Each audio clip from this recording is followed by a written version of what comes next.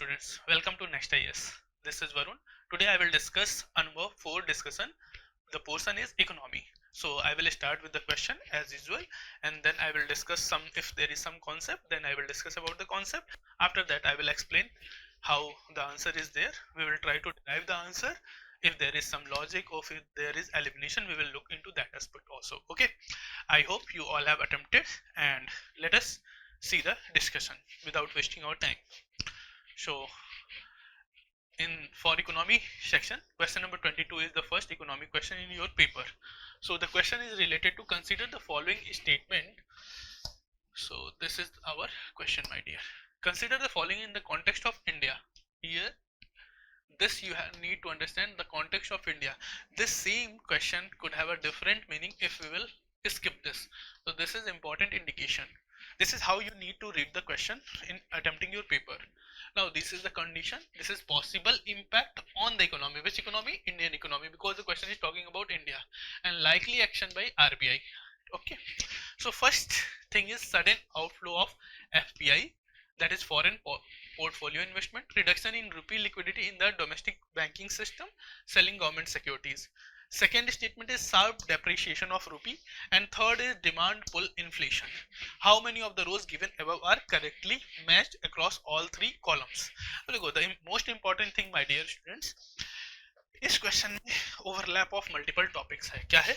Inflation एक topic है, उसका ओवरलैप है आपका एक्सटर्नल सेक्टर से, देखो उसका है फॉरेक्स रिजर्व वगैरह से, और आपका रेगुलेटर आरबीआई है उससे, forex reserve plus RBI. So here multiple overlap is there, I will suggest. Okay, तो यहाँ पे this question is ideal question, क्योंकि UPSC is asking a lot of question based on application. Directly नहीं पूछ रहे हैं, डायरेक्टली भी पूछते हैं वो बहुत कम होता है. इकोनॉमी एज अ सेक्शन, उसमें ज्यादातर क्वेश्चंस विल बी अप्लाइड. उसी कॉन्टेक्स्ट में इस क्वेश्चन को आप देखते हैं. अब देखो एफपीआई का कॉन्सेप्ट आप लोगों को पता है. यहाँ पे हमें बहुत ज्यादा एफपीआई के बारे में नहीं जानना है इस क्वेश्चन को सॉल्व करने के लिए, रादर कि sudden outflow of FPI. Sudden है एफपीआई, क्या है? फॉरेन पोर्टफोलियो इन्वेस्टमेंट, हमारा कैपिटल अकाउंट का पार्ट होता है एक्सटर्नल सेक्टर का. अभी हम देख लेंगे आगे, एक क्वेश्चन है उसमें, तो उसमें हम देखेंगे कैपिटल अकाउंट का पार्ट होता है. अब अचानक से वो पैसे निकाल के sudden outflow, suddenly they are withdrawing the money, पैसा निकाल रहे हैं, क्या होगा? विड्रॉ कर रहे हैं. अब देखो उन्होंने जब पैसा वो डॉलर लाए होंगे, when they have invested dollar, ठीक है, डॉलर पहले लाए होंगे, तो दे वुड हैव टेकन रूपी, बैंक को दिया होगा डॉलर, ठीक है, कन्वर्ट करवाया होगा ना, दे वुड हैव टेकन रूपी. अब रूपी लिया होगा बैंक से, और ये रूपी इन्वेस्ट कर दिया होगा इंडिया में, किसी शेयर में, स्टॉक में, किसी भी चीज में, for example. Now what happen, they are withdrawing, suddenly they are withdrawing.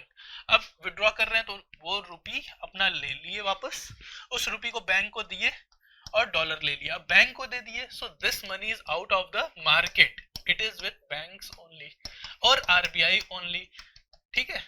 जिसके साथ कन्वर्ट किया उसके पास है. अब वो मार्केट में पैसा नहीं है, liquidity is not in the market, तो वो लिक्विडिटी कम हो गई.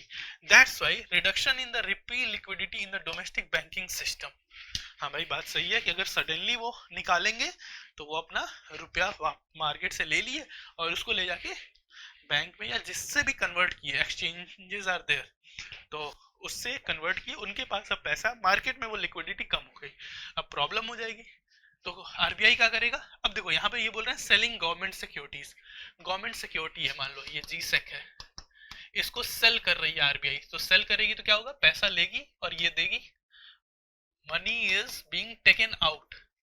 ये तो उल्टा काम हो गया, पहले ही लिक्विडिटी कम है और आप कोई चीज बेचोगे, for example I am selling my phone, like this phone I am selling, तो क्या होगा बेटे?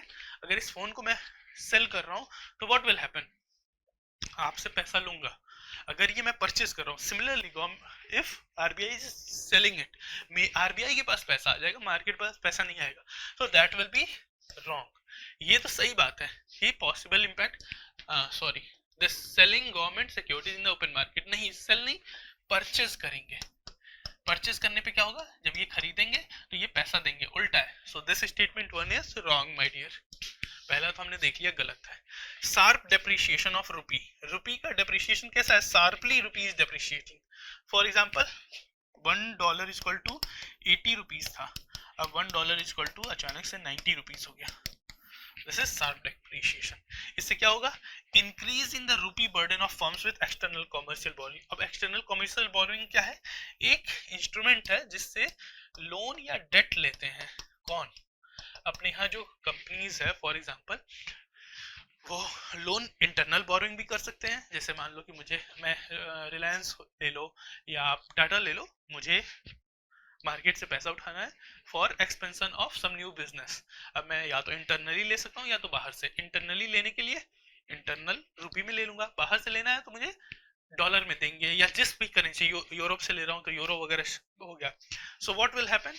अब मान लो मैंने डॉलर में लिया और डॉलर शार्पली क्या हो रहा है, $1 इक्वल टू 80 रुपीज पे लिया, ठीक है। ये $1 इक्वल टू 80 रुपीज पे लिया था, लेकिन अब ये डेप्रिसिएट हो गया, $1 इक्वल टू 90 हो गया। मुझे पे क्या करना पड़ेगा? ज्यादा करना पड़ेगा, मेरे ऊपर बर्डन बढ़ जाएगा क्योंकि वो डेप्रिसिएट हो गया ना।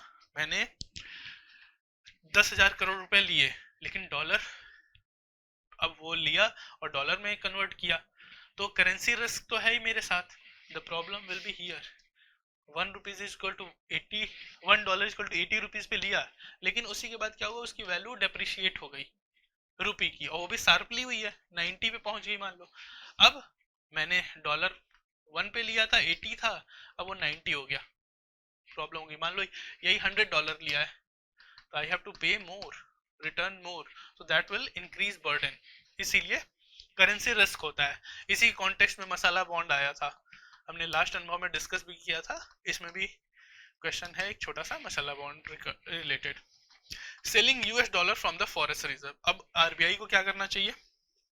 अब ये डेप्रिसिएट हो रहा है, यानी कि डॉलर की डिमांड ज्यादा है, रुपी की अवेलेबिलिटी ज्यादा है और डॉलर की डिमांड ज्यादा है, तो आरबीआई क्या करेगा?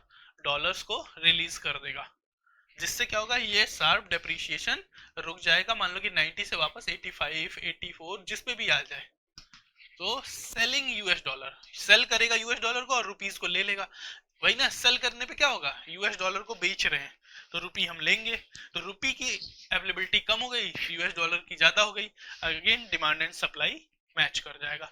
अब छोटा सा कॉन्सेप्ट डिमांड एंड सप्लाई का देखोगे तो मान लो ये है, ये इक्विलिब्रियम है, ठीक है। This is your demand curve, this is your supply curve. अब ये डिमांड है किसकी?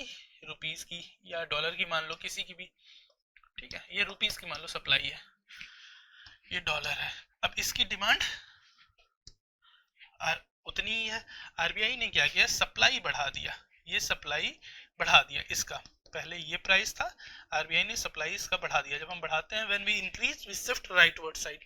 क्यों बढ़ा दिया? Because of selling of $US को बेचेंगे तो कम कर देंगे उसको। अब देखो ये नया इक्विलिब्रियम यहाँ पे शिफ्ट हो गया, price will again decrease. This is how you can understand from the concept of demand and supply. तो भाई selling $US from the forex reserve, हाँ सही बात है, इंक्रीज ये भी सही बात है। सो आपका second is correct. Demand pull inflation. अब डिमांड की वजह से इन्फ्लेशन बढ़ रहा है, डिमांड की वजह से मतलब आपका सप्लाई कांस्टेंट है, सप्लाई इज कांस्टेंट, किसी भी प्रोडक्ट का सप्लाई कांस्टेंट है, डिमांड इंक्रीज हो रहा है। अब जब डिमांड इंक्रीज हो रहा है तो क्या बोल रहा है, decrease in the purchasing power of rupee. Inflation जब भी बढ़ेगा तो क्या होगा, purchasing power of rupee decrease होगा। इन्फ्लेशन बढ़ने का मतलब ही कि value of rupee is decreasing. पहले अब जैसे डिमांड बढ़ गया, मान लो पहले डिमांड बढ़ गया तो इन्फ्लेशन बढ़ा, पहले आप 10 रुपए में एक पेन खरीद सकते थे, ये पेन। अभी क्या हो गया, इसकी डिमांड इतनी ज्यादा बढ़ गई, इस पेन की इतनी डिमांड बढ़ गई, तो क्या होगा, जैसे अभी गैस सिलेंडर का एग्जांपल ले लेते हैं, बहुत छोटा सा एग्जांपल है गैस सिलेंडर का। गैस सिलेंडर, पहले गैस का प्राइस क्या था सिलेंडर का, 1 kg का around I will say 70-80 rupees per KG. अभी आप देख रहे हो माइग्रेंट्स बहुत इस बारे में डिस्कस भी कर रहे हैं, तो for example 70-80 rupees per KG है। अब अचानक से उसका सप्लाई की वजह से, अब देखो उसका डिमांड कैसे बढ़ा, सप्लाई रुक गई है। यहाँ पे प्रॉब्लम ये है कि सप्लाई साइड कांस्टेंट है। चलो इस एग्जांपल को हम ड्रॉ करते हैं, क्योंकि यहाँ पे सप्लाई साइड का इशू हो रहा है। हम उसका देखते हैं, कोविड टाइम में ऑक्सीजन वाला ऑक्सीजन क्राइसिस हुआ था, ऑक्सीजन सिलेंडर्स का बहुत प्राइस बढ़ गया था ना, वहां पे देखते हैं, वहां पे क्या है, डिमांड अचानक से बढ़ गया, कोविड आया, ऑक्सीजन की जरूरत पड़ी, सप्लाई उतना ही था, लेकिन अचानक से लोगों को जरूरत ज्यादा हो गई तो डिमांड बढ़ गया, उसका कॉस्ट बहुत ज्यादा बढ़ गया, तो रुपी की वैल्यू डिक्रीज हो जाएगी, decrease in the purchasing power of रूपी। बात तो सही है, पहले जितने रुपीस में हम खरीद सकते थे ऑक्सीजन, अब उतने में नहीं खरीद सकते हैं, अब उससे ज्यादा हमें देना पड़ रहा है सेम क्वांटिटी के लिए। तो ये वाला इशू हो गया। गैस वाला एग्जांपल, सप्लाई साइड अगर इन कॉस्ट पुश इन्फ्लेशन होता तब ज्यादा अच्छा रहता। डिक्रीजिंग द रेपो रेट, अब क्या आरबीआई कर रही है, डिक्रीज कर रही है रेपो रेट को। माय डियर, अगर रेपो रेट को डिक्रीज करेंगे तो क्या होगा, पैसा और लोगों के पास आएगा। रेपो रेट डिक्रीज कर दिया, रेपो रेट पहले मान लो कि 5.5% था, उसको डिक्रीज करके 4.5% कर दिया। कम इंटरेस्ट रेट है, बैंक्स, लोग, सब लोग लोन सस्ते हो जाएंगे, लोग और पैसा उठाना शुरू कर देंगे मार्केट से। प्रॉब्लम है नहीं, उल्टा करना है, क्योंकि और पैसा अवेलेबल होगा तो पैसे की वैल्यू और कम होगी। पैसे को कम करना है तो रेपो रेट को कम नहीं करके क्या करेंगे, increase, they will increase the repo rate. Opposite of this will happen. ठीक है माय डियर, तो थर्ड इज आल्सो रॉन्ग। यहाँ पे सिर्फ 2 करेक्ट है। How many of the above, only 1। आपका करेक्ट ऑप्शन है ए। ठीक है, so this was application of concept. बहुत आराम से आप अप्लाई करोगे, हो जाएगा solve. Next question my dear, आपके पेपर में है क्वेश्चन नंबर 23 एफएटीएफ पे। Consider the following statements regarding the FATF. ठीक है, it is N inter governmental body, यहाँ पे प्ले कर सकते हैं। Established during the G7 summit, factual information, देखो ये fact है। अब this is how question is being blend, this is fact. Global standards for anti money laundering, ठीक है। India is full-fledged member of the FATF, again fact. Housed at the headquarters of OECD, again fact. हो भी सकता है, नहीं भी हो सकता है। Countries placed on the FATF face legally binding economic sanctions from the, again fact. अब देखो ये क्वेश्चन जो है ये प्योरली फैक्चुअल क्वेश्चन है एफएटीएफ पे। हो सकता है एफएटीएफ पे 4 स्टेटमेंट है, 3 statement will be related to fact, 1 will be related to current affairs. कैसे कर सकते हैं, ब्लेंड कर सकते हैं। करंट अफेयर्स मींस जैसे ये वाला है, इसमें ब्लैक लिस्ट के बारे में ही पूछा है, उसमें पूछ दे कि कौन सी कंट्रीज हैं, कौन सी कंट्रीज नहीं है। So it is because it will be keeping updated from time to time, that's why it will become current affairs. तो देखते हैं, पहले थोड़ा सा मैं आप लोगों को एफएटीएफ के बारे में दिखा देता हूं। तो इसने खुद बोला है कि 1989 by the G7, yes G7 has establish FATF. और ओरिजिनली कौन से थे, देखो ये इंपॉर्टेंट एक फैक्ट है जो मैं आपको दे रहा हूँ। I am giving you all the important facts related to FATF, ताकि आपका ये टॉपिक भी थोड़ा सा प्रिपेयर हो जाए बेटे। देखो FATF included G7 countries, European commission और 8 other countries. So it is important कि 15+1 थे उस टाइम, इनिशियली 15+1, उसमें G7 था, G8 नहीं था, ध्यान रखना। क्या करते हैं, responsibility to examine money laundering and trends, review the action already taken to at a national or international level and set out measures needed to combat money laundering. Money laundering के लिए देखो 2001 में इसका मैंडेट बढ़ा के terror financing को भी लाया गया। उससे पहले शुरू से टेरर फाइनेंसिंग नहीं था, in starting it was only money laundering. तो this you need to understand, इसी चीज को घुमा फिरा के पूछ सकते हैं। उसके बाद क्या है, अब ओपन एंडेड मैंडेट है, ठीक है, पहले नहीं था। ये global money laundering and terrorist financing watchdog है। क्या करते हैं, इंटरनेशनल स्टैंडर्ड सेट करते हैं इलीगल एक्टिविटीज को रोकने के लिए। Beside it my dear, this is important, it is 40 member body right now. अभी देखो ये आपसे हर एक मेंबर नहीं पूछेगा, जैसे इस क्वेश्चन में इंडिया का था तो हर एक मेंबर को नहीं पूछेंगे इन जनरली, क्योंकि 40 मेंबर्स बहुत ज्यादा है, लेकिन ये पूछ सकते हैं अभी राइट नाउ कितने हैं, तो 40 मेंबर बॉडी है, ठीक है। इंटरनेशनल स्टैंडर्ड सेट करते हैं ताकि national can effectively go after illicit funds. लेकिन 40 मेंबर्स हैं, लेकिन इंपॉर्टेंट क्या है, 200 countries and jurisdictions have committed to implement the FATF standards as part of coordinated global response to prevent organized crime. उसके अलावा 2 और इंपॉर्टेंट चीज है माय डियर, एफएटीएफ के प्रेसिडेंट और एफएटीएफ के वाइस प्रेसिडेंट, क्योंकि जब ये रेगुलेटरी बॉडीज आते हैं तो इनके स्ट्रक्चर गवर्नेंस को भी पूछ लेते हैं। All we are discussing is facts related to कब बना ऑर्गेनाइजेशन का स्ट्रक्चर, सेटअप, उसकी हिस्ट्री और उसके गवर्नेंस का स्ट्रक्चर।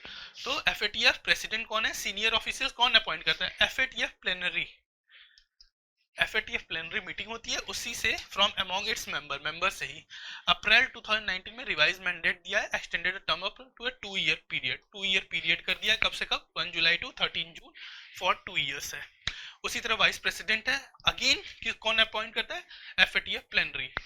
और ये असिस्ट करते हैं प्रेसिडेंट को इन कैरिंग आउट हिज और हर रिस्पॉन्सिबिलिटी। तो यही कभी पूछ लिया कि एफएटीएफ का प्रेसिडेंट वाइस प्रेसिडेंट कौन है, उसके ईयर क्या है, कितने ईयर के लिए अपॉइंट होता है, तो from there you will be able to do this.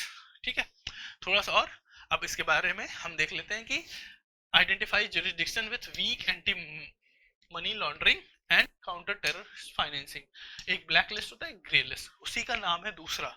हो सकता है कि आपके पेपर में what happens, it does not mention about black list और grey list, it mention about high risk jurisdiction and jurisdiction under increase monitoring. तो ये चीज है ब्लैक लिस्ट में। Right now 3 countries are there, democratic people republic of Korea, Iran and Myanmar. Grey list में थोड़ा ज्यादा है तो इस वजह से पूछेगा भी नहीं, आपको ध्यान रखना है ईरान, म्यांमार एंड डीपीआरके। जो ब्लैक लिस्ट में होते हैं they are high risk jurisdiction to a call for action, face severe often restrictive countermeasures, enhanced due diligence, potential financial sanctions rather than automatically binding treaty based economic sanction।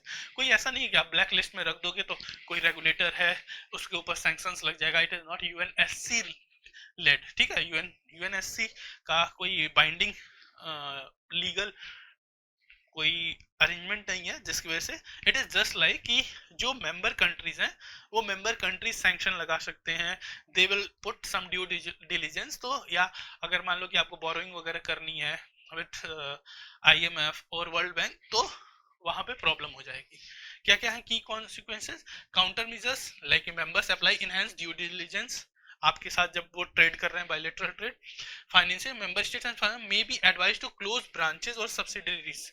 कोई bank वगैरह है तो वो अपना बंद कर सकते हैं, जैसे इंडिया का for example bank of Baroda इस दिन अफ्रीका में बहुत है, अगर कोई कंट्री आ गई तो इंडिया कर सकती है।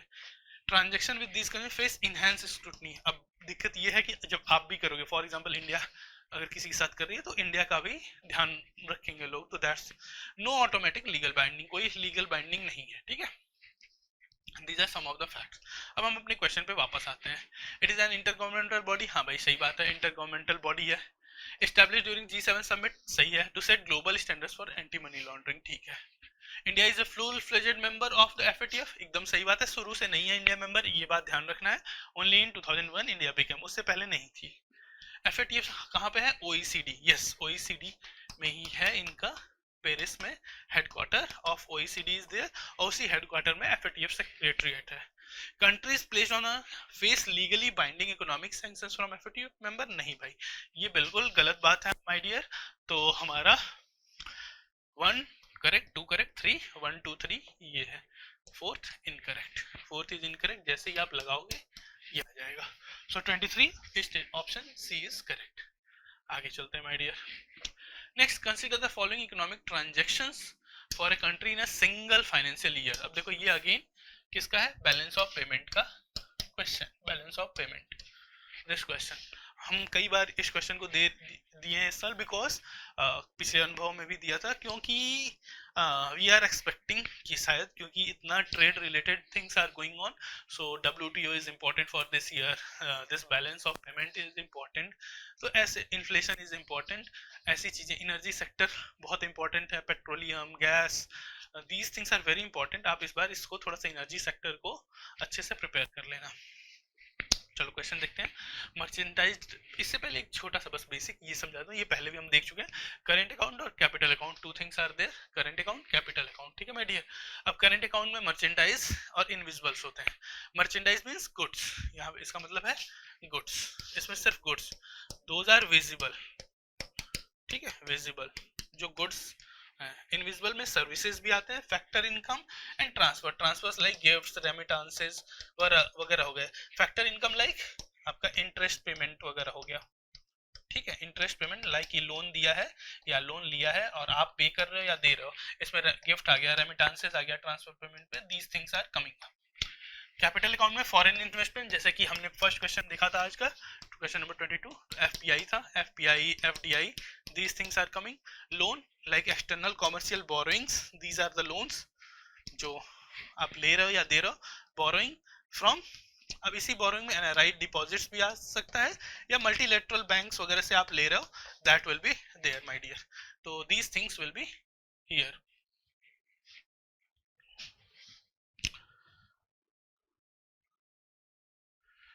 ठीक है, अब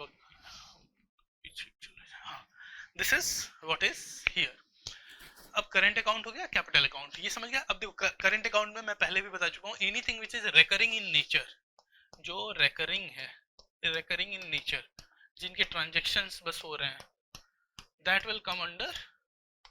जैसे मान लो कि आपने लोन लिया और उस लोन का इंटरेस्ट बार बार बैंक को पे कर रहे हो, या आपने किसी को दिया, तो वो रेकरिंग है, that will come under current account. Goods का ट्रांजैक्शन हो रहा है, सर्विसेज का हो रहा है, टूरिस्ट जा रहे हैं, they are, these are recurring, this will current account. Capital क्या होती है चीज, आइदर एसेट इज क्रिएटेड और liability, then it will be called as, for example external loan आप ले रहे हो, loan when you are taking a loan, it is liability on you, आप दे रहे हो, it is an asset for you, you will be getting interest, interest will be under current, but ये capital. अगला देखते हैं बेटे, अब इसको सॉल्व करने की कोशिश करते हैं। मर्चेंडाइज ट्रेड डेफिसिट, तो पहले तो देख लेते हैं merchandise deficit, it will be under current account. Net invisibles current account, foreign direct ये capital account, net external capital, portfolio investment again capital. तो ये तो कैपिटल वाले हो गए, ये करंट, करंट में क्या बोले हैं, मर्चेंडाइज ट्रेड डेफिसिट बोले हैं, कितना 9000 करोड़, तो ये मैं लिख लेता हूँ -9000, ठीक है। सिंपल के लिए मैं ऐसे लिख लेता हूँ -9K, इजी हो जाएगा, ऐसे अपना बचाना है time. Net invisibles, net invisibles 5000, net का मतलब आपके पास नेट कितना आ रहा है, आपके पास कितना आ रहा है, तो +5000, ठीक है। फॉरेन डायरेक्ट इनफ्लो बोल रहा है, इनफ्लो यानी कि आपको अगेन मिल रहा है +7K। Net external commercial borrowing, आप ले रहे हो, कर रहे हो कॉमर्शियल, आपके ऊपर लाइबिलिटी है, लेकिन पैसा तो आप ही के पास आ रहा है ना, so the money is coming to you, +3K, ठीक है।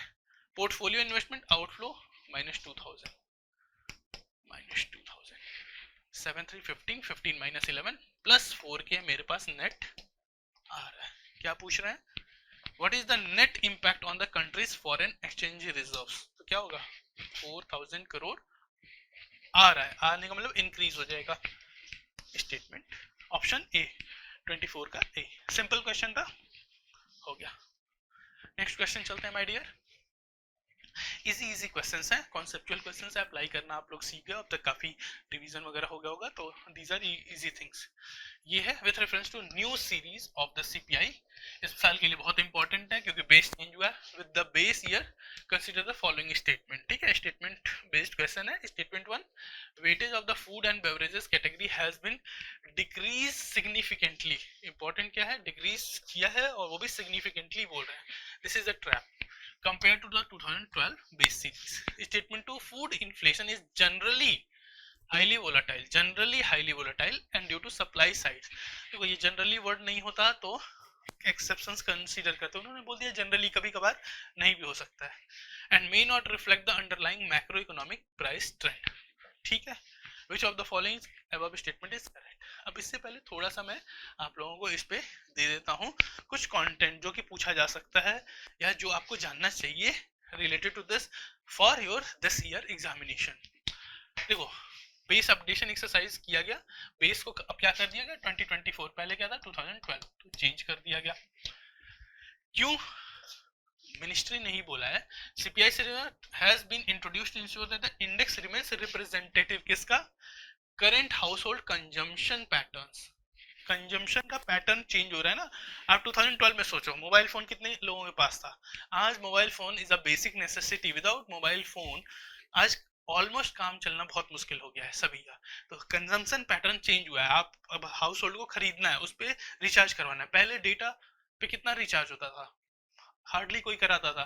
2011-12 की अगर 12 में किया है बेस चेंज, तो आप समझो कि उस टाइम ड्यूरेशन में लोगों के पास मुश्किल से इंटरनेट कनेक्टिविटी हुआ करती थी, 10-15% लोगों के पास। So that's in that context price structure वो भी चेंज हुआ है। प्राइस पहले 1 GB डेटा, अभी भी मुझे याद है 2014-15 की बात है, 1 GB वॉज ऑलमोस्ट 100 और 150 रुपीज, आज 1 GB hardly 5 to 10 rupees it is, तो प्राइस चेंज हो गया। Evolving nature of Indian economy, जैसे गिग इकोनॉमी वगैरह भी अब आ गए, प्लेटफॉर्म इकोनॉमी, ये सब चीजें नहीं थी तब। सो ये तीन चीजें ये बोल रहे हैं। Previous CPI series 2012 served as a stable and reliable measure था, लेकिन अब सिग्निफिकेंट स्ट्रक्चरल चेंजेस हैं, कंजम्पशन बिहेवियर, इनकम लेवल्स भी चेंज हुए हैं, अर्बनाइजेशन भी हुआ है, expansion of the service sector हुआ है एंड डिजिटलाइजेशन। इसमें भी तीन चीज में और पांच वो बोल रहे हैं, this is from the ministry कि कंजम्पशन बिहेवियर चेंज हुआ है, इनकम लेवल चेंज हुआ है लोगों का, पहले इनकम लेवल डिफरेंट था, अब पॉवर्टी वगैरह का कॉन्टेक्स्ट आप याद करो कि more than 27 crore people have come out of the poverty as per various reports।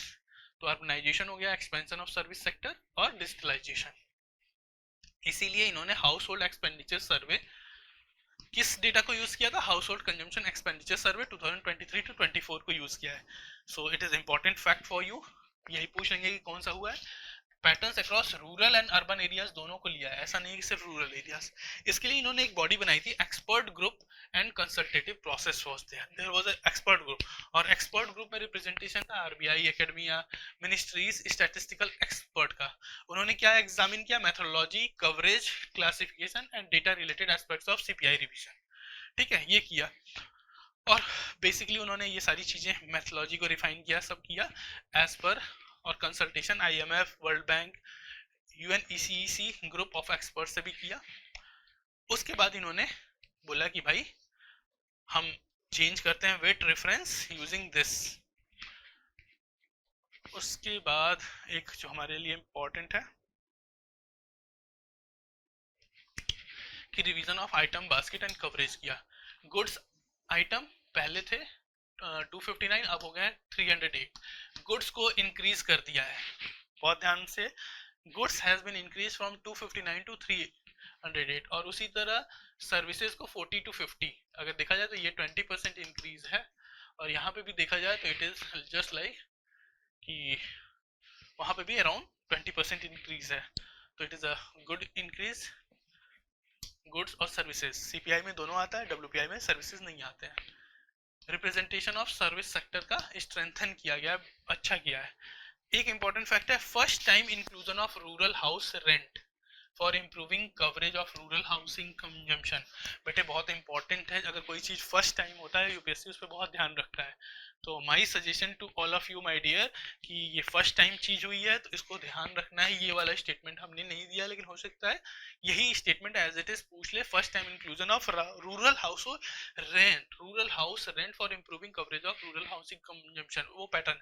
Modern consumption items, online media services, fuels, इन सब चीजों को भी कवर किया है। And data availability, digital and administrative sources को यूज किया है, अदर थिंग्स को लाइक ओटीटी वगैरह को भी, ऑनलाइन मीडिया को भी यूज किया, तो ये आपके लिए इंपॉर्टेंट चीज है। इन्हीं पे स्टेटमेंट्स दे कैन फ्रेम। उन्होंने एक और चीज इंपॉर्टेंट बताई है कि adoption of international COI COP. What is this? Classification of individual consumption according to purpose 2018। ठीक है, this is latest classification system developed by United Nations Statistics Division। तो इसको यूज किया है, इसको अडॉप्ट किया है for the updation of the CPI base. ठीक है, इसकी वजह से क्या हुआ है, ये देखो, ये इसमें है कि 12 डिवीजन है, ये बहुत फैक्चुअल है, ये नहीं पूछेगा आपसे, लेकिन इसकी वजह से क्या होता है, classification of items, global comparability होती है, और granular dissemination of indices and inflation rate.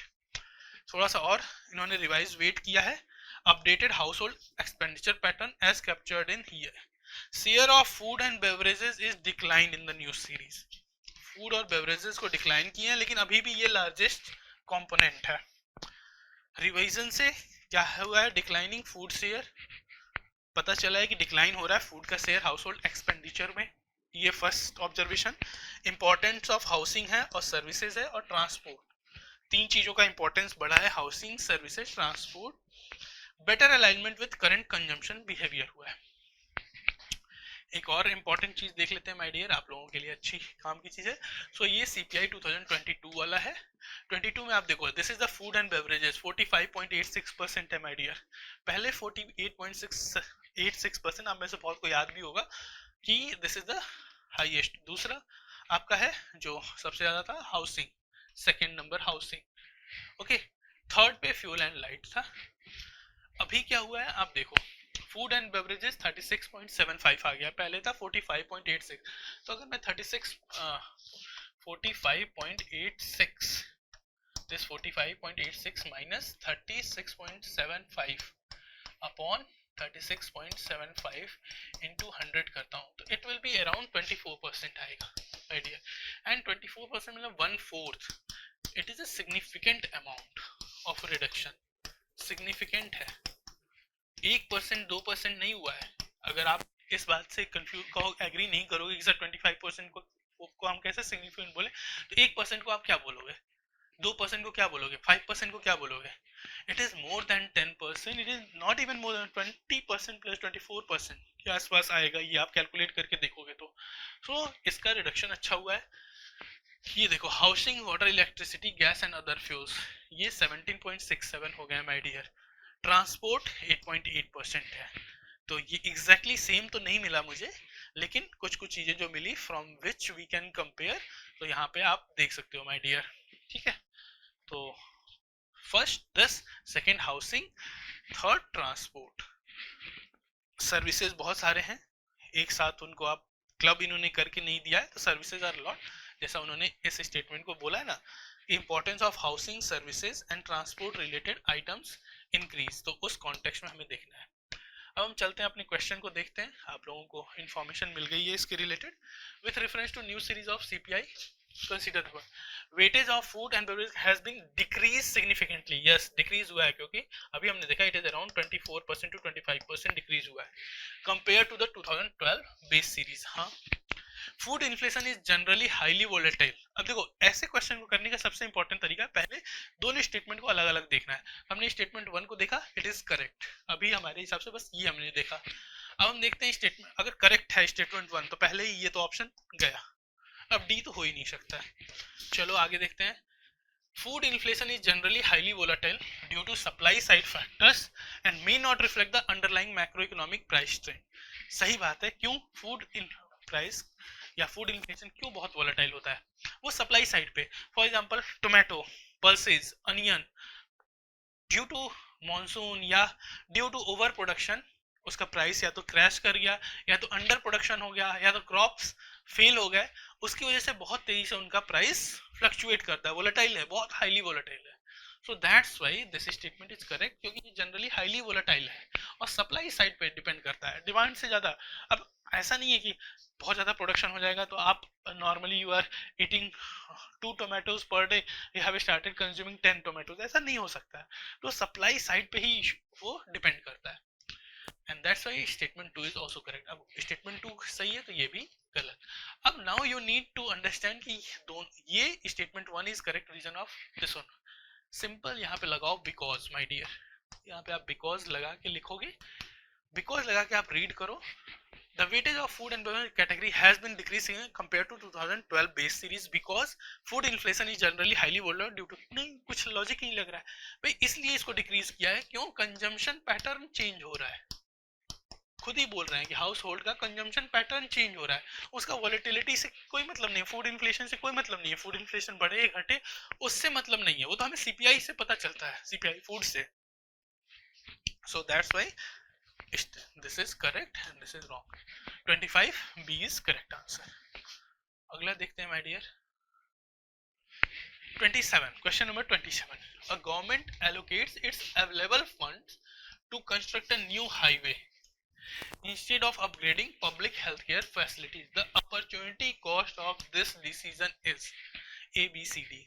देखो यहाँ पे based on PYQ we have opportunity cost, basically micro economy का कॉन्सेप्ट है, लेकिन यूपीएससी ने एक बार पूछ चुके हैं.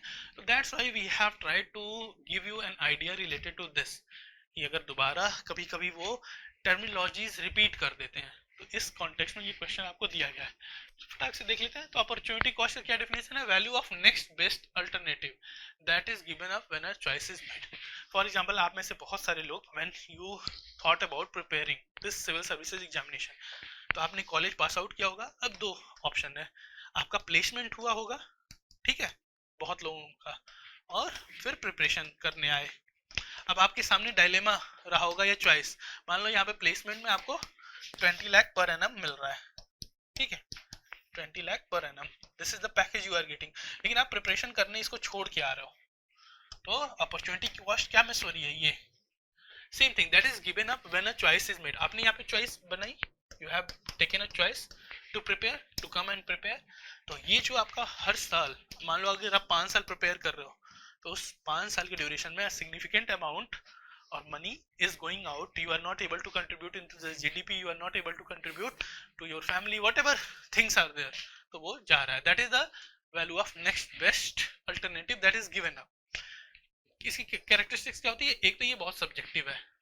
अब what the decision maker consider the next best alternative, आप प्लेसमेंट को मानते हो, प्रिपरेशन को मानते हो, या सम मास्टर्स, किसी का है कि नहीं भाई मुझे मास्टर्स मैंने छोड़ के आया है, तो hidden it does not appear on a balance sheet, अब ये दिखेगा नहीं कभी भी। it applies to individuals, individual के लिए भी है, जैसे अभी हमने इंडिविजुअल के कॉन्टेक्स्ट में लगाया। फर्म्स के लिए भी, कोई फर्म है, they are planning to produce two things, product ए और प्रोडक्ट बी, पैसा सेम है, अगर इसको कर रहे हैं तो इसको नहीं कर सकते, तो whatever the option they are giving up, that is the value of the next best alternative and that is opportunity cost.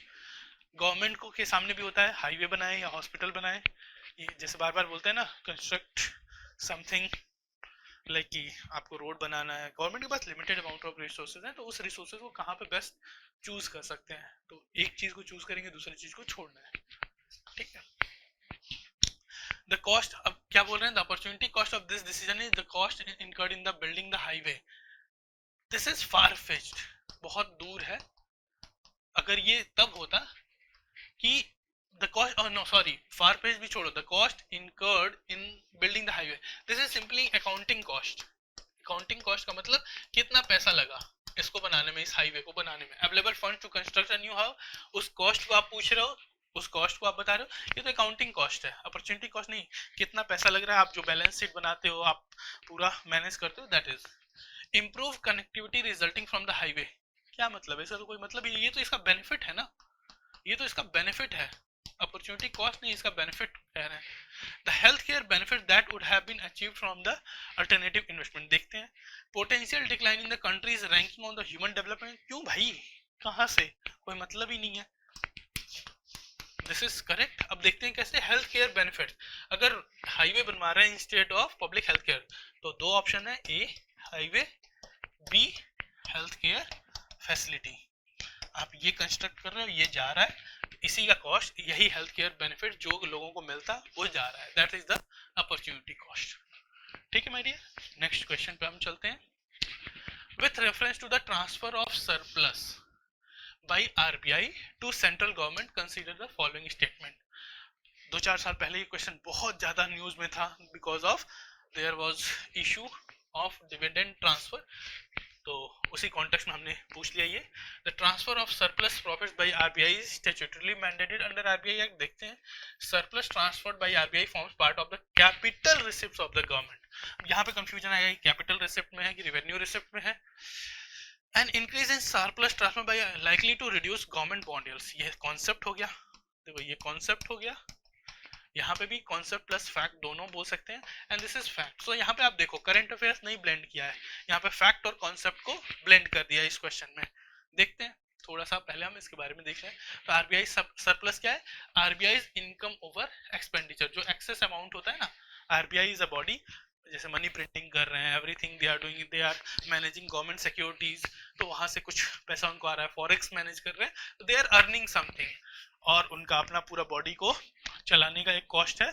So on the basis of that my dear they are getting some excess income, ठीक है। और उसके अलावा कुछ reserve और contingency है, उसके लिए भी वो कुछ पैसे रखते हैं, जैसे अपना कॉन्टिजेंसी फंड ऑफ इंडिया है ना, उसी तरह उनका भी है।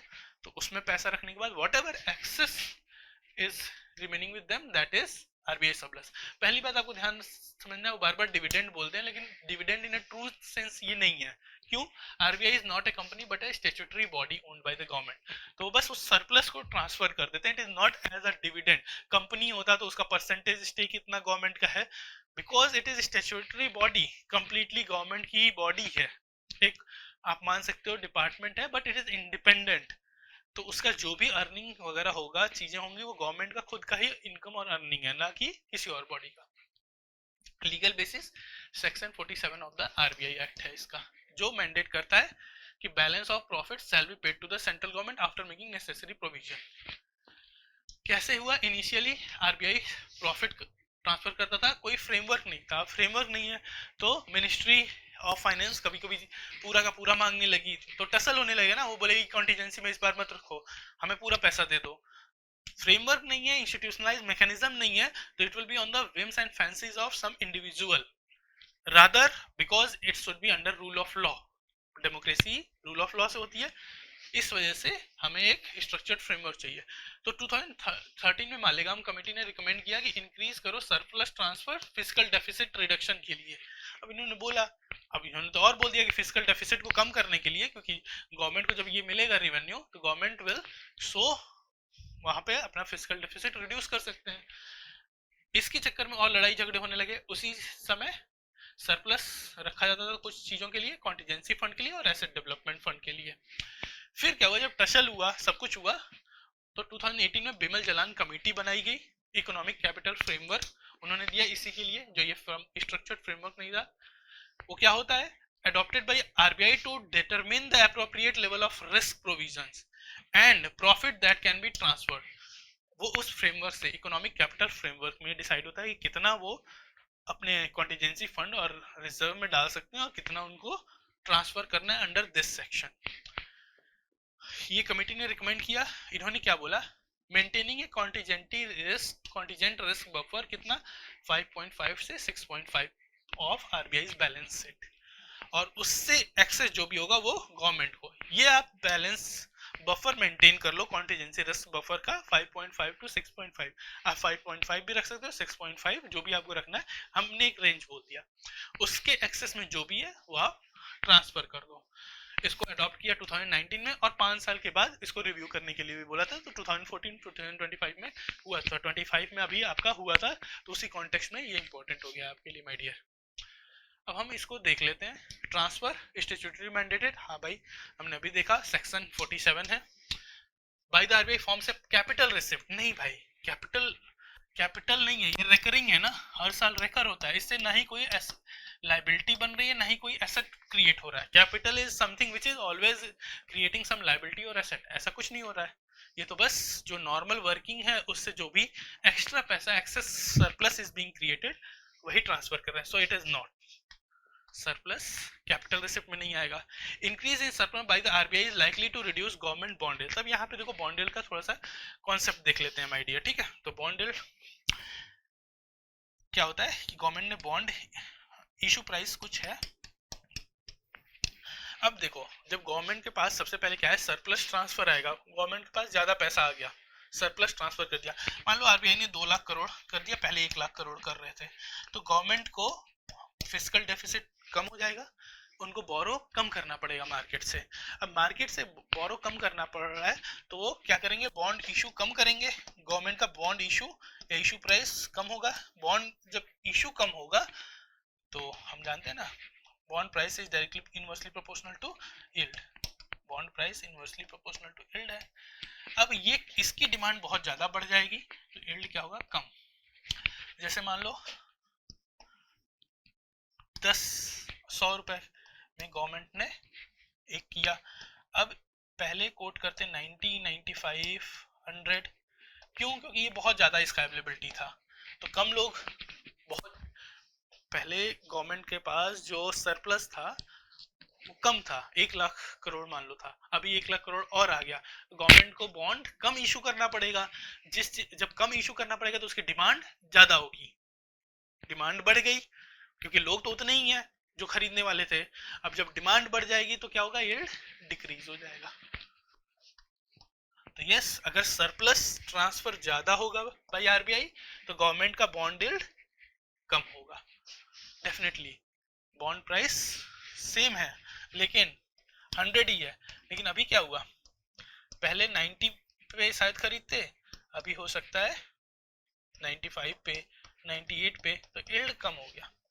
इंटरेस्ट गवर्नमेंट को कम पे करना है, तो यानी कि this is also correct, this is wrong. दो सही है, तो हमारा हो गया बाय डियर 28 का बी।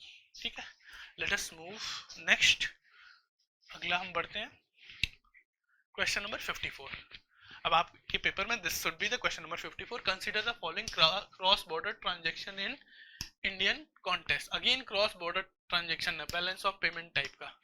देखते हैं, transfer of dividend income earned by a foreign portfolio investor from investment in Indian equities, payment of royalty by Indian firm for utilizing a foreign patented technology, purchase of residential property abroad by Indian resident under the LRS, raising of fund by Indian corporate through issuance of rupee denominated masala bonds in the overseas market. Which of the following is Indian rupee fully convertible? अब देखो ये convertibility का concept पे based है। Convertibility और balance of payment काफी inter related है, तो उसी पे है कि हम देख लेते हैं। अब थोड़ा सा आप देख लो कन्वर्टिबिलिटी करेंसी की क्या होती है। तो country's currency that can be freely exchange for foreign currency at an exchange rate, जो एक्सचेंज रेट प्रिवेलिंग है उस पे कोई भी कंट्री की, जैसे मान लो मैं यहाँ से घूमने गया यूएस और यूरोप एनीवेयर, और आई एम टेकिंग मान लो $1,00,000, अब उसको मुझे कन्वर्ट करना होगा, उतना पैसा यहाँ पे मनी मेरे पास होगा रुपी की टर्म में, तो आई नीड टू कन्वर्ट। कोई रेस्ट्रिक्शन नहीं है, आई कैन कन्वर्ट दैट। अगर कोई रेस्ट्रिक्शन है तो इट इज पार्शियली कन्वर्टेबल। अगर बिल्कुल रेस्ट्रिक्शन है, मैं कर ही नहीं सकता हूँ, तो क्या होगा, जीरो कन्वर्टिबिलिटी। तो वही है करंट अकाउंटेबिलिटी। कन्वर्टिबिलिटी क्या है, degree of freedom to convert your rupees into other internationally accepted currency and value without any restriction where payments are made. अब करंट अकाउंट हमने अभी देखा, current account capital account. Current account में हमारे merchandise और invisibles वगैरह हैं, तो वो हो गया। और कैपिटल अकाउंट में हमारे एफडीआई, एक्सटर्नल कॉमर्शियल बोरोइंग्स, हमारा लोन, ये सारी चीजें आती हैं। सो बहुत क्विकली मैं आपको फिर से वापस दिखा दूं, ताकि हाँ ये वाला करंट अकाउंट, कैपिटल, मर्चेंडाइज और इनविजिबल आ रहे हैं इधर, और कैपिटल अकाउंट दिस। तो हमें देखना है कि करंट अकाउंट कन्वर्टिबिलिटी कैसी है, और कैपिटल कि मान लो आपको एक्सपोर्ट करना है कुछ या इंपोर्ट करना है, तो वहां पे फ्रीली आप कर सकते हो, अपना जितना डॉलर देना है, जितना मनी लेना है, सब ले सकते हो। इस पे रेस्ट्रिक्शन है, क्यों रेस्ट्रिक्शन है वो अभी हम देखेंगे। So my dear, let us see this. Current account convertibility India में क्या है, फुली कन्वर्टेबल है। कब से, 1994 से, उससे पहले नहीं था। Remittances for services, education, basic travel, gift remittances आप आराम से दे सकते हो। Full amount of foreign exchange required for currency will be available at the official exchange rate, allowing an unrestricted outflow of foreign exchange। थोड़ा बहुत इसमें regulation करते हैं, रेगुलेशन इसमें भी है, ऐसा नहीं है कि कोई रेगुलेशन ही नहीं है। रेगुलेशन नहीं होगा तो मनी लॉन्ड्रिंग क्या क्या चीजें होने लगेंगी, तो रेगुलेशन तो है, टेररिस्ट फाइनेंसिंग कुछ भी हो सकता है, बट अनरेस्ट्रिक्टेड आउटफ्लो है। अगला है capital account, degree of freedom to convert foreign financial asset. अब देखो यहाँ पे एसेट्स की बात हो रही है, एसेट्स या liabilities into domestic finance and vice versa eight market determined exchange rate. इससे क्या होता है, capital account it encourages the inflow of foreign capital. ये जितना अच्छा रहेगा, अब इन्वेस्टर्स को बहुत इजीली कभी भी लाए पैसा और डाल दिए। अगर बहुत रेस्ट्रिक्शन है, रेस्ट्रिक्शन होता है तो क्या होता है, आदमी उस चीज को अवॉइड करता है करने से। जो काम पे बहुत रेस्ट्रिक्शन होता है उसको छोड़ देते हैं। जो काम बहुत इजी होता है, जैसे फॉर एग्जांपल अनुभव का रजिस्ट्रेशन वगैरह बहुत इजी होता है, तो बच्चे आराम से आके दे देते हैं। So that's what context. Enable to repatriate their investment whenever they want. But इसमें एक प्रॉब्लम क्या है, फ्लाइट ऑफ कैपिटल हो जाएगा अगर रेस्ट्रिक्शन नहीं रखेंगे, और थोड़ी सी भी इकोनॉमी में प्रॉब्लम देखी, तुरंत पैसा लेके भाग गए, इकोनॉमी की और प्रॉब्लम बढ़ गई। तो इस वजह से, जैसे अभी गैस प्राइसेस की वजह से अपना स्टॉक मार्केट वगैरह, शेयर मार्केट में एफपीआई एफडीआई जो आ रहा है, वो वोलेटिलिटी बढ़ जाती है। अगर रेस्ट्रिक्शन नहीं रखेंगे तो और प्रॉब्लम हो जाएगी। इस वजह से capital account convertibility, SS Tarapur committee के रिकमेंडेशन पे कैपिटल अकाउंट कन्वर्टिबिलिटी को इंडिया प्रोग्रेस कर रहा है फुल अकाउंटेबिलिटी की तरफ। अभी हमारा फुल नहीं है, अभी 40:60 चल रहा है रेशियो, अभी पार्शियल कन्वर्टिबिलिटी है। So that's the information. अब ट्रांसफर ऑफ डिविडेंड इनकम, देखो इन्होंने पूछा क्या है, इंडियन रुपी फुली कन्वर्टेबल किस में है। डिविडेंड इनकम क्या है, रिकरिंग चीज है ना, डिविडेंड इनकम रिकरिंग होता है। डिविडेंड हमने देखा था किस में आता है, current account. So this is current account, पहली चीज करंट अकाउंट में है। और my dear, current account is क्या है, फुली कन्वर्टेबल। तो first is yes, payment of royalty, आप फीस पे कर रहे हो, it is just like a fees, royalty is just time to time. Again ये रिकरिंग है, रिकरिंग क्या होगा, इंडियन फर्म दे रही है फॉरेन पेटेंट टेक्नोलॉजी के लिए, तो अगेन ये करंट अकाउंट में आ जाएगा।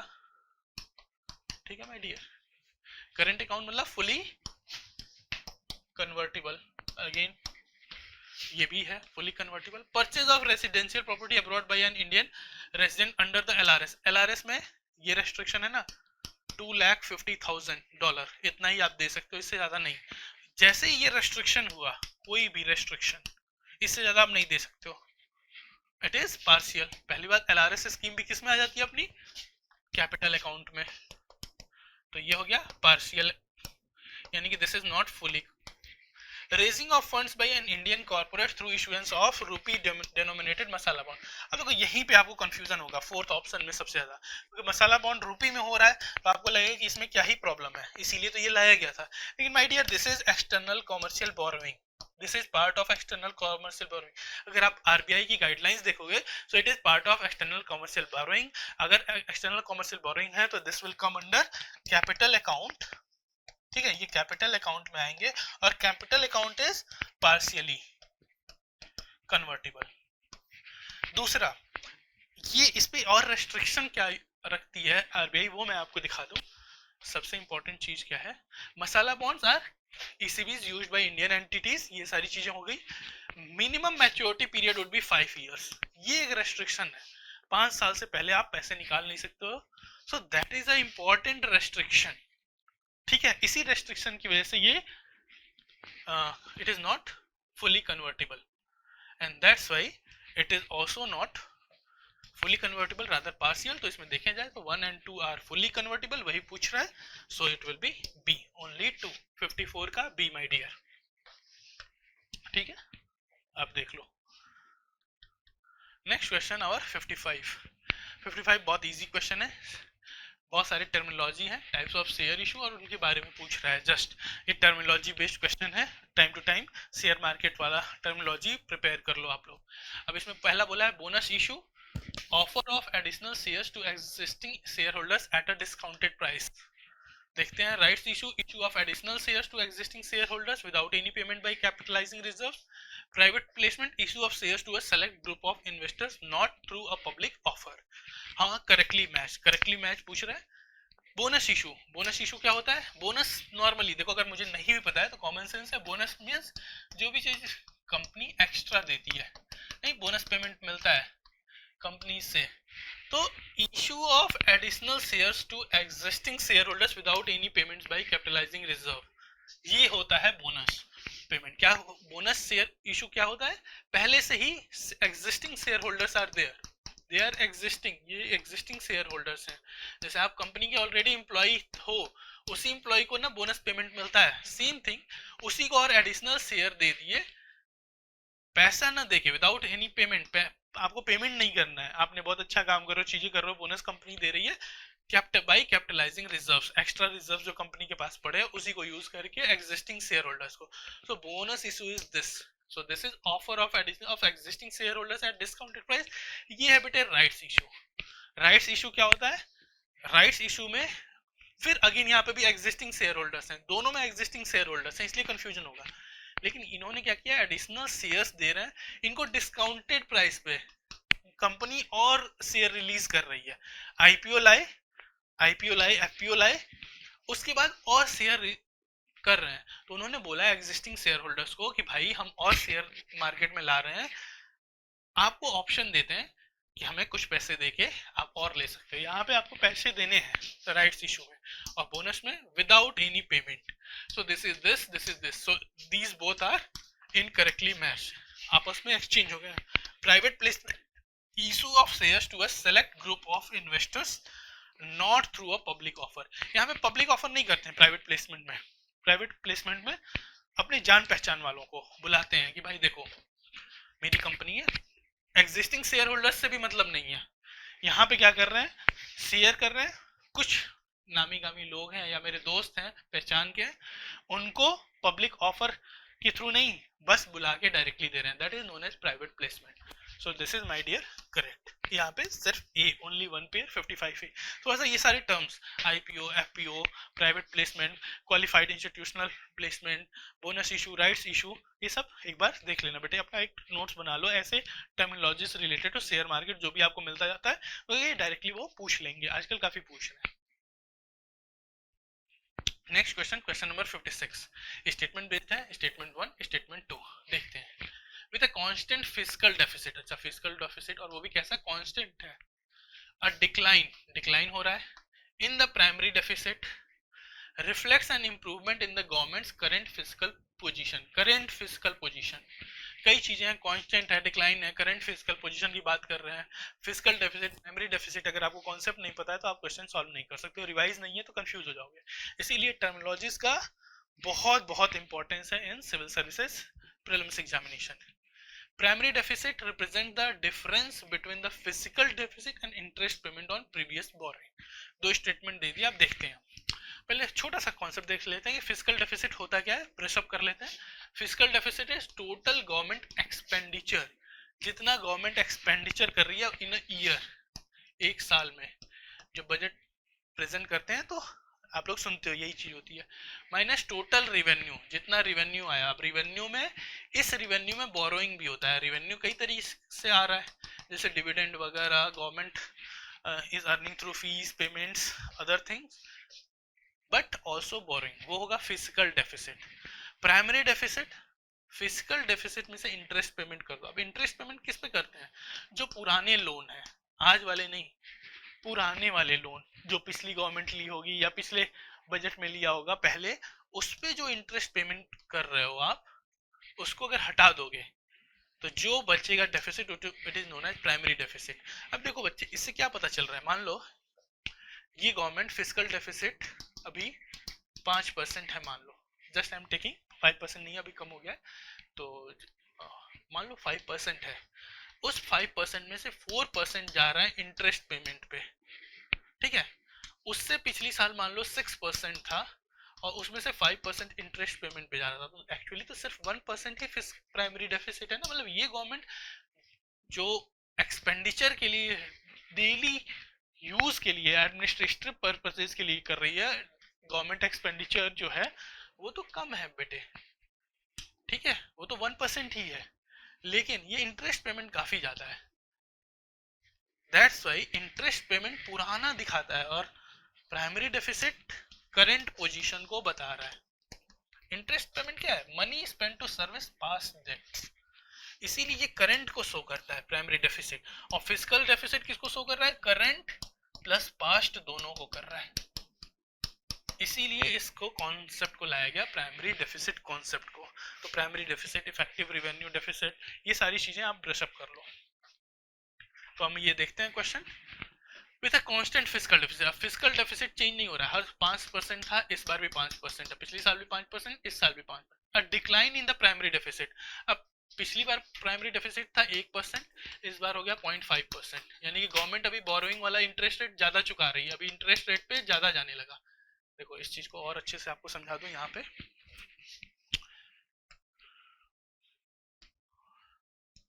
देखो, पहले मान लो कि फिजिकल डेफिसिट 2025 टू 26 में गवर्नमेंट का कितना था, 5% था।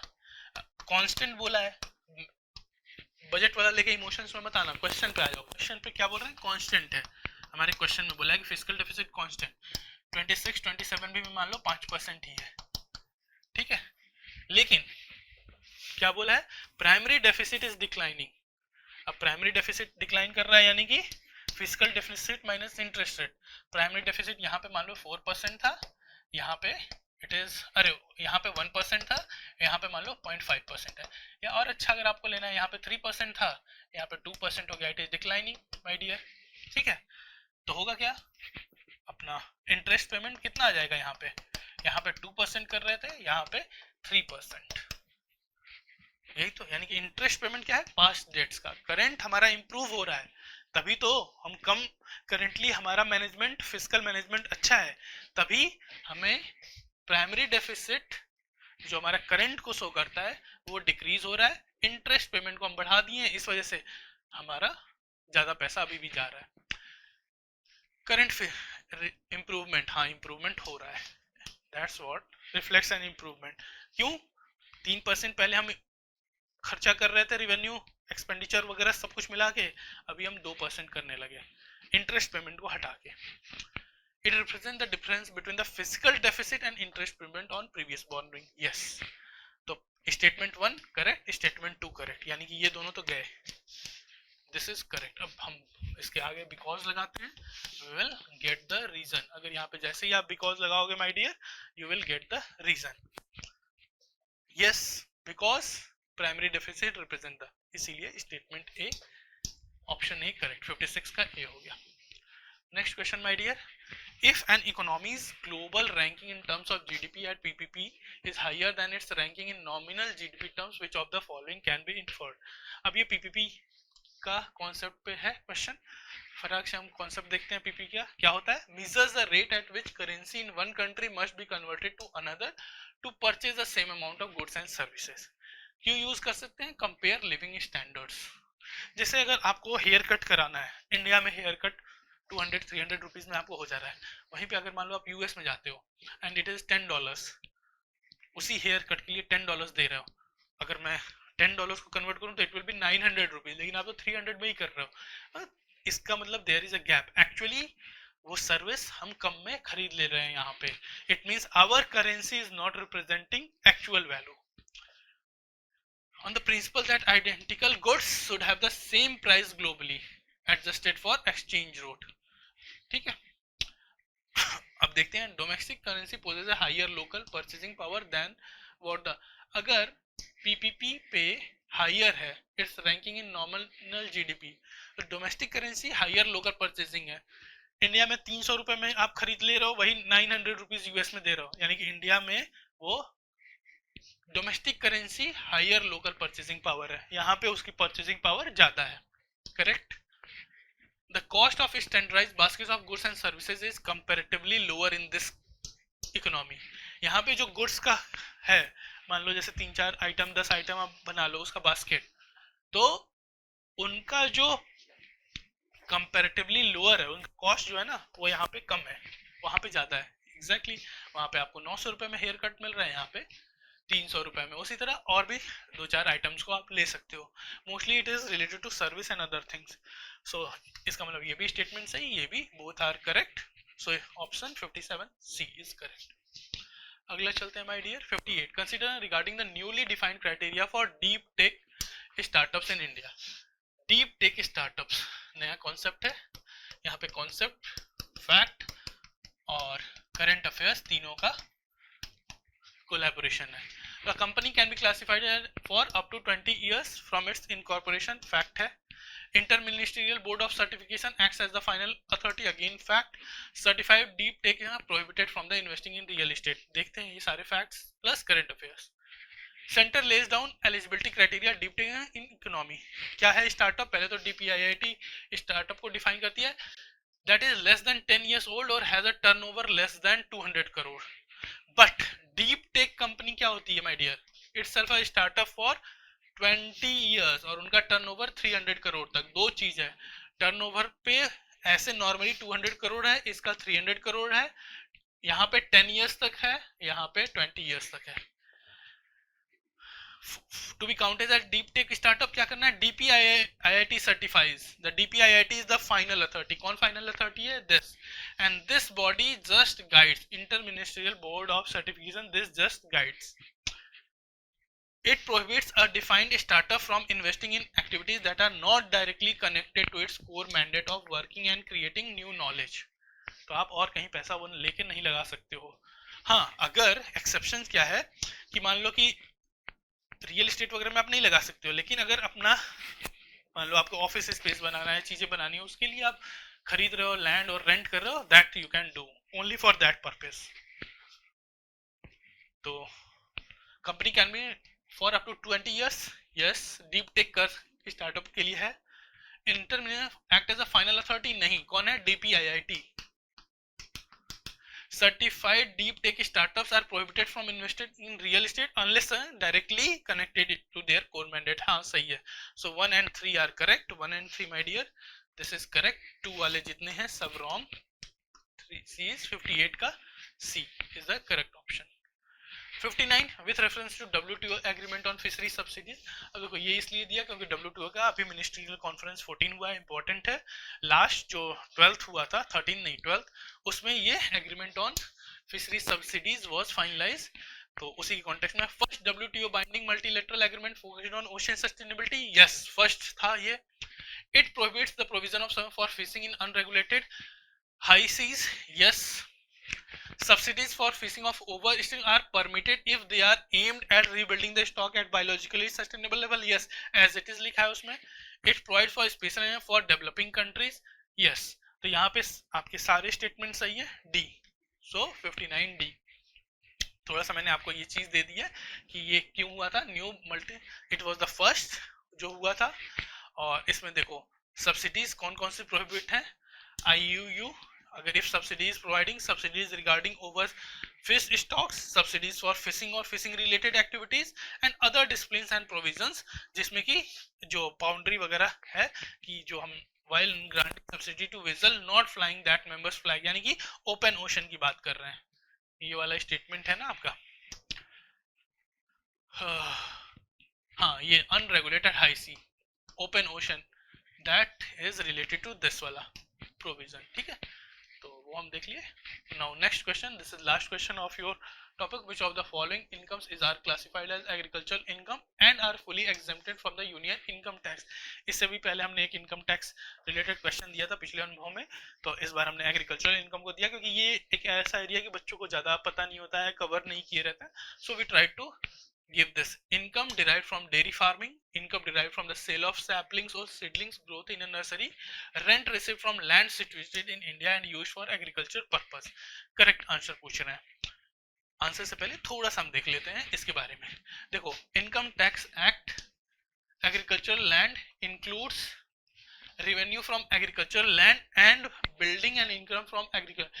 3 categories में classify करते हैं. rent और revenue earned from agricultural land situated in India, income from agriculture arising from primary agriculture activities and sale of agriculture produce, income from building required for agriculture operation. 3 तरह का agriculture income tax के लिए classify करते हैं. अब देखो, agriculture cell के लिए ये 4 चीजें. Sale of agriculture produce, where the produce does not undergo ordinary process employed to become marketable. The income arising on sale will generally be partly agriculture income and part of it will be non agriculture income. इन्होंने खुद वहां पे 2 note लिखा हुआ है. ठीक है, वहीं से हमने पूछा है क्योंकि यही एक्सेप्शन है, इसी को पूछेंगे. Income derive from saplings or seedlings would also be considered to be agricultural income whether or not the basic operations were carried out on land. और दूसरा, where the activities have only some distance relation to land like dairy farming, breeding, rearing of livestock, they do not form a part of agricultural income. ये agricultural income में नहीं आएंगे. ठीक है my dear student. So in this context we have this. उसके अलावा income from farm building, यहाँ से देख लो, derive from farm building as follows. क्या क्या? द बिल्डिंग शुड बी और इन द सराउंडिंग एरिया. ये क्या क्या डिफाइन कर रहे हैं वो भी मैंने दे दिया है, ताकि आपसे अगर यही पूछ ले कि कौन सा लैंड है, the land is assessed by either land revenue or local rate. If the above condition is non, land should be a rural agricultural land. So इस कॉन्टेक्स्ट में हमें देखना है. ओके, अब देखते हैं. हमने देखा कि income derive from dairy farming, agriculture income fully exempted नहीं है. क्यों? यहाँ पे देखो क्या लिखा हुआ है, they do not form a part of agriculture. इनके activities have only some distant relation to land, तो वो नहीं फॉर्म करेंगे. तो अपना पहला income derive from dairy farming नहीं क्लासिफाइड होगा, फुली एग्जेम्प्टेड नहीं होगा. Income derive from the sale और सैपलिंग्स, ये भी लिखा हुआ है यहाँ पे my dear. Income in a nursery would also be considered to be agriculture income whether or not the basic of work carried out on land. Agriculture income होगा, लेकिन that is fully exempted from the union income tax. तो ये है. Third, rent received from land situated in India and used for agriculture purposes. सिर्फ agriculture purpose के लिए वो land use हो रहा है, एग्रीकल्चर इनकम में क्लासिफाई है लेकिन फुली एग्जेम्प्टेड है ये भी. So 2 and 3 are correct. ये है, 1 is incorrect. Option D, 60D. So this is what we need to discuss, and that's all for this section of economy. I wish you all the best. अच्छे से revise करते रहो आप लोग और अपने फुल लेंथ टेस्ट वगैरह लगा के अपने प्रिपरेशन को गॉल्स करो. You will definitely rock into the examination. My best wishes. Thank you. Hello students, welcome to this Anubhav discussion, and I will be taking up the polity section of your general studies paper 1. And the first question that we are supposed to discuss today is question number 8. Question number 8, if the parliament intends to amend article 368 of the constitution. Now if you look at UPSC PYQs, recently UPSC has asked a lot of questions on article 368, so it's a very important article from exam perspective. So make sure that you have at least taken a careful look at what is there in the constitution pertaining to article 368, what is the text of article 368, title, everything. I'll tell you why it is important. Now let us continue reading the question. If the parliament intends to amend article 368 of the constitution so as to alter the procedure. So the question is focusing on altering the procedure. So article 368 gives both power and procedure of amendment. This question is not talking about power of amending, it is talking about altering the procedure of amendment, right? For constitutional amendments itself, which one of the following most accurately describes the constitutional positions? Now we know that article 368 has been amended in the past. If you look at 7th Constitutional Amendment Act, it has amended article 368, then it was amended by 24th Constitutional Amendment Act, 42nd Constitutional Amendment Act, right? And lastly 101st, the GST Constitutional Amendment. So 4 times article 368 in our history has been amended, but this question is talking about altering the procedure. So that makes this question different. So let us now read the options very carefully. It requires a bill passed by majority of total membership and 2/3 of the members present and voting in each house, right? So that is our option A. It cannot be amended as amending procedure itself forms a part of basic structure of the constitution. So Keshwanand-Bharti case of 1973, which came up with the basic structure doctrine, has nowhere explicitly stated that you cannot alter the procedure of amendment, right? So naturally you should be knowing this, and this option B is incorrect because Keshwanand-Bharti judgment or any subsequent judgment has not explicitly stated that the procedure to amend the constitution itself cannot be amended. So option B, at least you should be careful and you should be able to eliminate right away. C is, it requires a bill passed by majority of total membership and 2/3 of members present and voting in each house plus ratification by at least half of the state legislatures. The constitution is silent on the specific procedure required to amend article 368, right? So naturally option A, C and D, they are quite opposite, right? Either A or C will be correct or D will be correct, right? Now if you have gone through the bare text of article 368, you would be there would be no doubt in marking the right answer. Let me just take you to the text of article 368. So article 368, now first of all, there are certain amendments that are outside the scope of article 368. Certain articles we can amend through laws without changing the text of the constitution. For example, provisions relating to citizenship, election laws, etc. So we can amend without changing the text of the constitution. There are certain provisions in the constitution where we can amend the constitution outside 368 with ordinary legislative process. For example, article 2, article 3, right? Whenever we are making changes in the schedule 4, etc. So all those comes and are kept outside of article 368. Now article 368 has clause 1, notwithstanding anything in this constitution, parliament may exercise in exercise of its constitutional power, amend by way of addition, variation, repeal. So this exact question was asked by UPSC. So clause 1 and clause 2 provides for entrenched amendment, right? It provides for entrenched amendment provisions. So under clause 1, if you are amending the constitution by way of any addition, variation, repeal, so what article 368 talks, it says that it can be passed by special majority in the house. But when it comes to clause 2, that if amendment pertains to any of these matters, what are these matters? Article 54, 55, that is the manner in which the election of the president is to be conducted, right? Article 73, the power of union executive, GST council, power of state executive, union judiciary, state judiciary, any of the items in the 7th schedule, right? Representation of states in the parliament and the provisions of this article. So, to amend the provisions of this article, what is required? It goes on to say that such an amendment has to be ratified, right? It has to be ratified by 1/2 of the states.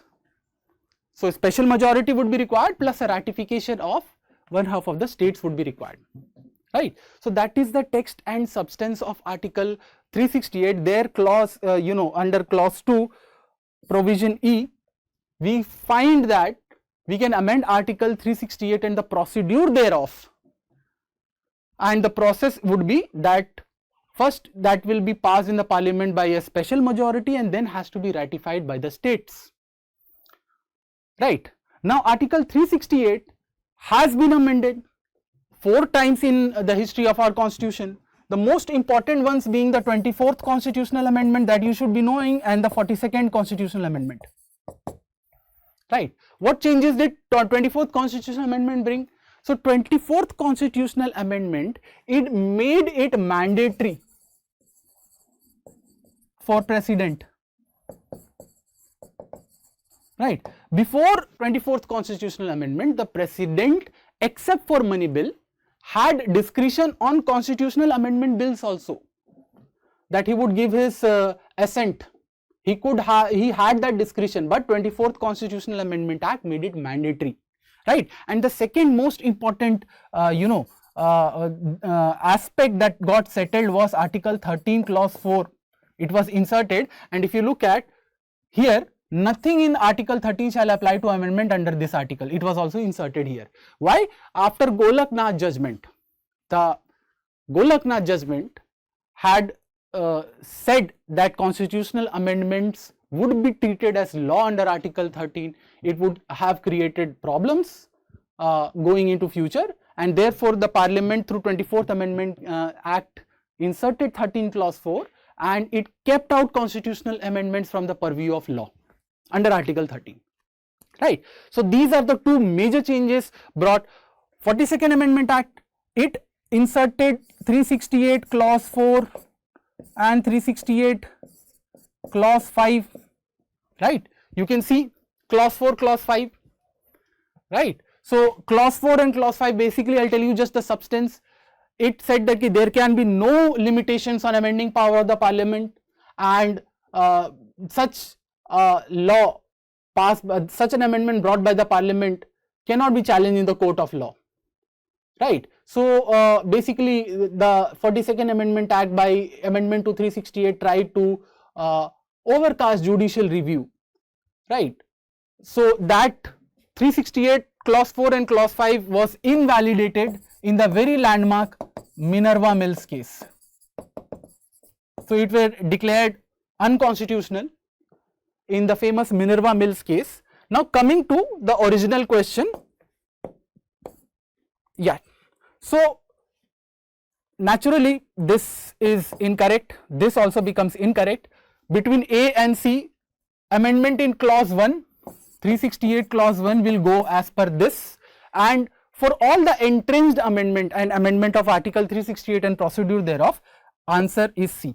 So, that is the correct answer, right? It is very important that you at least read bare text in the constitution, look at the footnotes, look at some of the important amendments that have made changes to that particular article for exam perspective, right? Let us move to the next question here. Okay, so moving on to question number 9. Question 9, consider the following statements regarding writ jurisdiction in India, right? So, the question is about writ jurisdiction, which includes Article 32 to 26, and the very first statement, only high courts have the power to issue writs for the enforcement of right to property, right? So, it is a question on interpretation of Article 226. Parliament may by law confer on the Supreme Court the power to issue writs for the enforcement of any statutory right. Right. So here I'll just give you a reference. Article 139 carries this text and substance. And question number 3, Parliament may by law empower subordinate courts to issue writs for the enforcement of the right to equality. Article 32. Right. Now, very important, this question can very easily be solved if you have just read these important articles. Article 32, if you know the text and substance of Article 32, unfortunately most people just read about writs, the writs that are given under Article 32 and never go on to read other clauses. So let us just understand each one of these statements. So the first statement is only high courts have the power to issue writs for the enforcement of right to property. Now what is the legal status of right to property? So if we look at the legal status, the 44th amendment, constitutional amendment, made right to property a legal right, right, under Article 300A. So earlier it was a fundamental right, but it was a very contentious fundamental right because it would come in conflict with other fundamental rights, right. So it was relegated to a position of legal right under Article 300A. Now if you look at Article 226, High Court has a broader scope of writ jurisdiction compared to Supreme Court. So under Article 32, whenever your fundamental rights are violated, you can directly go to Supreme Court, right, and the Supreme Court cannot deny because it in Article 32 in itself is a fundamental right. But only in case of fundamental right getting violated. Article 226, high courts have the power to pass writs for enforcement of fundamental rights and for any other purpose. Article 226, it is for both fundamental rights and for any other purpose. That basically means legal rights, statutory rights. So if high courts can pass writs to get legal rights enforced. Now our right to property is a legal right, so this statement is correct, right. Now Parliament may by law confer on the Supreme Court the power to issue writs for the enforcement of any statutory right. You should be knowing Article 139, it's a very important provision pertaining to Supreme Court, right. So let me take you to the text of Article 139. What does it say? Right, look at Article 139, conferment on the Supreme Court of powers to issue certain writs. Parliament may by law, mark this word, may by law, does not require an amendment. Parliament can do this through a law, right, an ordinary legislative process, a law that it can bring. Confer on the Supreme Court power to issue directions, orders, writs, including writs in the nature of all those that are already provided, certiorari, or any of them for any purposes other than those mentioned in clause 2 of Article 32. So Article 32 clause 2 basically talks about writs, jurisdiction for enforcement of fundamental rights. Article 139 says that it can be only Parliament may by law can encourage the Supreme Court, right, to have this jurisdiction for any other purpose than these fundamental rights also. So that is the text and substance of Article 139. So this statement, coming back to this particular question, this statement is also correct. Statement 1 is correct, statement 2 is correct. Now Parliament may by law empower the subordinate courts to issue writs for the enforcement of right to equality. Now right to equality is a fundamental right, right. So you may naturally be getting confused here. Now what is the text and substance of Article 32? If you have read it in entirety, you will be very easily able to answer this question. Now look at Article 32. Article 32, clause 1, clause 2 talks about writs. Now clause 3, very carefully you just read, without prejudice to the powers conferred on the Supreme Court. So Parliament cannot prejudice the powers conferred on the Supreme Court, but may by law empower any other court to exercise within the local limits of its jurisdiction all or any of the powers exercisable by the Supreme Court under clause 2. So Parliament again by law, that is very important, no constitutional amendment is required, can through ordinary legislative process by a simple law empower any of the local courts within its local jurisdiction to pass these writs in the same manner that Supreme Court passes under clause 2. Right. So bare reading of Article 32 can help you solve this statement. So statement 3, Parliament may by law empower subordinate courts to issue writs for the enforcement of right to equality. Absolutely correct. So here the correct answer is D, 1, 2 and 3. Right. So I encourage you guys to read the actual text of the Constitution. That is more important than reading any books. It is very important that you know, because many of the questions in UPSC that comes directly can be solved through knowing the text of the Constitution. Okay, so next question, question number 11. Question 11. In recent times, the Supreme Court of India has significantly expanded the scope of Part 3 of the Constitution, which covers the fundamental rights, through various judgments.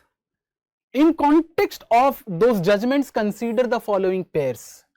Declared fundamental right, right against adverse impacts of climate change. So that is the first statement, and it is an integral part of right to equality. Right. The second, right to die with dignity, is an integral aspect of right to life and personal liberty. The third statement, right to menstrual health and hygiene, is an integral component of right to equality. Which of the following pairs above are correct? Right. So we have to have a knowledge of some of the landmark judgments of the Supreme Court in the last 2 to 3 years. For example, right against adverse impacts of climate change, it came in the landmark case M.K. Ranjit Singh versus Union of India. It came in 2024. The matter was related to preservation of Great Indian Bustard, but it went on to the impact of climate change also. And there the court noted that right against adverse impacts of climate change not only affects right to life and personal liberty under Article 21, impacting your health, right, but also impacts right to equality under Article 14. Why?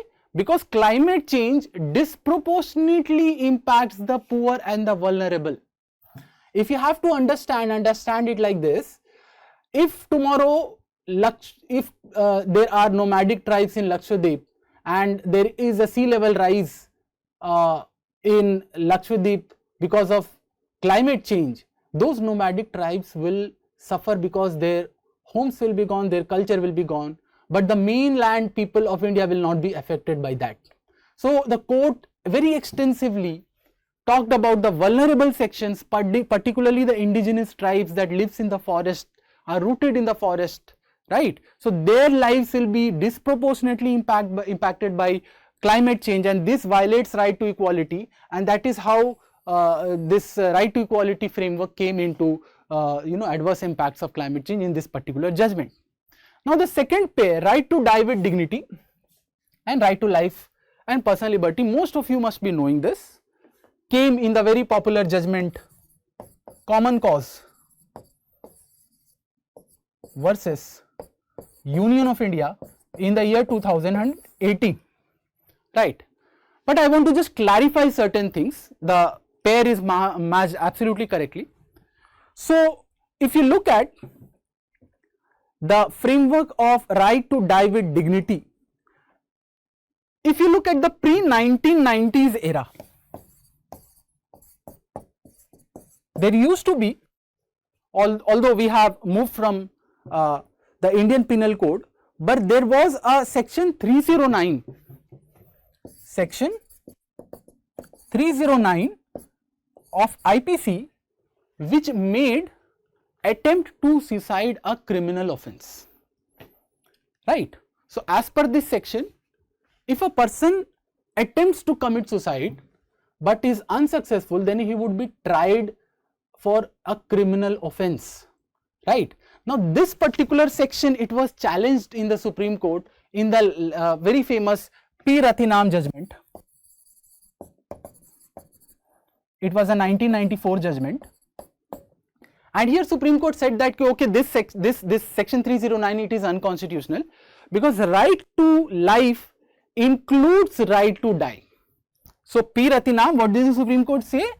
Right to life under 21, it also includes right to die. Now this is very similar to the conceptual expansion of Article 19, where you have the freedom of speech and expression, but you also have right to remain silent. So a corollary of Article 19 exists. Joe Emanuel, the Supreme Court has recognized, yes, that you have the right to remain silent also, right?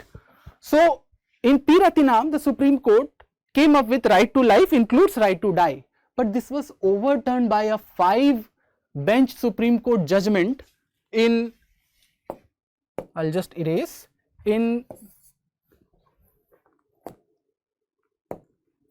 Gyan Kaur versus State of Punjab. This P. Rathinam judgment was overturned by Supreme Court, and here the Supreme Court clarified that right to die and right to die with dignity are completely opposite things, and under Article 21 there is no conception of right to die. What you have is right to die with dignity. You have the right to be having a dignified death, right? So Gyan Kaur versus State of Punjab talked of right to die with dignity within the framework of Article 21 and clarified that there is no right to die under Article 21. Then further there were various cases, and the very famous Aruna Schonborg case came in front of the Supreme Court, where the Supreme Court for the first time allowed for passive euthanasia, right? So in 2011 that happened, and finally in Common Cause versus Union of India, it was settled that right to die with dignity is an integral component of right to life and personal liberty.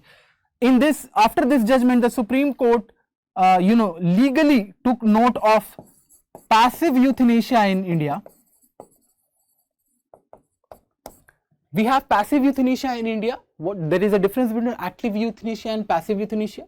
In passive euthanasia, you remove something that sustains your life. If your life is dependent on any support, that support is withdrawn.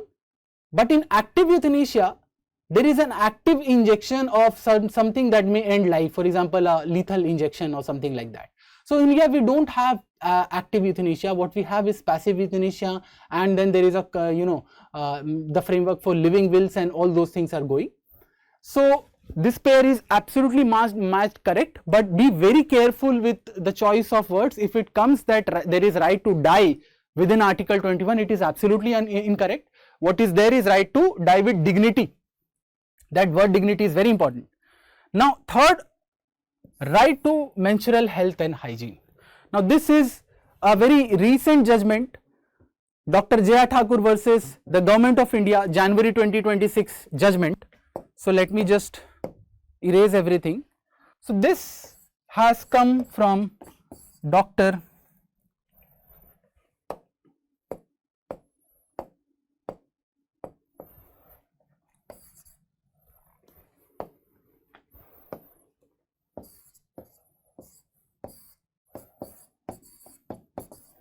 Jaya Thakur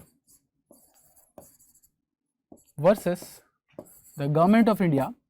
So this was a case about, a very important case about menstrual hygiene and how it impacts health, education and equality in India.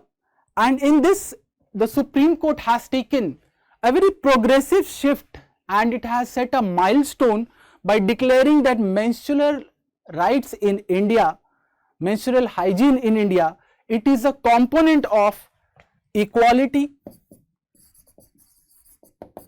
dignity,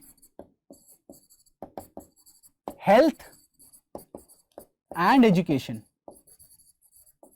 So in this particular judgment, the Supreme Court has looked at the right to menstrual health and hygiene from the prism of Article 14, 21 and 21A.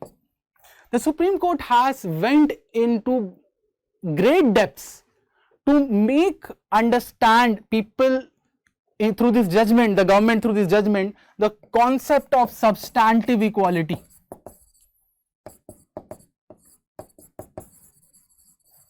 Right. So formal equality is when you are treating everyone equal under all circumstances, but the circumstances for different sections of the society might be completely different, and recognizing that there are certain disadvantages, right, and then trying to provide those section that is disadvantaged with some benefits so that they can compete on equal terms is what we call substantive equality, right. The core idea of articles 14, 15, 16 in the constitution is not formal equality, it is substantive equality. So in this particular judgment, the Supreme Court has taken this substantive equality very seriously, and the Supreme Court has noted that right to equality, it is expressed through right to participate in equal terms, right. And equality of opportunity means that everyone has a fair chance to acquire skills to participate in all walks of life. And if a girl, child, or if a any woman, because of this denial of safe and hygienic toilets or menstrual hygiene or any absorbents that is required for them to come to school, etc., if they are denied that, then what we are denying? We are denying them the opportunity to participate and acquire those skills. So that violates substantive equality, right. The Supreme Court has linked that to this in this particular judgment. So here all the pairs are correctly matched. So D, 1, 2 and 3 would be correct answer. Moving on to the next question. Question number 12. Which of the following officers hold office during the pleasure of the President of India? So this is a very classic textbook question, nothing very difficult. Now something, if you read the options, what are the options? Some are very popular. We have the Attorney General of India.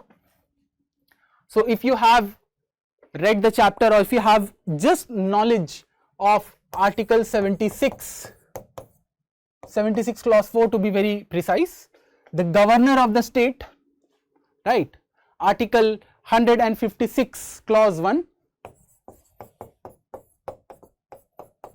and members of all India service, we have the very famous doctrine of pleasure, that is Article 310. So these three are very popular. If you are going for prelims, you should be knowing this, right. So we know that Attorney General of India, he is appointed by the President and holds office during the pleasure of the President. The Governor of the state, Article 156 clause 1, it clearly says that he has a term of 5 years, but he holds the office during the pleasure of the President. In fact, that provision is controversial also, right, because most of the governors are removed under this clause.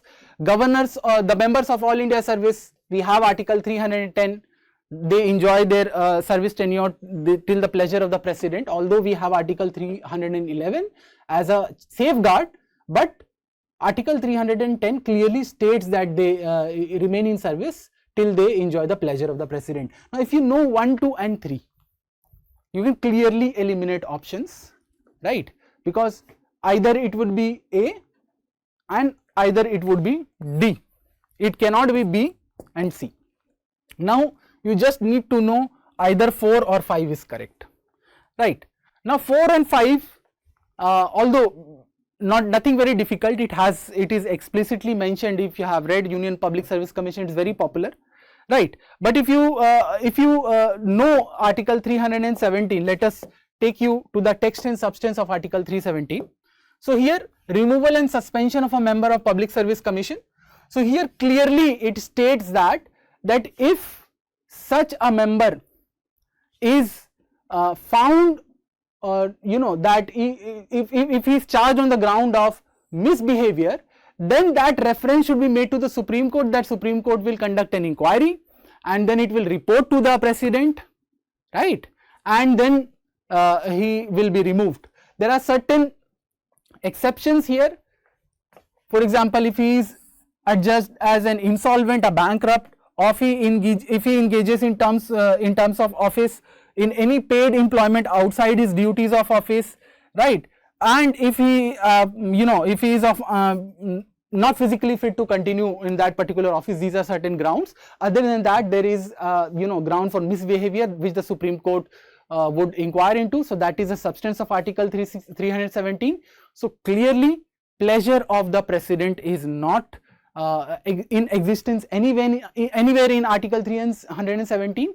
Now if you look at this particular statement, members of the ministers of the National Capital Territory of Delhi, so this you should be knowing, it's the text and substance of Article 239 AA clause 5. So clause AA and 5 clearly states that the chief minister shall be appointed by the president and ministers shall be appointed by the president on the advice of the chief minister, and they hold office during the pleasure of the president. So clearly states that they hold office during the pleasure of the president.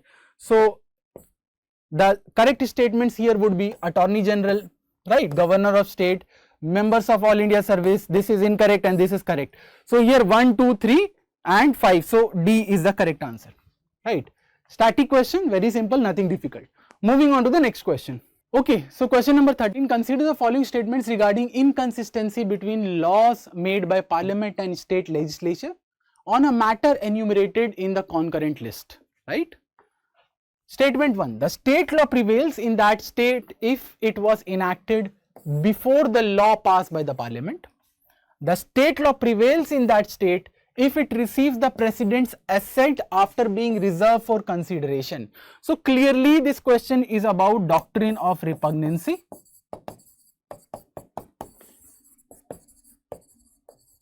Which is there under Article 254. Now it would be best to go to Article 254 and see what this article says. Now if you look at the text and substance of Article 254, the first statement is taken from clause 1. So here it is clearly stated that if any provision of law made by the legislature of state is repugnant to any provision of law made by Parliament, which Parliament is competent to enact, or to any provision of an existing law with respect to one of the matters enumerated in the concurrent list, then subject to the provisions of clause 2, the law made by Parliament, whether passed before or after the law made by legislature. So doesn't matter here if a state made law is repugnant to any of the law made by the Parliament. It does not matter whether the law was passed before or after, right, or if there is an existing law, then such a law would be void to the extent of repugnancy. So that is the substance of Article 254 clause 1. So here based on this we can see it does not matter that the state law it was enacted before the law was passed by Parliament. If the Parliament is competent to frame a law on that particular subject and it has framed a law, and if the state law is repugnant to that law, then it will be declared void. Now coming to statement 2, the state law will prevail in that case if it receives the president's assent after being reserved for consideration. So now let us understand clause 2, which is a very interesting clause, where a law made by legislature of state with respect to one of the matters enumerated in the concurrent list contains any provisions repugnant to the provisions of any earlier law made by Parliament or an existing law with respect to that matter, then law so made by the legislature of such a state, if it has been reserved for the consideration of the president and has received assent, prevail in that state. So here clause 2 very clearly clarifies. What does it clarify? That if the Parliament has framed a law on particular subject and there is a law that is in that particular state which is repugnant to that law, but if such a law has been reserved for the consideration, if such a law has been reserved for consideration of the president and has received the president's assent, then such a law will not be void in that particular state. So that is doctrine of repugnancy, article 254, very important. So here statement 2 is correct, statement 1 is incorrect. So here which of the following statements are correct? So statement 2 only, right. Moving on to the next question. Question number 14. Consider the following statements regarding the preamble to the Constitution of India. Statement 1. It has no legal effect independently of other parts of the Constitution. The Constituent Assembly enacted the preamble after enacting the rest of the Constitution. The ideals of liberty, equality, fraternity mentioned in the preamble are inspired by the American Revolution. The preamble acts as the key to the minds of the constitution makers when interpreting the Constitution. Securing economic justice is one of its explicitly declared objectives. Now, how many of the statements are correct? So, a question on preamble this year is very much anticipated. Why it is anticipated? So, very recently Supreme Court declared in one of its judgment that the word socialism, secularism inserted by 42nd Amendment Act is completely constitutional valid, right. So, very important judgment, and therefore the UPSC can ask a question on preamble, and this question holistically covers everything that can be asked about the preamble. Now let us look at these statements one by one. First let us look at the easier ones. Look at statement 5. From the bare text of the Constitution, securing economic justice is one of its explicitly declared objectives. Indeed. So the preamble talks about justice, that is social, economic, political. So that is explicitly declared, and that justice across social, economic and political dimensions of life, right. So this statement is absolutely correct, right. Come to statement 3. The ideals of liberty, equality and fraternity mentioned in the preamble are inspired by American Revolution. So even if you don't know this, you should be knowing that liberty, equality, fraternity, these were ideals of the French Revolution, right. Definitely not the American Revolution. In fact, if you look at the imprint on the preamble, so the idea of socialism and justice taken from Russian Revolution, and liberty, equality, fraternity has been taken from the French Revolution. So these are the two revolutions that has had an impact on the preamble, and the very act of having a preamble, that is something that we took from American Constitution, not from American Revolution, right. So this is incorrect, right. Now come to statement 1, 2 and 5. Let us first discuss statement 2, because it's an isolated statement compared to others. Now, as a matter of fact, we know that the Constituent Assembly enacted the preamble after enacting the rest of the Constitution. So, Pandit Jawaharlal Nehru, he moved objectives resolution in 1946, and preamble was voted to be part of the Constitution in 1949, right. So, what was the intent of voting? Because this statement is absolutely correct. The Constituent Assembly did enact the preamble after enacting the rest of the Constitution. So there were 2-3 very important reasons. The objectives resolution was presented to place in front of the Constituent Assembly a path that what should our Constitution look like. Then clause by clause the drafters debated, and then a Constitution came into a shape, and then we enacted the voted for the parliament to the preamble to be part of our Constitution, so that there is an alignment between the goals of the Constitution and the preamble. That was the first reason. The second reason was many of the members had asked in debates that is preamble part of the Constitution. So finally Dr. Rajendra Prasad, he moved the motion to declare preamble as a part of the Constitution, and it was formally adopted after the entire Constitution was passed, right. So these were 2 very key reasons for having enacted the preamble after enacting the entire Constitution.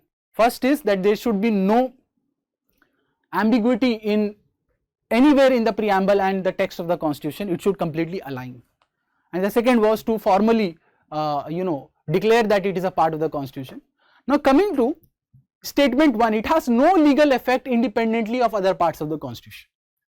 Now the first and the many very important landmark judgment on the preamble, it was Berubari Union case.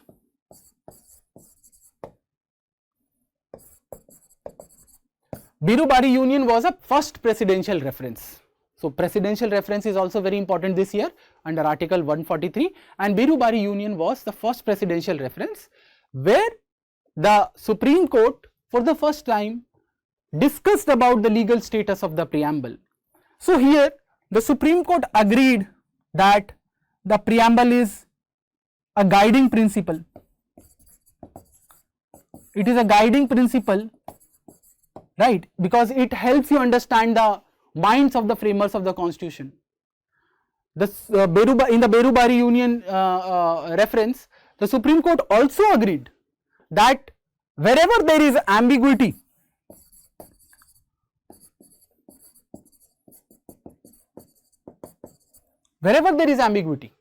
the preamble can be looked on to understand the meaning of the text, right? But the Berubari Union judgment said that the preamble is neither source of any power on the parliament, nor it puts any limitations, and therefore it has no legal effect, and therefore it cannot be said to be part of the constitution. So that was the interpretation of Berubari, that neither it is a source of power, nor it puts any limitation on the parliament, so therefore it cannot be said to be part of the constitution. This was partly revised in Keshwanand Bharti. So this statement, it has no legal effect independently of other parts of the constitution, this is absolutely correct. Now if you come to Keshwanand Bharti, so here the Berubari judgment gets revised.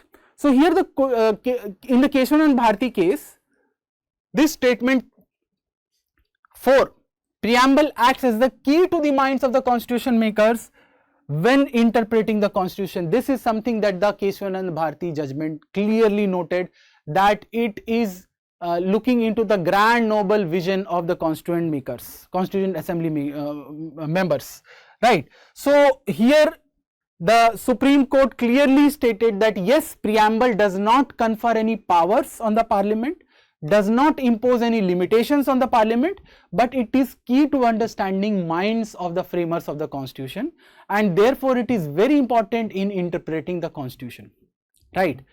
Berubari Union had said that preamble is not part of the constitution. The Keshwanand Bharti judgment said that no, this is incorrect. The preamble was enacted just like the other parts of the constitution, and therefore it is an important part of the constitution and can be amended like any other part of the constitution.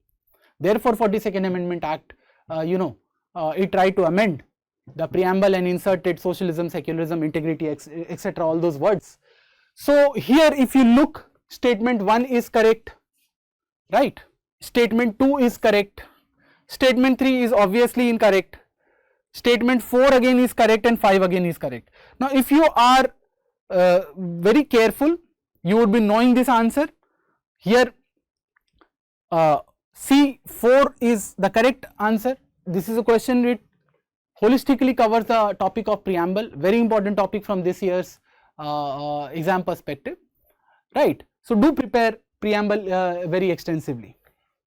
Now let us move to the question 194. It says, consider the following statement regarding the Election Commission of India. So Election Commission of India, which is a constitutional post, already mentioned in Article 324. So let us try to understand what is it all about. It says that the number of election commissioners in ECIR decided by the president. Yes, as per the constitution Article 324 itself, the number of election commissioners, that is the ECs, is not fixed. It is basically subject to change, means it is fluid in nature. And as of now there are 2 election commissioners and 1 chief election commission, which is there after 1991 amendment, which later one in 2023 act also provide for the 2 election commission only. So this is correct. Second is the chief election commissioner and other election commissioner are appointed by the president on the recommendation of a selection committee that includes the Chief Justice of India. So let us try to understand. This statement was correct till यहाँ तक, but इससे पहले सब सही है. यहाँ पे Chief Justice of India नहीं होता. Let us try to understand what is the procedure. You might be knowing after this 2023 amendment things have been changed. What is the situation? So as of now what happens कि for the basically appointment of the chief election and chief CEC 2023 Act. Now what they have done that appointment will be done by the president, but however there will be a selection committee. So selection committee will comprise of the 3 person. So first is the Prime Minister of India, second is the Union Cabinet Minister, anyone, and third will be the leader of opposition.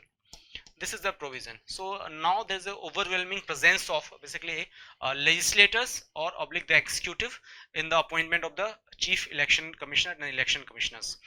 Now they will be assisted by a selection basically a search committee which will be headed by a cabinet rank minister, and they will suggest 5 names to this committee, and this committee will suggest name to the president. Then president will notify a person to be the election commissioner or the chief election commissioner. That is the condition. So as per this information, there is no Chief Justice of India that is present in the appointment of the chief election commissioner. It is only the search committee headed by the Prime Minister, supported by the cabinet minister and the leader of opposition, that is there in this thing. So this statement will be correct. So if it is correct, so we can eliminate the question having state number 2. तो कोई में नहीं है, बहुत अच्छा question है. We can read it the next statement. Third says the CEC can not be removed from his office except by an order of the president passed after an address by each house of the president. Basically as per the article 320 basically 4 itself, it says that chief election commissioner can only be removed as per the provision of the removal of the Supreme Court justice. So Supreme Court का justice के लिए क्या होता है? So it need to be passed by the basically both house of the parliament and basically supported by the president's का order. So it is also correct that chief election commission cannot be removed. However, the election commissioner can be removed on the recommendation of chief election commission. That is a catch. So यहाँ पे election commissioner है तो ध्यान देना. Now statement 4 says the constitution has not specified the term of the office of the members of the election commission. This is also true because it is decided by the parliament from the time to time. So if the state number 1, 3 and 4 are correct, 2 is incorrect, what will be the correct answer? It will be C, that is the 1, 3 and 4 only. Hope it is clear to you because it's of recent time. In November itself it was in news, and recently there was a removal procedure against the Chief Election Commission of India, Mr. Gyanesh Kumar. That's why this news become quite important. This background also becomes quite important, so have a look on it. So hope it will clear to you. Now question number 95, consider the following statement regarding the appointment of a district judges in India. So district judges are basically constitutional post as mentioned in article 233. So article 233 says that there will be a district judge who will be appointed by the basically governor in consultation with whom? So in consultation with the High Court of India, High Court of the respective state. So that is the provision as mentioned in article 233.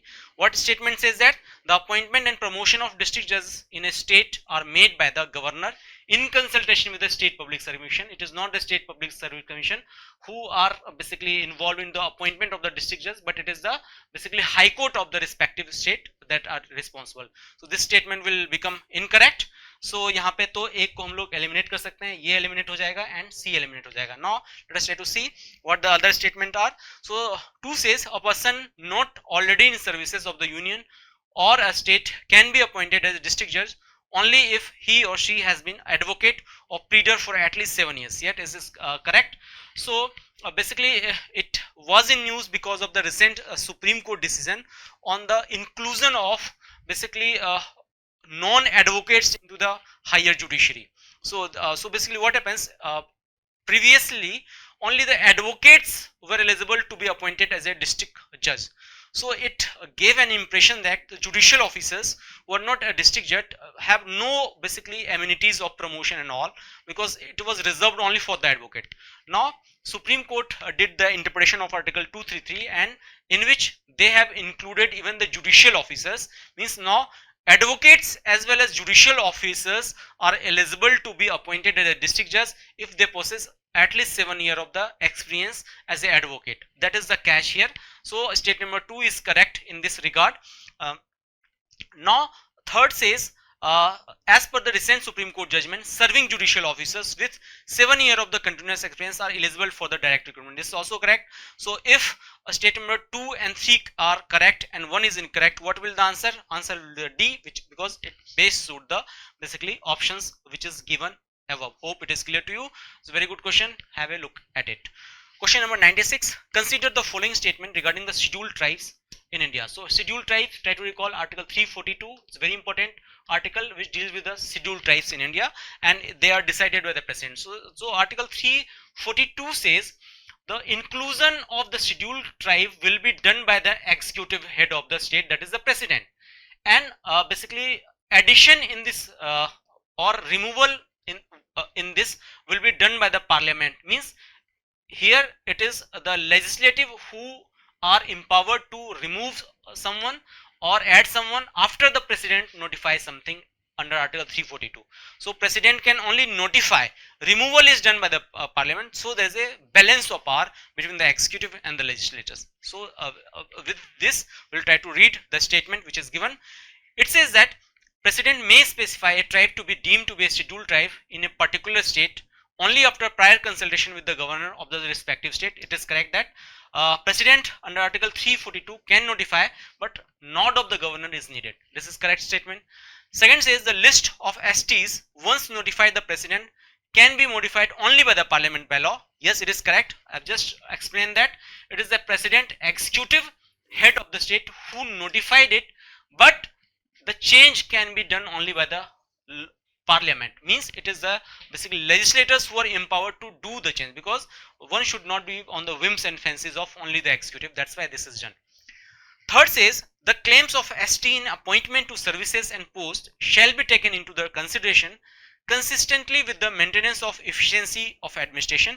This is directly drawn from the Article 335, which says so that for the appointment and the services this will be considered. What is the statement 4? 4 says that the constitution explicitly permits the state to make provisions for lowering the standards for evaluation for scheduled tribes in matter of the promotion.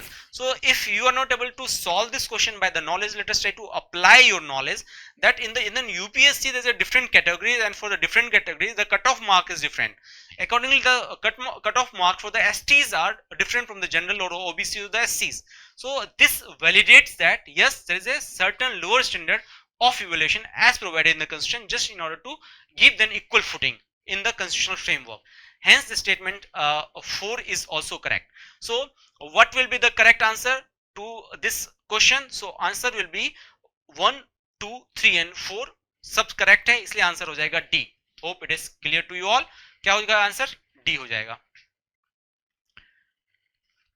Now let us move to the question number 97. Which one of the following powers of the president refers to the reducing duration of a sentence without changing its nature? So let us try to see the option.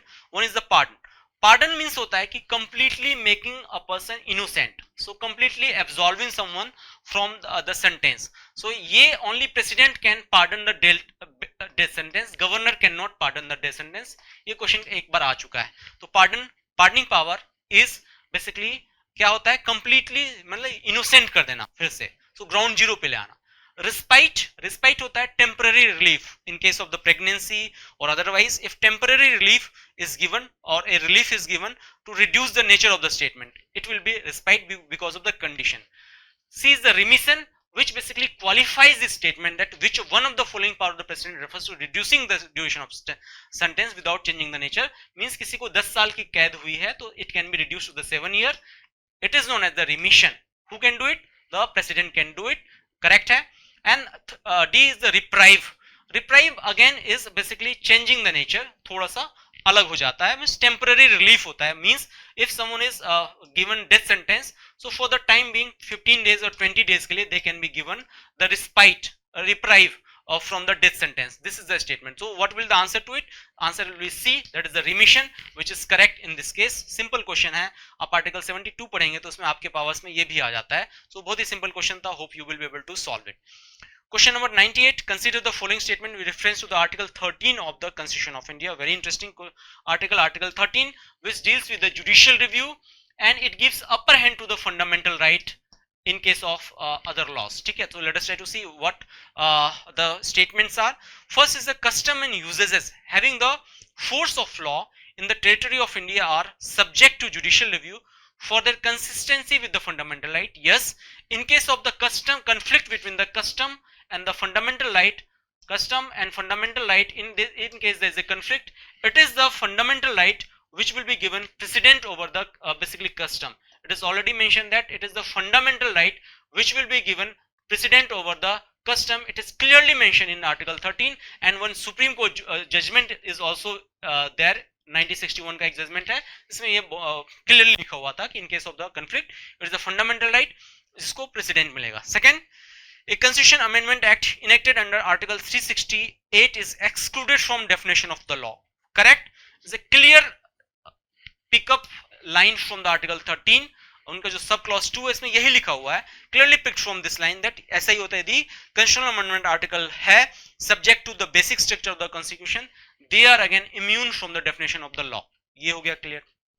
Third, an ordinance promulgated by the president does not fall under the definition of law. Nothing like that. इसमें एक list दी हुई है, ordinance, law, regulation, rule, everything falls under the purview of what? Article 13. So ordinance को कहीं exception नहीं है. It doesn't need parliamentary approval because basically ordinance is also a law but temporary law in nature, right? So this is incorrect. So if statement 3 is incorrect, what will the correct answer to it? Let us try to understand. So first is correct, second is correct, so only two answers are correct. Answer will be D. Hope it is clear to you. आप यदि अच्छे से पढ़ते हैं article 13 को तो ये बहुत क्लियर हो जाएगा. Now question number 99. Consider the following situation in context of the Indian parliament. So Indian parliament में क्या है? तो one house passes an ordinary bill but other houses rejects. कहां पे है? आर्टिकल 108 ऑर्डिनरी बिल के बारे में बात हो रही है. Second says the two houses disagree on amendment to the maze on the money bill. So money bill is immune from the disagreement. So Rajya Sabha has limited power. It can suggest an amendment to the money bill under article 1110, but they cannot reject a money bill.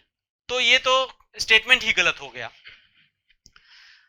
Third, more than 6 months have elapsed from the date of a receipt of a bill by other house without the bill is being passed. Yes, the time limitation that other house can do in case of the ordinary bill. Maximum time delay is of the 6 months. So this statement is also correct under article 108. Now question says, in how many of the situation given above the president constitutionally bound to summon a joint sitting? Joint sitting किसमें है? Again article 108 कहता है कि president may call joint sitting in case of the ordinary bill in case one house has passed a law, second rejects it, or finally there is a no agreement or 6 more months has been basically passed. But here's a catch. It says president may promulgate, president may call the joint sitting. It means it is not obligatory on the president. It is not a bonding duty of the president to call a joint sitting. It's very catchy basically line. Statement पढ़ेंगे तो लगेगा सब सही है, लेकिन यहाँ पे catch पढ़ेंगे bound to summon. तो as per constitution president may call. He is not bound to. So what will the answer? D. None of the above statement is correct in this situation. Hope it is clear to you. आप ऊपर भी question पढ़िए, नीचे stem भी पढ़िए, उसके बाद आप कंक्लूजन पाइए. Don't read it superficially, otherwise you will be making it incorrect only. Question number 100. Which of the following statement regarding exercise the exercise in India is not correct? This is a delimitation exercise.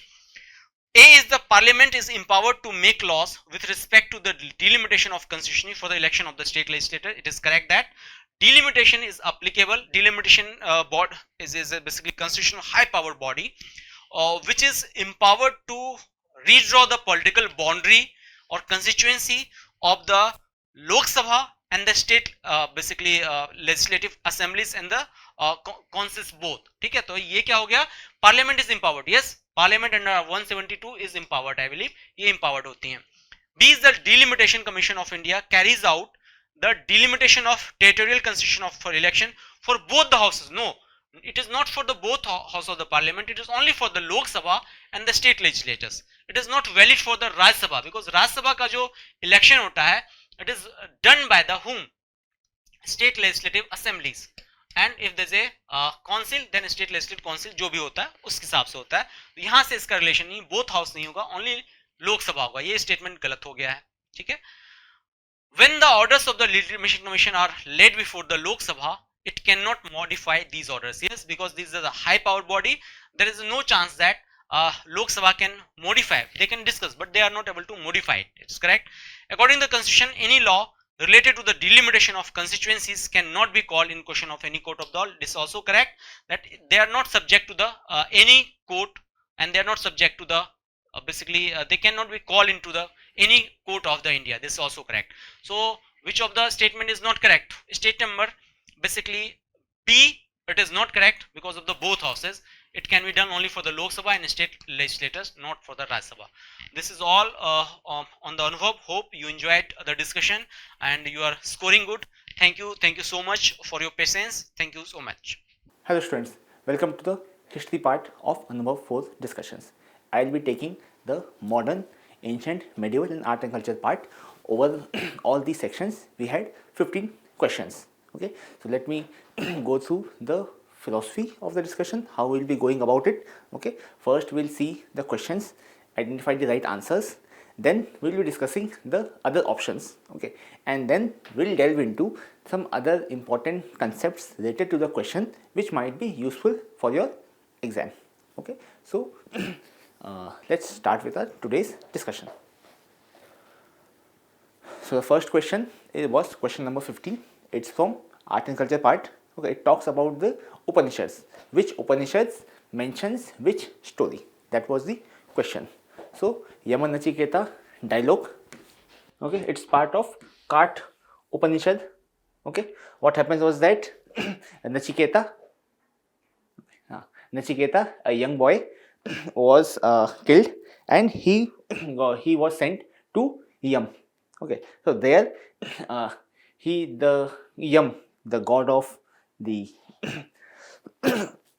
underworld, okay, not that kind of underworld, okay, tried to induce him with things, okay, but he was like, no, I want only information of what happens after death. Okay, so this determination of a very young boy towards achieving knowledge impressed him, and he led him in his journey through the afterlife and told him, gave him wisdom about afterlife. So that was the idea of Cart Upanishad and the Yam Nachiketa story. Then we have Gargi Yagnavalkya debate. Okay, it's part of Brihad Aranyak Upanishad. It's a debate between Gargi, a scholar, and teacher Yagnavalkya. It was a court debate. Okay, next we have Satyakama Jabal legend. Okay, Chandogya Upanishad. Here what happened was that there was a child.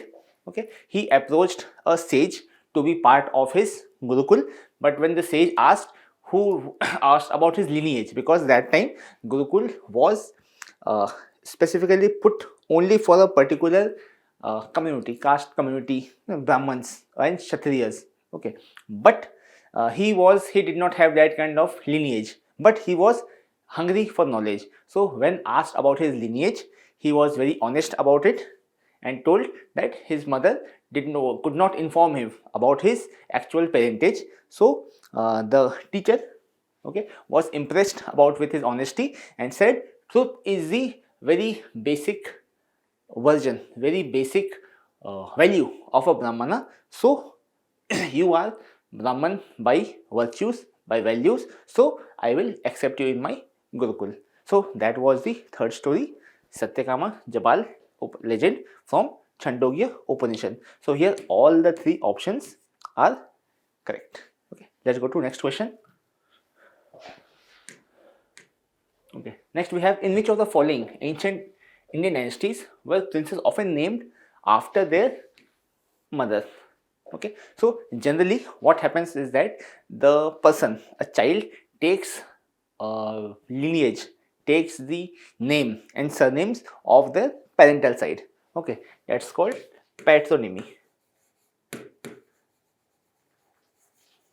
Okay, so but there is also flip side to it, lineages which derive their names from their mother's side. The mother's names comes prominently. That's called matronymy.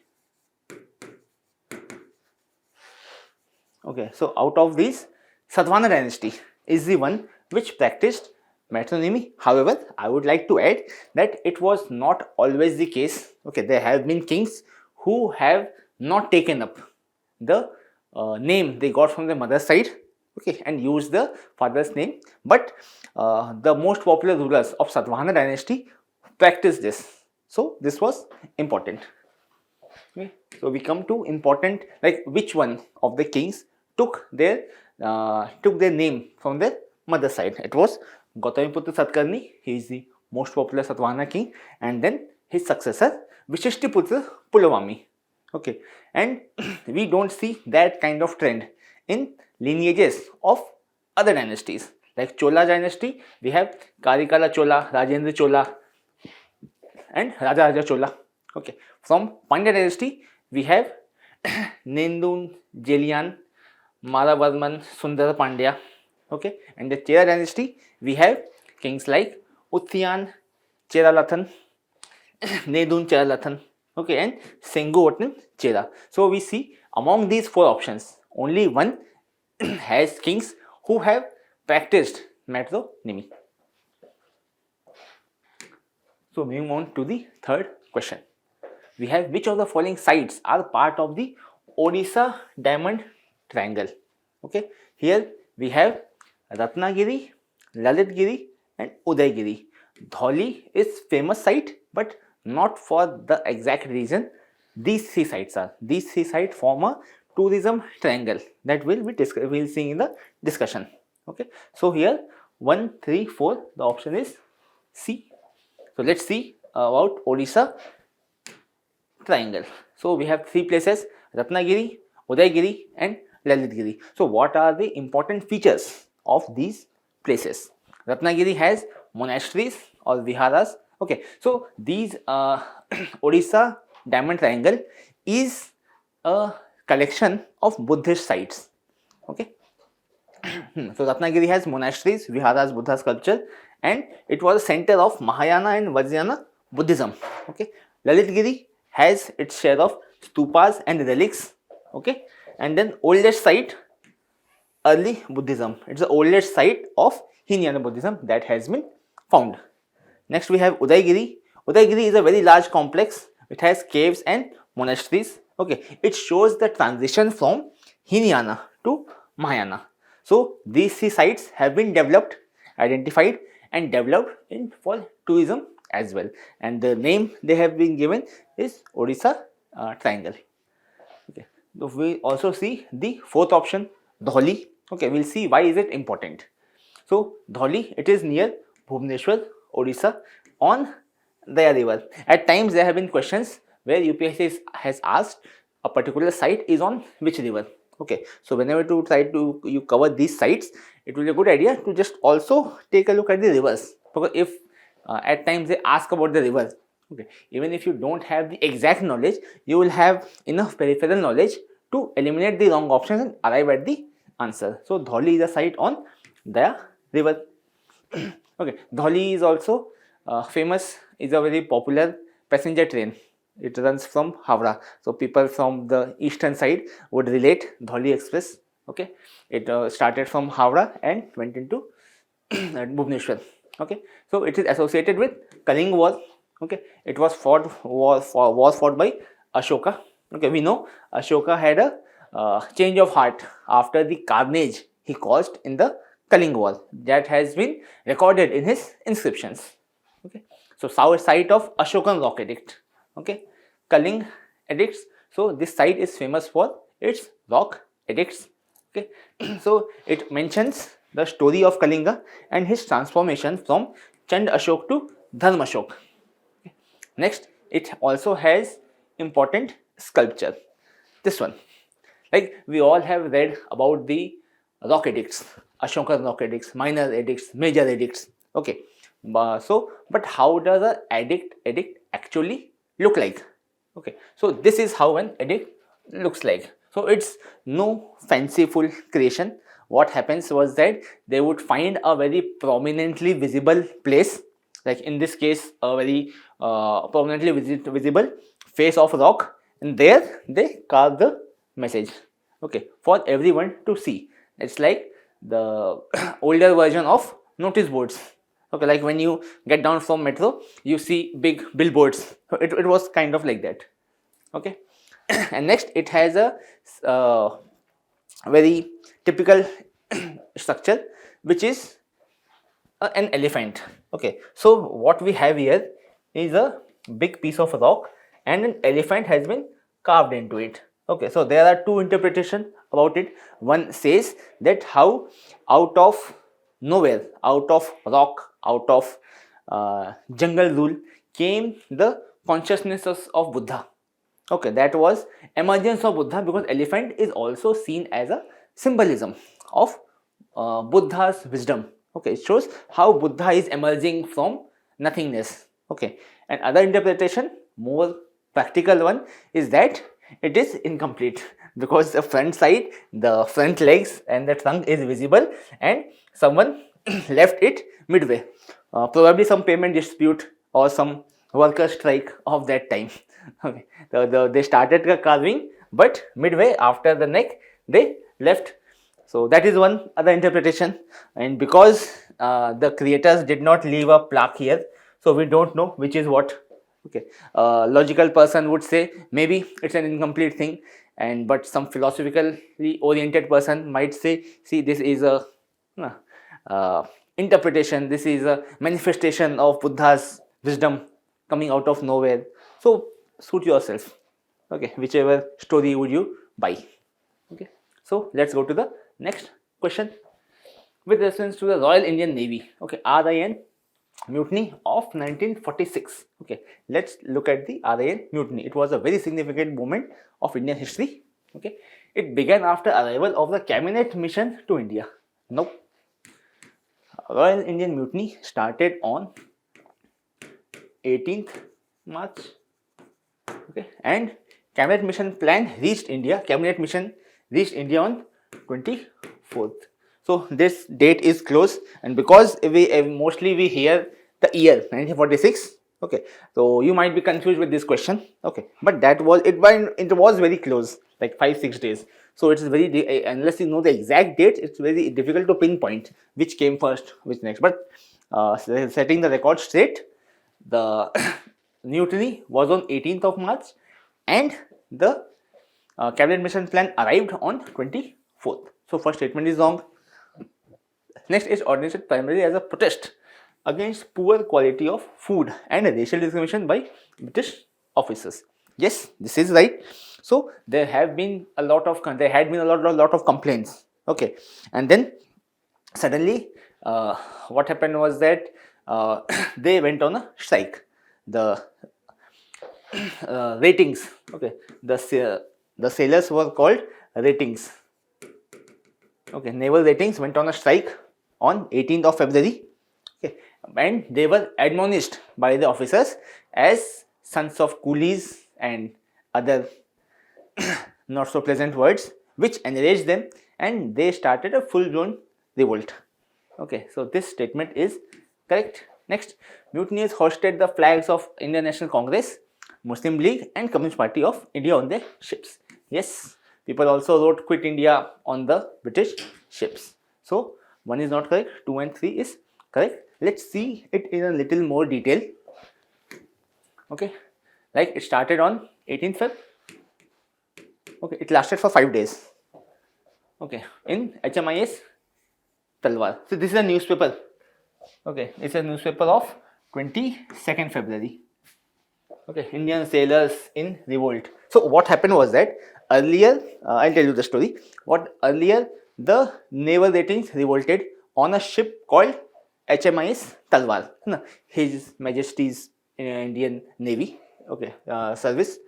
So Imperial Service, His Majesty's Imperial Service ship HMIS Talwar, they revolted, but the first response was military response, like they pressed in army to control them, and there was gunfight between them, okay.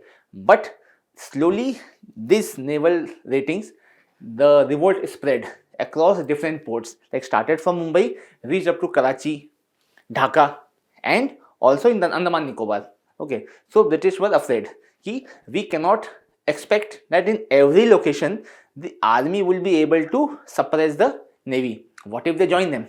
Okay, and revolt of 1857, British were able to suppress the revolt only because of loyalty of the army. Yes, reinforcements did come, but they were not in so great numbers that they could have overwhelmed them. It was support of the army in their colonial army, okay, that helped them. So now they knew if the army does not support them, they won't be able to do it. So they started with the military force, but later they also reached out to Congress and Muslim League saying, ask them to stand down. Okay, and the leaders had the wisdom. The leaders of Congress and Muslim League both kind of talked them into it. He stopped the revolution. Okay, we don't need this at this point of our independence. Okay, so one more thing that students ask is, why is it not so popular? Like, we celebrate and glorify the 1857 revolt, but we talk about 1946 with bated breath.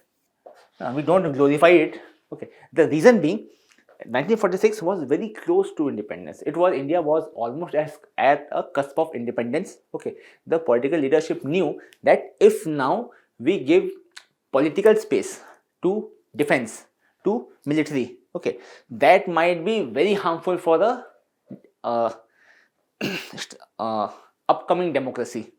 Okay, a very nascent country. Okay, so they, and to their credit, the leaders of the soldiers who led this movement also understood what the demands of the political leadership and put their flags down. Okay, and joined and went back to the barracks, because we have seen this in our neighbors. Okay, like every country has an army. In Pakistan, the army has a country.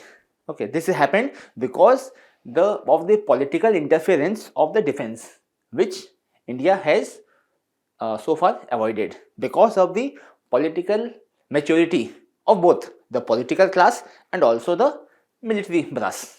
Okay, so that was about RAN mutiny. Okay, this is as much depth they might go into. Okay, UPSC will not go much deeper into it. You need to know the story, like what happened, how it was suppressed, okay, and why. Okay, what was the impact of it? Okay. Okay, next question. With reference to Swadeshi and boycott movements, okay, in the modern Indian history, consider following statements. Bengal National College was established with Aurobindo Ghosh as its principal. Yes, it happened in the year 1906. It was part of the national education policy of that time. Okay, the leaders of Swadeshi boycott had come up with an idea of Indianizing the education system. Okay, so that education, the British education, was kind of a thing to enlist people in the British support. So they wanted Indianized education. Okay, so a number of colleges were started, like the technical wing, like Bengal National College was the humanities wing. The technical side was Jadavpur University. It was also started around that period. Okay, Jamia Millia Islamia was established during this phase of the national movement. No, it was established in 1920. It would be around NCM, non-cooperation movement. Okay, next we have Ganpati Festival and Shivaji Festival were organized to mobilize public participation in the nationalist movement. Okay, see, had the question been started, then this statement would have been wrong. Okay, Ganpati Shivaji Festival started around 1893. Okay, and Ganpati Festival 1895. Okay, so Bal Gangadhar Tilak used these festivals as a political platform. Like, he would organize a festival, the British would see that it's a religious procession, but he made a political platform out of it. Okay, so it was his idea of getting people active into politics. Okay, because the state knew, the government thought it's a religious event, so it did not mind if it was a huge gathering, but their political speeches were given. Okay, so it was his idea of imbibing political activism into masses. So he had started doing it in 1893, 1895, okay, and he continued it in the Swadeshi boycott movement. He was one of the leaders and he used these platforms very effectively. So here in the question, had the question been he started, so that question would have been wrong. He had started earlier, but now he used. So yes, this statement is correct. The option is 1 and 3 only. Okay. Next, which of the following was not a constituent element of Kautilya's Saptang theory of state? See, it was a kind of very specific question, but as UPSC has a habit of drawing straight from NCRTs, the new NCRTs mentioned it. Okay, so we have put it here. So let's see what is the Saptang theory. Then we'll understand what are the options here and which one is the wrong option. So Saptang theory of Kautilya says that for a state to survive, for a state to prosper, there needs to be 7 parts, 7 angs. Okay, one is Swami. Swami means head of the state, king. At that time that was a king, now it's head of the state.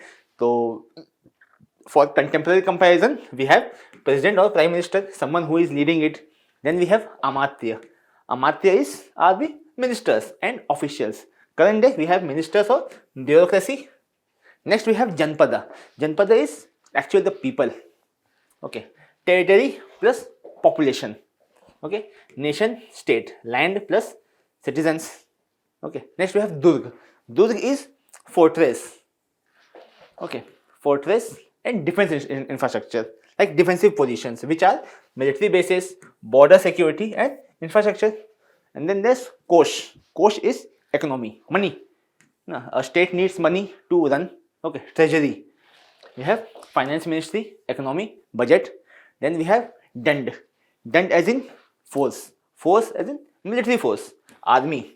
Okay, you cannot have just very ideological ideas. Okay, but you have to should have a force to enforce those ideas as well. So that is the force.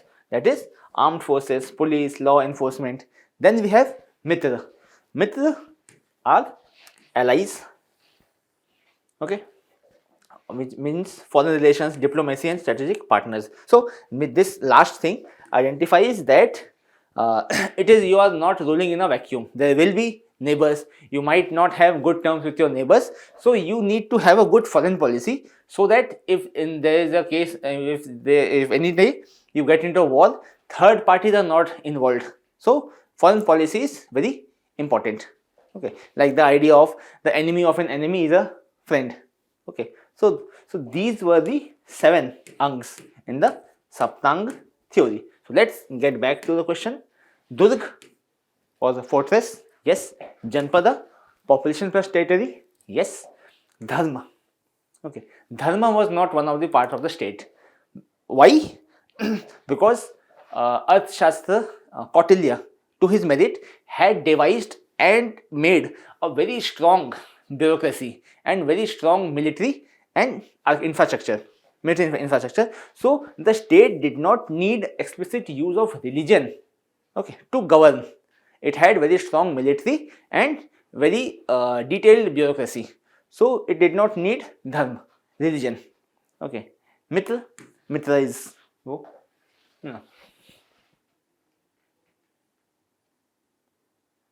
So here the option is C.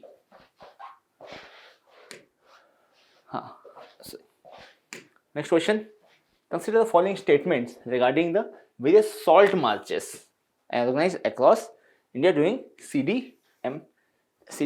We have 3 movements. Okay, like we don't need a lot, like overall 4 you can study. Swadeshi boycott 1905-1906, NCM non-cooperation motion, no movement 2022, CDM 30-34 and Quit India movement 42. So these 4 movements you have to prepare in great detail, because UPSC has been repeatedly asking them. Okay, so we see what were the events which were taking place. Okay, see, Raja Gopalachari led a march from Tiruchirappalli to Vedaranyam in Tamil Nadu. Yes, Rajaji was a leader in Tamil Nadu Pradesh Congress. Okay, next K. Kelappan, okay, led a march from Calicut to Payannur. in Malabar region. So K. Kelappan was a leader in Malabar Congress. Okay, and then we have non-violent raid on Dharsana salt works was led by Sarojini Naidu, Imam Sahab and Manilal Gandhi. This statement is also correct. Okay, so Dharsana salt lake, it was popularized because of an American journalist called Webb Miller. So to the bad luck of the British, when this Dharsana salt raid was happening, an American journalist happened to be there and he witnessed what was happening. So he described in his writings that people of following the Satyagraha, okay, were marching in groups, like 5-10 people will stand up near the gates.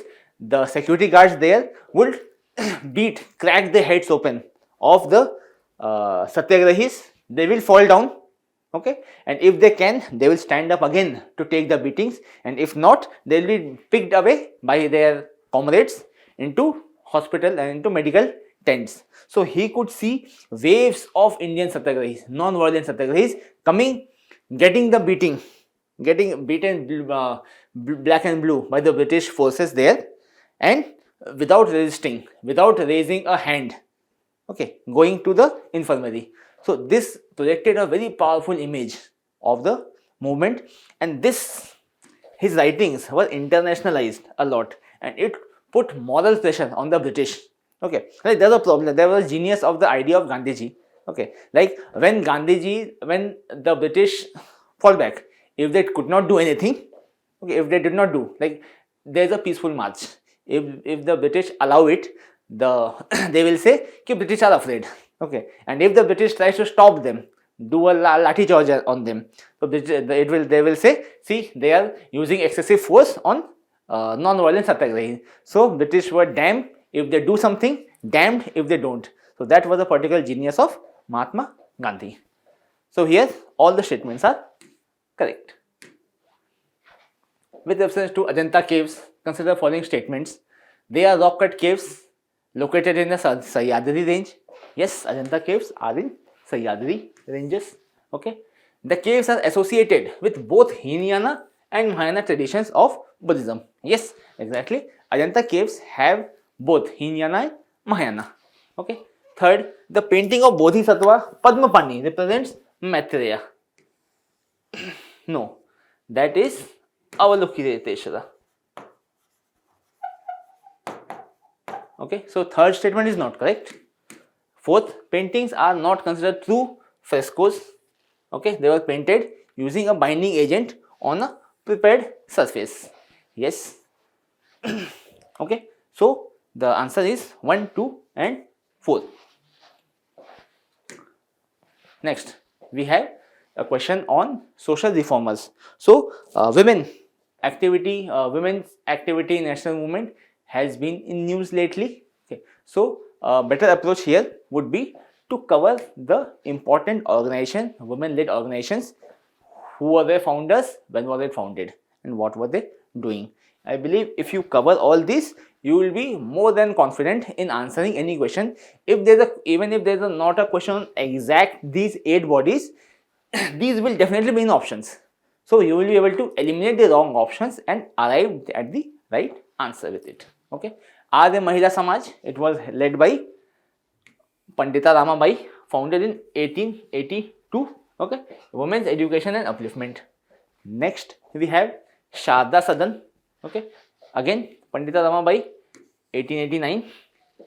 It was focused on shelter and education for widows. Okay, so one was general upliftment and next was widows welfare.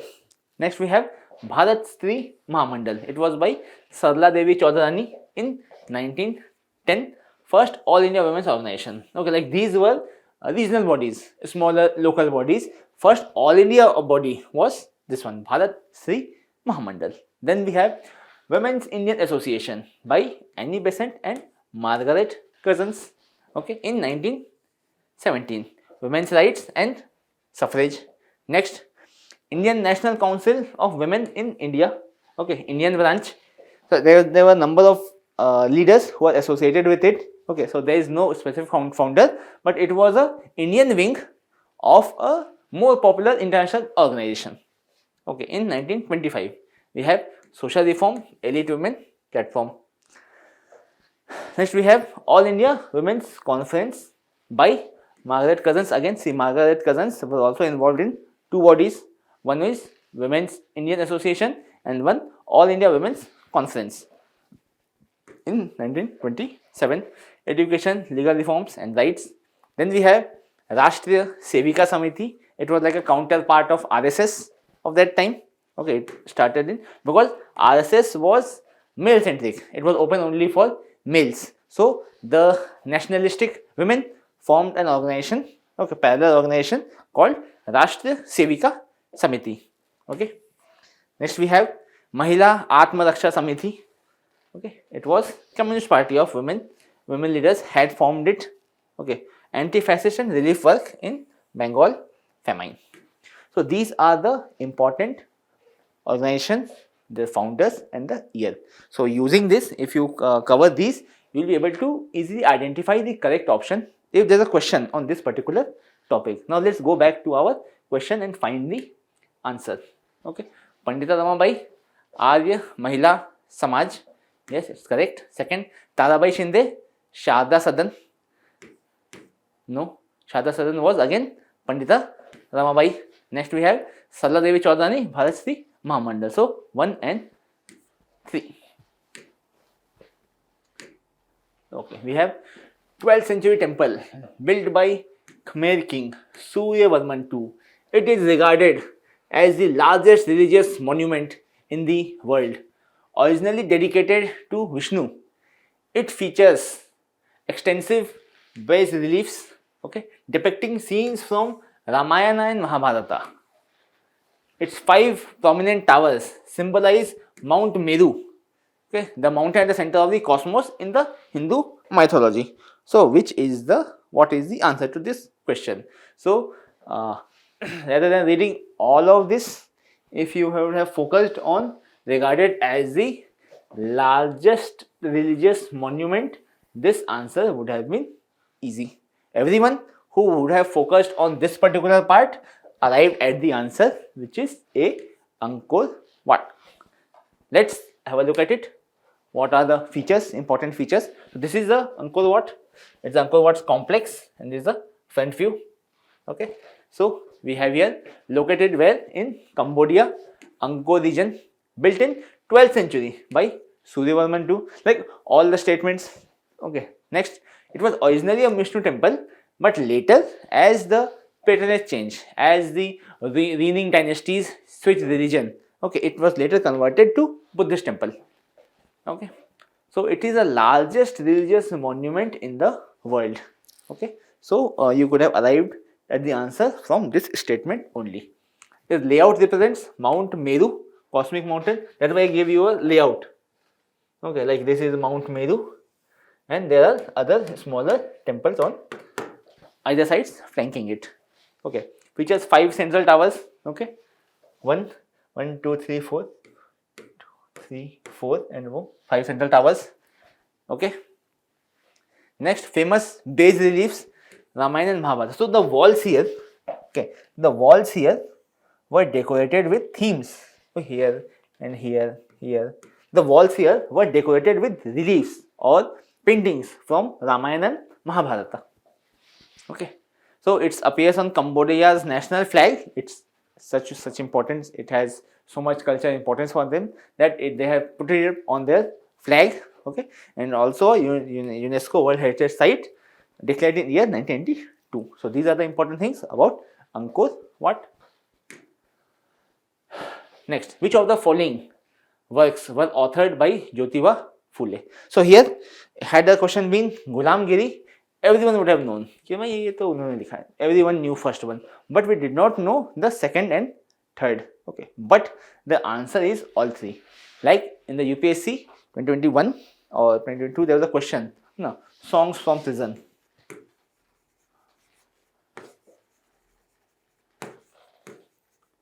Songs from prison. Okay, this was a question, and no one knew about this book. And it was very reclusive one, not very popular book. But the author is very popular. Okay, like people were confused ki kaun hoga, who it might be. Some said Sarojini Naidu, some says someone else, but it was one of the less popular books of Mahatma Gandhi. Okay, so UPSC has been asking this. Okay, a popular author and their less popular books. So this is a question based on that particular format. We all know Ghulam Giri, it's a very famous book, but he has also authored a couple of more books. The answer here is D. Let's see what is in those books. Ghulam Giri, written in 1873. Okay, it was on anti-caste. Okay, critique of caste system. Okay, compared Indian lower caste with black slaves, inspired by anti-slavery movement. Okay, so it drew a comparison between the lower caste and the slaves in US. Next we have Shet Karyata Asud. Okay, year 1881. It talks about agrarian issues. Okay, highlights exploitation of peasants, criticizes zamindars, moneylenders and British policies. Okay, next third book is Sarvajanik Satya Dharm Pustak. It was book on social reform, advocates universal religion based on truth, equality, rejects caste and ritual. So it was kind of his ideas and philosophies for society, how a society should be. Okay, so these three books all written by Jyotiba Phule. Next we have the Junagadh inscription, Nanaghat inscription and Besnag inscription. So here is a question on the important inscriptions. Okay, so Junagadh inscription, it's by associated with Rudradaman. Okay, talks about first royal inscription of early India composed in Chest Sanskrit. This statement is correct. Next is Nanaghat inscription by Naganika. Use of early numerals. Okay, again the new NCRTs, new as in 2025 NCRTs. Okay, like we what we know about old and new NCRTs is the old ones are from 80s, new ones were from 2005. Okay, and the new ones have come out in last year. Okay, so this is specific information given there that Naganika inscription, Nanaghat inscription has numerals. So that shows that we have been using it for a long time. Okay, the reason there is to claim that India is the one which came with the numeral system, decimal system like 1, 2, 10 and so on. Because this number system is called Arabic numerals. Okay, it's called Arabic numerals because it was the Arabs who took it to Europe. Okay, but Arabs did not claim it. Okay, Arabs said that we came to know about it from Indian texts, Indian mathematical text of that time. Okay, so it was invented by India, started in India, and because Arab was a trading community, Arabs were trading between India East and West, they took India's knowledge West, and so because it was brought by them, so the Europeans called it Arabic numerals, but actually it was Indian numerals. So this inscription is government NCRT cites this inscription to set the record straight, saying we are the ones who did it. Okay, Besnag inscription by Chandragupta II. No, it was from Heliodorus. Reference to early Vaishnavism. Yes, Heliodorus said that the king was follower of Vaishnavism. So the answer here is 1 and 2. Let's look at the other prominent inscriptions. Okay, Junagadh inscription by Rudradaman I. First major inscription in Chest Sanskrit, Sudarshan Lake repair. It talks about how the state, the local governor had repaired the Sudarshan Lake. Next we have Nanaghat inscription by Naganika. Okay, Satvahana genealogy. We know about the Satvahana genealogy from here, this particular inscription and early numerals. Then there is Besnagar inscription by Heliodorus. Okay, evidence of early Vaishnavism. Okay, next we have Aihole inscription. Aihole inscription is in Aihole.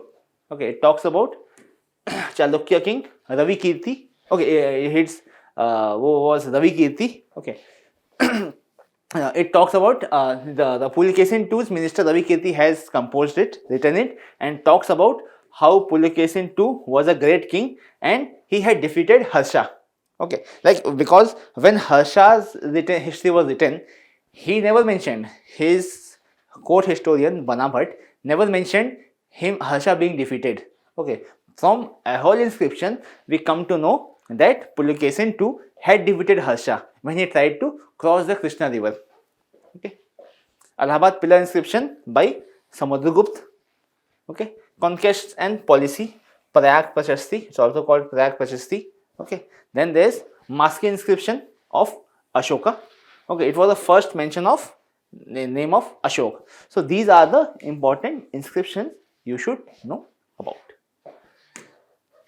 Next, following a prolonged famine around the late 4th century BC, a prominent Jain teacher along with Chandragupta Maurya, okay, migrated to Shravanbelagola in Karnataka. This event is associated with the early divergence with Jainism into sky-clad and white-clad. So, as the story goes, the answer here is C. Bhadrabahu. So, the story goes that in the 4th century BC, there was a famine in Magad in northern India. So, a popular teacher, Bhadrabahu, okay, along with his disciple, moved southwards, came to Shravanbelagola in Karnataka. He was accompanied by the king, okay, after retiring from the throne. Okay, Chandragupta Maurya converted to Jainism and moved south, and there he around in the Shravanbelagola he performed Sallekna. Okay, so these people, Bhadrabahu, took his followers down south and propagated the religion in the trade routes there. And then when he went back, okay, after a decade or so, he found that the people, okay, Stulabhadra, there were two people, Stulabhadra in north, Bhadrabahu in south. Okay. So, so one important feature was being sky-clad or Digambar. Dig is sky. Okay. So the Jains did not wear clothes. Okay, as representing the purity of the soul. Okay, we are so pure, we had nothing to hide. That was kind of philosophy. So they used to follow it. And when people from north came to south, okay, they were following it, and for many years, and then when they went back, they were still following. But meanwhile, what happened? Stulabhadra and his disciple started wearing white clothes. Means Shwet Ambar, means covering themselves in white. Shwet Ambar. So then Bhadrabahu, when came back to Magad, he saw all his brethren wearing white or clad in white. He was like, what is happening? Didn't we agree on this? Okay. So what happened was that, so later it also caused division. Then the Jains were divided into Digambar and Shwetambar. Okay. But one thing people talk about is like in history we just need not have an pin on facts. Like Bhadrabahu came here, Stulabhadra was there, and Stulabhadra started wearing clothes, and his followers started wearing clothes. But we also see why is what it was happening. So after the famine receded, okay, it was seen the rule of not wearing clothes, okay, did not appease people. It was very difficult to appease someone into following your religion if you are following it in so strict ways. Okay, so in order to kind of simplify and increase the popularity of the religion, he diluted this particular rule. Okay, and it can be seen that it was because of this reason that Jainism kind of survived in at least in good numbers. Yes, the numbers are not as good as Buddhism, but still there is. Okay, so because if you have very strict rules, okay, it will be very difficult for people to follow, because it's one thing to be born into religion, okay, it's another to adopt it. If you have to make your religion good enough that other people are adopting, you have to make it more flexible, more enticing. Okay, so to bring down the difficulty level, okay, so he kind of changed this rule to popularize the religion. So the logic fact aside, the story remains that Bhadrabahu had come to India, come to south, and Stulabhadra had remained in north. Let's go to next question. Okay, we have archaeological sites. Okay, Adi Channadur is not in Andhra, it is in Tamil Nadu. Okay, Rakhigadi, okay, Rakhigadi is in Haryana, an inscription comprising 10 large side signs of Harappan script. So these two columns are right, but this is wrong. But because here the site is Dholavira. Okay, so 2 is wrong. And third, Champaner, Gujarat, UNESCO, inside Pavagadh Archaeological Park. This statement is correct. So here option is only 1. 68. After which of the following historical events did Mahatma Gandhi take a solemn vow that he would never return to the Sabarmati ashram until India achieved Swaraj? Okay, calling of the NCM. Okay, so if you know the timeline of events, okay, you can kind of guess it. Okay, calling of NCM, it happened in 1922. Commencement of historical Dandi March. Okay, so Dandi March was from Sabarmati to Dandi Dandi. Coming to next question. After which of the following historical events did Mahatma Gandhi take a solemn vow that he would never return to the Sabarmati ashram until India had achieved Swaraj? Okay, the answer here is B. So as the story goes, Gandhiji, in his optimism, okay, he was a very optimistic person. He was of the opinion, like he had also promised it in the NCM. During the start of NCM, when it was started in 1920 August, he had promised that you follow whatever I say, I will give you independence in 1 year. Okay, so people are very enthusiastic. ये चलो कर देंगे जो करना है, जो भी बोलेंगे करेंगे, ठीक है. But 20 like time passed from 20. It became 21, and from 21 to 22, and by that time when he started, when people started getting restless, okay, like Chori Chora incident, okay, it was the end of NCM. So many leaders thought it as a strength of the movement, like people are getting so charged up that they are willing to burn down police stations. But Gandhiji saw it as a desperate attempt, an attempt of an manifestation of frustration. Okay, so he called off NCM. Same happened in NCM, non-cooperation movement. Gandhiji was like, चलो आजाद करी के वापस आएंगे. So he made a vow, I am walking from Sabarmati to Dandi, okay, and until we get independence, I will not come back to Sabarmati ashram. Okay, so he started from there, 31st March. Okay, he started from there towards Dandi. Okay, he started Dandi March, but what happened was that the independence took a little more time than his expectations. Okay, so but after the calling of CDM, okay, he needed a place to get back to. Okay, so then he came to Wardha ashram. Okay, Gandhiji lived much of his time after Sabarmati ashram in Wardha ashram. Okay, so these are all the questions of history. Okay, I hope you got most of them right, and if the ones who you did not get it right, kindly make notes of all of these questions. Thank you. Hello and warm regards from Next Rise team. Welcome to the discussion for ANUBHAV test number 4. Myself Ajay Singh Yalawat, and I am going to take the geography part of the ANUBHAV test paper 4 discussion. So let's start with the discussion. The firstly we are going to see the answer key. So you can note down the answer key, and from there you can check which answers are right and which are wrong. Now आते हैं पहले question पे.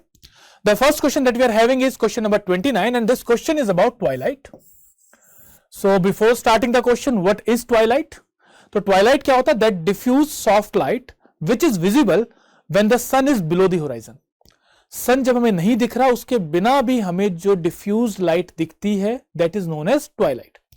So this kind of phenomena जो हम evening में देखते हैं कि we are not able to see the sun but still there is light, this is known as twilight. Even morning के टाइम भी हम देखते हैं कि before the rise of the sun, पहले ही अंधेरा कम हो चुका है या छट चुका है, उसे हम बोलते हैं उस फेज को हम कहते हैं twilight. So twilight is happening twice. एक हो रही है सुबह के टाइम पे, एक हो रही है शाम के टाइम पे. The twilight which is in the morning is known as dawn, and which is in the evening is known as dusk. तो एक चीज हमें ये पता होनी चाहिए. Second, why this phenomenon is happening? That before the sun rises, why we are able to see the light?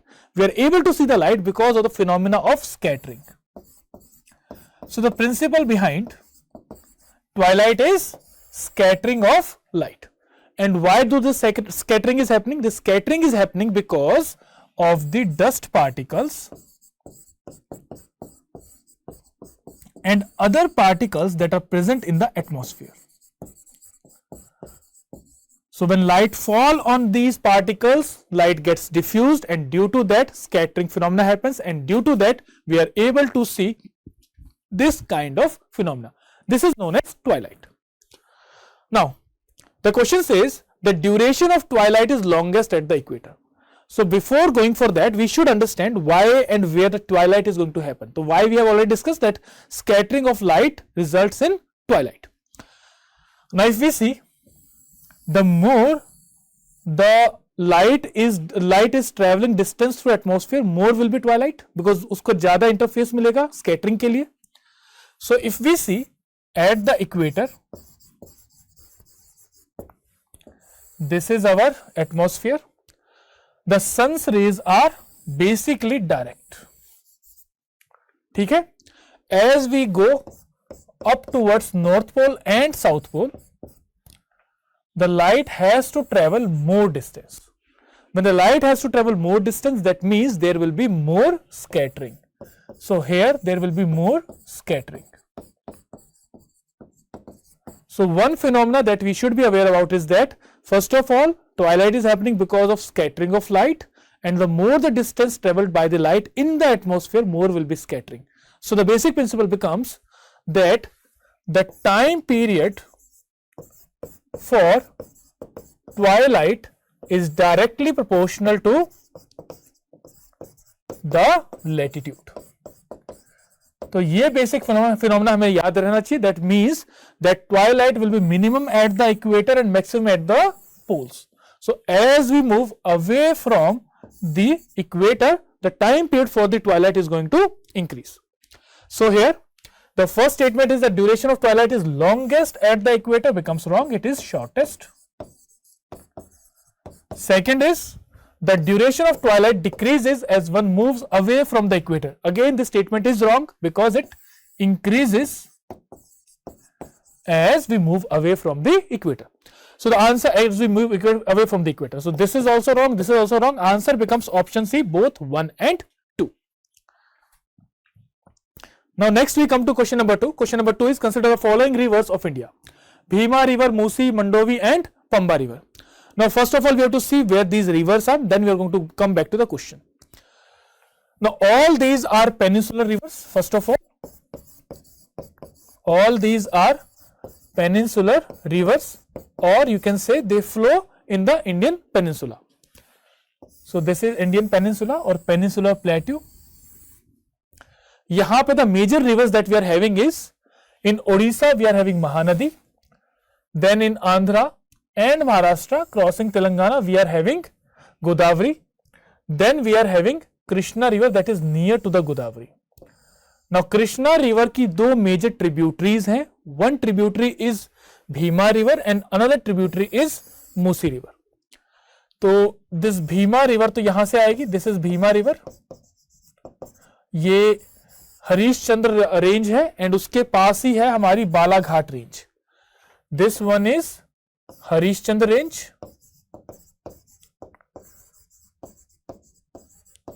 और उसी के नीचे हमारी है बालाघाट रेंज. उसके पास से निकलती है भीमा रिवर, नीचे की तरफ से निकलती है Krishna river.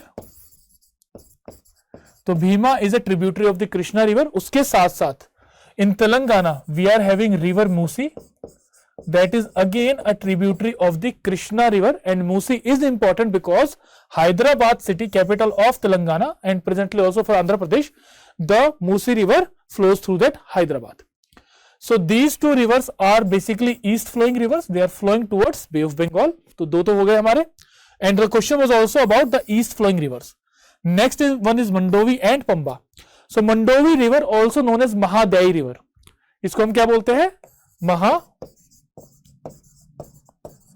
Mahadayi river. This is the lifeline for Goa. ये important है. This is the only river, the lifeline for Goa. So this river is flowing from Western Ghats towards the west. So this is our Mandovi river.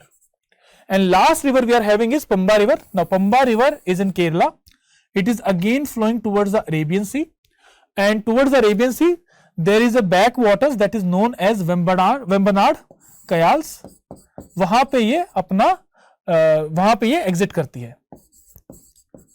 So we are having Vembanad Canals here where it exits into Arabian Sea. So Mandovi and Pamba river both are west flowing rivers. So the question was about how many of the above are east flowing rivers. So we are having only two, that is Bhima and Musi, and both are the tributaries of Krishna river. Now the question from my side is, what are the other tributaries of Krishna river that you have to see in the atlas and you have to note them down. Let's move to next question. Next question is, consider the following water bodies: Persian Gulf, Gulf of Oman, Red Sea and Black Sea. How many of the water bodies given above have direct maritime access? Now the keyword here is direct maritime access to the Arabian Sea. So if we see Arabian Sea कहाँ पर है हमारा? This is India and यहाँ पे है हमारा Arabian Sea. This is Africa, this is Arabian Peninsula, यहाँ पे ईरान है, यहाँ पाकिस्तान है, this is India and this is Arabian Sea. ठीक है. Now first one is Persian Gulf. तो ये वाला जो रीजन है, this white one is the Persian Gulf. तो ये हो जाएगा हमारा Persian Gulf. Second है Gulf of Oman. Now Gulf of Oman will be this one. यहाँ पे रहेगा Gulf of Oman. तो ये हो जाएगा हमारा Gulf of Oman. Third one is Red Sea. Red Sea हमारा यहाँ पे है. And last one is Black Sea. Black Sea ऊपर की तरफ है. That is being surrounded by the Russia and Ukraine के उधर जो है. So if we see, the question is कि direct maritime access. तो Black Sea को तो हम लोग eliminate कर सकते हैं directly. Black Sea can be directly eliminated. उसका कोई direct maritime route नहीं है. The question is Persian Gulf, Gulf of Oman and Red Sea. Now if we see Persian Gulf को Arabian Sea में जाने के लिए, या if one person is there in the Persian Gulf and he wants to go to Arabian Sea, he has to pass through Strait of Hormuz and then he has to pass through Gulf of Oman. So that's why this also becomes wrong. Persian Gulf although is having a maritime access, but that maritime access is not direct one. Question यहाँ पे direct पूछा गया आपसे, तो don't mistake it. वो this option is going to attract you, but be aware Persian Gulf के बाद आता है Strait of Hormuz, और Strait of Hormuz के बाद आएगा Gulf of Oman. तो Gulf of Oman कनेक्ट करता है Arabian Sea और Persian Gulf को. तो here Persian Gulf, यहाँ पे हमारे पास Gulf of Oman है, और उसके बाद we are having Arabian Sea. Similarly Red Sea के लिए Red Sea is between Africa and the Arabian Peninsula. उसके बाद यहाँ पे we are having एक स्टेट हमारे पास बब अल मंडेब, और बब अल मंडेब के पास हमारे पास है गल्फ ऑफ एडन. यहां पे we are having Gulf of Aden. तो again Gulf of Aden connects Arabian Sea with the Red Sea. तो Red Sea is also not having a direct access और direct contact with the Arabian Sea. So this also becomes wrong. So answer is option second option, that is Gulf of Oman. So answer becomes option A, that is only one. If we see on the map, if map पे देखो इसको, this is Persian Gulf. ये वाला जो reason है हमारा, ये है Persian Gulf. यहां पे है Gulf of Oman. उसके बाद this is Red Sea. यहां पे है Gulf of Aden. ये है Strait of Hormuz. Strait of Hormuz is between Iran and which other country? You have to tell me. यहां पे ऊपर की तरफ तो ईरान है, नीचे की तरफ कौन सी country? You have to tell me. Then next is this is Bab al Mandeb, जो यहां पे एक स्टेट बनेगा. ब्लैक सी यहां पे है, तो ब्लैक सी का डायरेक्ट कांटेक्ट भी नहीं है मेडिटेरियन सी के साथ, वो भी यहां से जाता है. ठीक है. So the Black Sea is not having direct contact with Arabian Sea, उसको तो एलिमिनेट कर ही सकते हैं, बाकियों का भी डायरेक्ट नहीं रहेगा. Now next is consider the following statement regarding the major climatic regions of the world. The Mediterranean climate is characterized by dry summers and the wet winters. So we know about the Mediterranean climate. उसके लिए one popular saying is that this climate is in the shifting wind belts. कहाँ पे है ये? Shifting wind belts के अंदर है. So for Mediterranean climate, the term that we use is, it is the climatic region under the shifting wind belts. Now shifting wind belts का मतलब क्या है कि एक टाइम पे it will be under the north east trade winds, दूसरे time पे it will be under the westerlies, तो हम उसको भी डिस्कस करेंगे अभी। दूसरा मेडिटेरियन क्लाइमेट हमें कहां मिलेगा 30 to 45 degree north and south latitude के बैंड के अंदर। तो in the band of 30 to 45 degree latitude we find the Mediterranean climate and it is on the western margins. ये कहां पे मिलेगा हमें? It is on the western margins.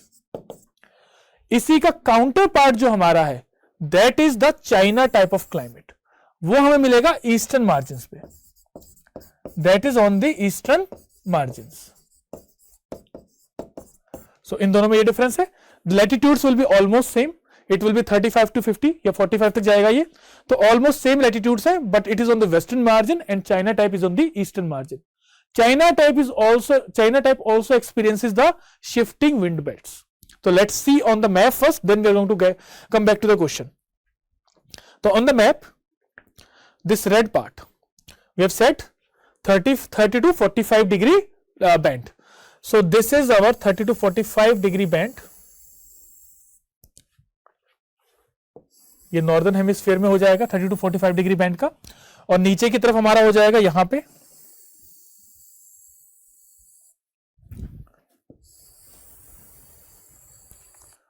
So मोटा मोटा this is 30 degree north, this is 45 degree north, this is 30 degree south and this is 45 degree south.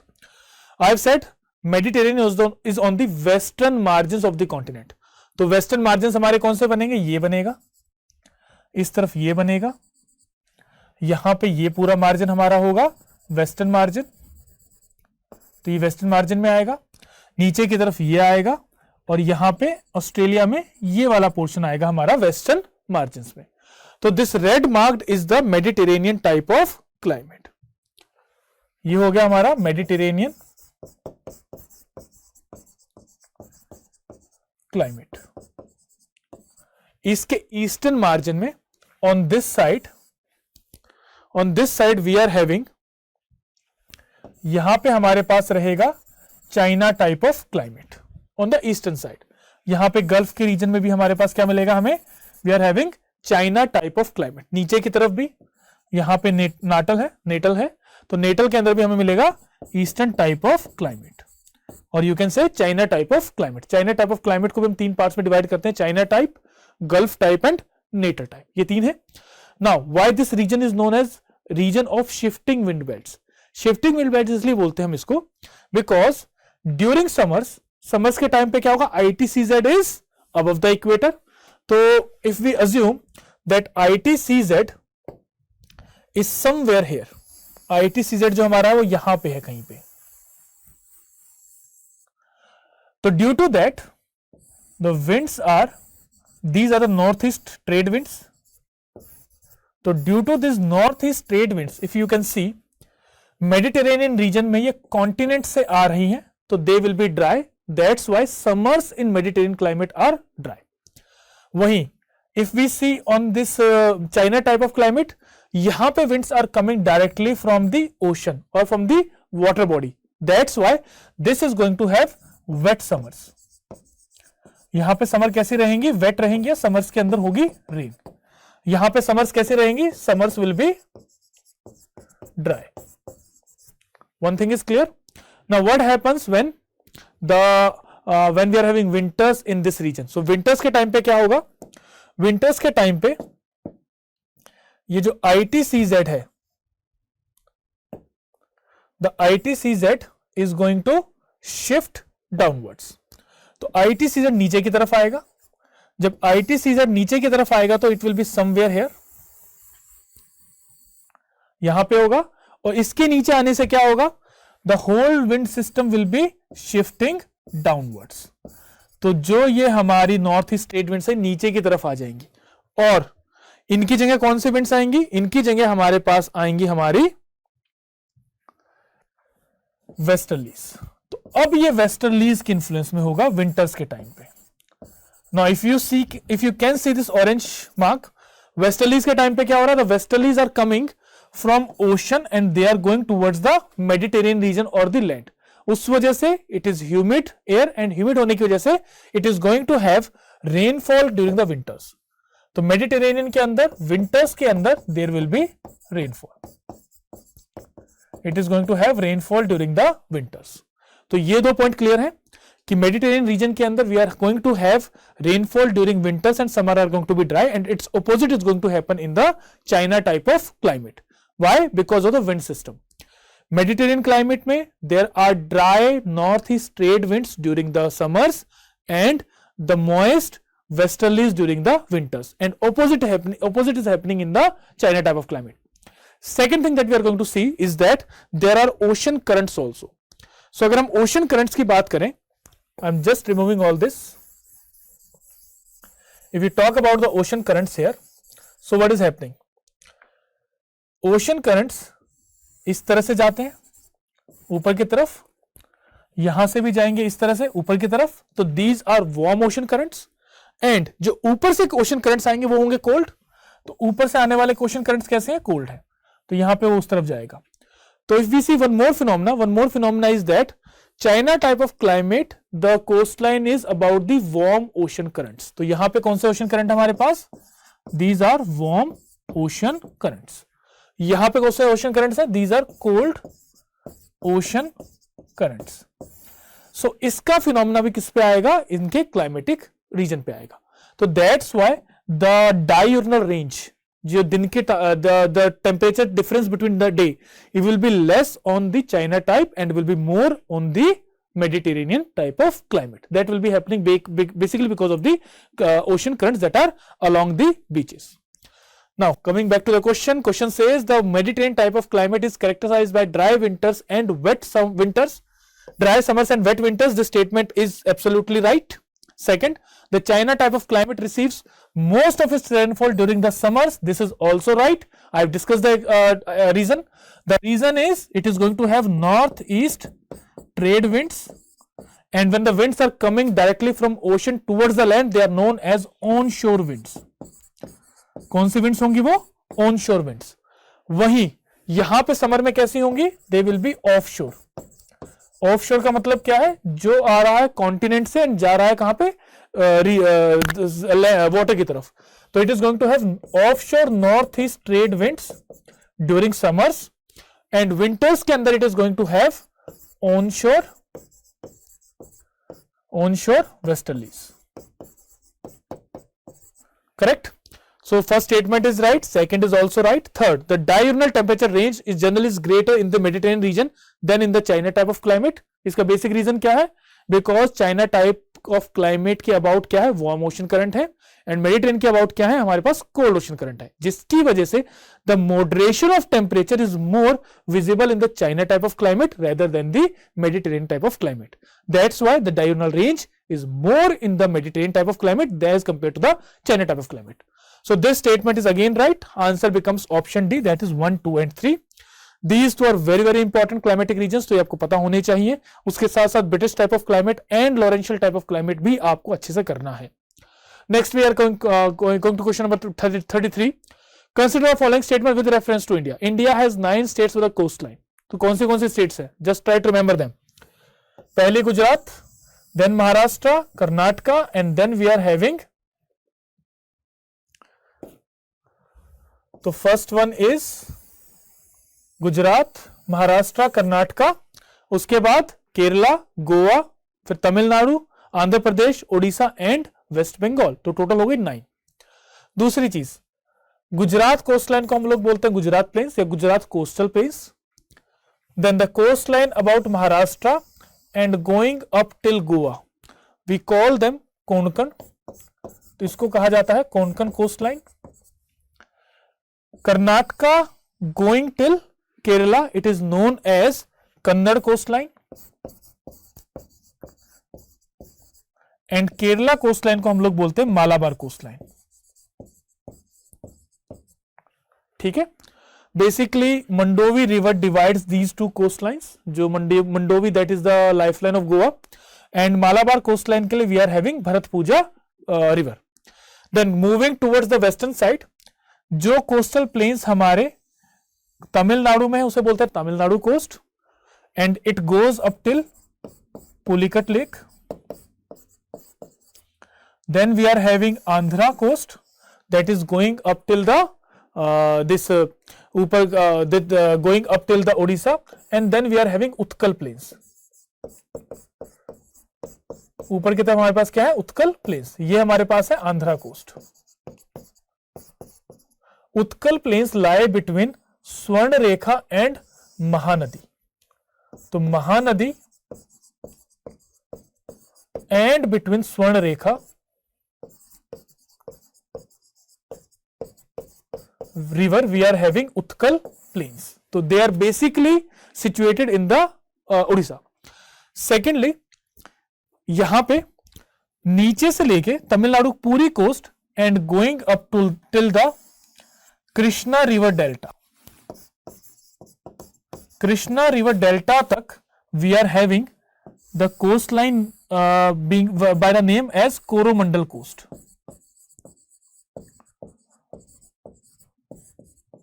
तो Coromandel coast के अंदर we are having Tamil Nadu coast as well as some part of the Andhra coast. तो from the base Kanyakumari से लेके up till the Krishna river delta we are having the Coromandel coast.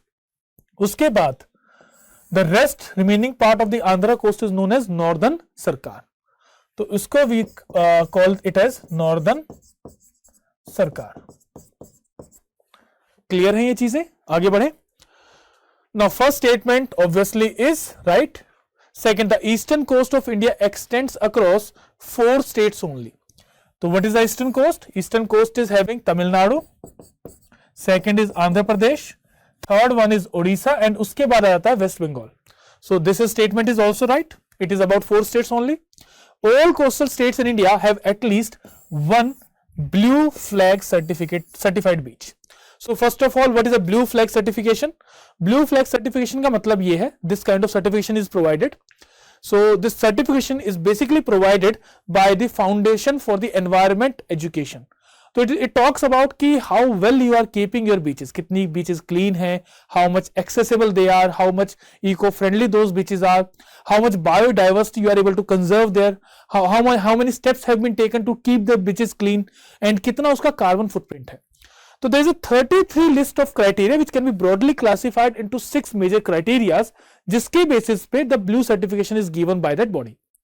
Education, information and stakeholder engagement, कि how much you are engaging, how much you are educating the people who are at the beaches or who are using the beaches. It includes the visitors also, it includes the fishermen also and other administrative bodies.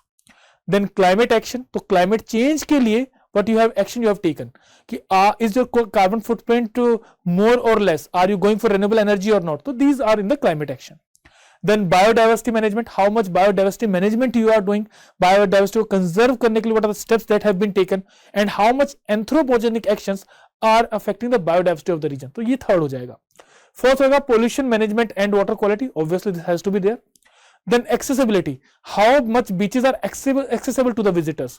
ऐसा तो नहीं है कि there is any kind of restrictions on the visit of these beaches. तो वो एक होगा. Last होगा safety and services. So how much beaches are safe, what precautions have been taken. So these are the 6 criteria based upon which the blue flag certification is given. Now if we talk about India, the most of the states have got this certification, but still Goa and on the eastern side we are having West Bengal. These two are the only states which do not have any kind of blue flag certification, and maximum certification is given to the Maharashtra. So you can just note it down. ये महाराष्ट्र की beaches है, इसका screenshot आप ले सकते हो. दमन दीव को भी मिला सर्टिफिकेशन. जो शिवराजपुर बीच है of Gujarat, that has got the certification. Then Kasargod beaches of the this Karnataka, Lakshadweep, then Kappad beach of Kerala, Kovalam beach of Tamil Nadu, Eden beach of Puducherry, Rushikonda beach of Andhra Pradesh, then Golden beach of Odisha, and here we are having Radhanagar beach of the Andaman and Nicobar. So iska screenshot aap le sakte ho. These are the beaches which are having the certification, and maximum certification is given to the beaches of the Maharashtra. चलो आगे बढ़ते हैं. So the answer is all the coastal states in India have at least one blue flag certification. This statement is wrong because Goa and West Bengal is not having any kind of certification. So the answer becomes option 1 and 2 only, that is option A. Third statement is wrong here. Question number 34 talks about Mahadev Hills, then Aravali's and about the Kaimur range. तो एक बार इसको देख लेते हैं ये है कहां पे, then we are going to move back to the question. So all these three are part of the peninsular plateau. तो peninsular plateau में क्या क्या आता है? Peninsular plateau includes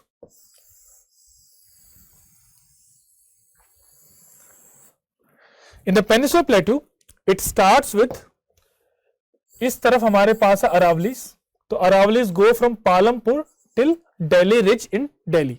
तो नीचे वाला पॉइंट है पालमपुर, ऊपर वाला पॉइंट क्या है? That is the Delhi ridge. उसके बाद we are having two plateaus here and उन प्लेट्यूज को मार्क करती है हमारी विंध्यान रेंज. तो ये होंगे विंध्यास और विंध्यास की ही एक्सटेंशन है काइमूर. तो this is Kaimur range. This plateau, this is known as Mewar plateau and नीचे की तरफ जो है इसे बोलते हैं मालवा प्लेट्यू. एंड इन दोनों प्लेट्यूज के बीच में we are having the Chambal river. तो Chambal river basically separating these two plateaus. On the west of the Chambal river we are having Mewar and on the east we are having Malwa plateau. Then ऊपर की तरफ we move, तो यहां पे हमारे पास है बुंदेलखंड, तो ये हो गया बुंदेलखंड. नीचे की तरफ है बघेलखंड, ये हमारा हो गया Baghelkhand. Then here we are having Satpuras. Satpuras के बाद we are having Mahadev hills and border of this Madhya Pradesh and Chhattisgarh we are having Maikal hills. So this is Maikal, this is Mahadev and this is Satpura. ये तो हमें पता ही है that this is our western Ghat. Here Nilgiris, Cardamom hills, Anaimalai hills and Cardamom hills नीचे की तरफ, and यहाँ पे पलानी hills. Eastern घाट में we are having Shevaroy, then we are having Jawadi hills and ऊपर की तरफ Palkonda, Nallamalai, Palkonda, Velikonda, this is Velikonda, this is Nallamalai, Nallamalas and this is Palkonda. तो these hills are there. इस तरफ we are having छोटा Nagpur plateau, यहां पे हमारा है छोटा नागपुर प्लेट्यू जिसमें ऊपर की तरफ हजारीबाग प्लेट्यू, नीचे की तरफ है अवर रांची प्लेट्यू और उसी के नीचे है गरजट हिल्स जो उड़ीसा में आएंगे. So these are the major hills and plateaus and in between we are having here Karnataka plateau and नीचे की तरफ we are having Bengaluru plateau. Here we are having Harishchandra range और उसी के बाद हमारी आती है बालाघाट रेंज. तो ये है हरीशचंद्र जो हमने अभी देखी थी and this is बालाघाट. और इसी को this Bengaluru plateau, this Karnataka plateau, this is drained by the Krishna river. ऊपर की तरफ जो है रीजन वहां पे जाती है वहां पे जाती है गोदावरी रिवर. तो ये याद रखना है. तो this is the whole map that we are having. Now coming back to the question says the Mahadev hills lies west of the Maikal range. Statement right or wrong? अभी देखा था हमने. Yes it is right. ये सतपुड़ा, ये महादेव और यहाँ पे क्या है मैकाल हिल्स. और मैकाल हिल्स के अंदर ही अमरकंटक भी है जो कि ओरिजिन प्लेस है किसका? नर्मदा का और सोन रिवर का. Narmada goes towards the Arabian Sea and Son river goes towards the Ganga. It is a tributary of Ganga. So first statement is right. Second is Doshi Hills is located at the northernmost fringe of the Aravallis. Now ये थोड़ा सा typical हो जाता है आपके लिए because it was in some very important thing. So this Doshi Hills, these are basically volcanic in origin and they are basically placed in the Haryana. So this statement is right. It is in the northernmost fringe of the Aravallis. तो Aravallis जो कि Delhi ridge से लेके जाती है पालनपुर तक, तो उसके ऊपर वाले पार्ट में हमारे पास यहीं पे कौन से हिल्स है? दोशी हिल्स. तो this is Aravalli hills and यहां पे we are having Dhosi hills. They are basically placed in Haryana, Narnaul district. Then Kaimur range forms the eastern extension of the Vindhyas hills range. Yes we have discussed. ये अगर सतपुड़ा है, दिस इज अगर Mahadev and this is Maikal, तो ऊपर की तरफ हमारे कौन से हिल्स है? These are Vindhyas and Vindhyas के ऊपर वाले पार्ट में हमारे पास है Kaimur range. So all the statements are right. Answer becomes option C, all 3 are correct. आगे बढ़ते हैं. Yes, next question we are having is question number 35. It is about estuaries are more common along the western coast of India. And second, the reason the statement given is the western coast of India is submergent coast characterized by a steep gradient and a narrow continental shelf. So there are technical terms, that is what is an estuary, submergent coast. Third topic we are having is steep gradient and a continental shelf. Now this question is more or less type of assertion type of question, assertion and reason type of question. तो पहले एक बार समझते हैं कि what is submergent coast, why the western coast is submergent coast and why eastern coast is emergent coast. So in the context of India, this is our western coast. We have already seen it. जहां पे Gujarat, Maharashtra, Goa and Kerala and Karnataka are going to be there. ऊपर वाला कोंकण है, बीचे वाला क्या है हमारा कन्नड़ है, नीचे वाला है Malabar. So on the western coast, what has happened is that initially there was the whole land parcel. And in this land parcel, the western part got submerged. Western part नीचे की तरफ आ गया. When it goes down, तो क्या होगा? Any river that is flowing towards the west, तो directly वो एक speed के साथ नीचे गिरेगी. When it is going to when it is going to drop with the speed, तो the delta will not be formed because all the sediments that it is carrying, वो sediments are going to be dispersed. And they are going to be taken away by the waves. So the delta will not be formed on the western coast. Why? Because it is a submergent coast. Submergent coast होने की वजह से the sediments को जगह ही नहीं मिलती कि वो deposit हो पाए. So that's why the Narmada river, the Tapi river or the other west flowing rivers do not have extensive deltas. The opposite of this we are having on the eastern coast. Eastern coast में हमारे पास क्या है? We are having massive deltas of Godavari, massive deltas of Krishna. ऊपर की तरफ महानदी का delta है, नीचे की तरफ कावेरी का डेल्टा है. The 4 major rivers. उसके अलावा तो we are Brahmani and other rivers are also there. Now there is a lake in between them that is known as Koleru Lake. The Koleru Lake is basically a lagoon, and it is having brackish type of water. That is, it is having salty type of water, not fresh water. This Koleru Lake has been formed. Why? Because due to Godavari and Krishna, there was deposition of the delta, and the delta length started increasing. तो ये delta आगे की तरफ आता गया ऐसे की तरफ ऐसे, and एक टाइम के बाद this Koleru Lake was inside the land parcel. वो land के अंदर ही आ गया. So this whole region, जो ये नीचे वाला पूरा region है Koleru Lake के नीचे, that is the actually deposition by these two rivers, Godavari and Krishna. So we are having an emergent coast on the eastern side and a submergent coast on the western side. Emergent coast के अंदर और क्या होगा? The continental shelf here, the continental shelf here is also large. Now what is the continental shelf? In any coastal region, under the water we are having various landforms. For example, इसी region में अगर हम बात करें, now this is ocean. So the part of land that is submerged under the ocean that we commonly known as shelf or continental shelf. अब ये continental shelf एकदम से dip लेता है, उसे हम बोलते हैं continental slope. And dip लेने के बाद it meets the abyssal plain. Abyssal plain and continental shelf को join करता है continental rise. So this is the basic ocean, the base of the ocean, which looks like that. This. Now, when a river flows and it flows with the sediments, so sediments get deposited in this region, and over a period of time, it is going to start forming a delta. तो यहाँ पे delta formation हो जाता है because there is a long continental shelf. अगर continental shelf छोटा होगा तो what is going to happen? The river is going to directly drop at the ocean floor, and जिसकी वजह से sediments are going to be drawn away by the waves, or they will not be able to form a delta. So the western coast is not having delta because it is a submergent coast. Eastern coast is having delta because it is an emergent coast. The continental shelf is large here, where the sediments find place to get settle out and form a delta. तो हमें delta formation मिलेगा eastern coast पे, western coast पे नहीं मिलेगा. And second one more thing is there along with that, if a ship has to come, अगर ship को आना है तो it will be easy for the ship to reach to this point. तो यहां पे हमें on the western side we are going to find natural ports. यहां में क्या मिलेंगे? नेचुरल पोर्ट्स या नेचुरल हार्बर्स मिलेंगे. On the eastern coast situation is something like this. So if a ship has to come, she will not be able to enter to the full length. पूरी coast तक वो नहीं आ पाएगा because continental shelf is there.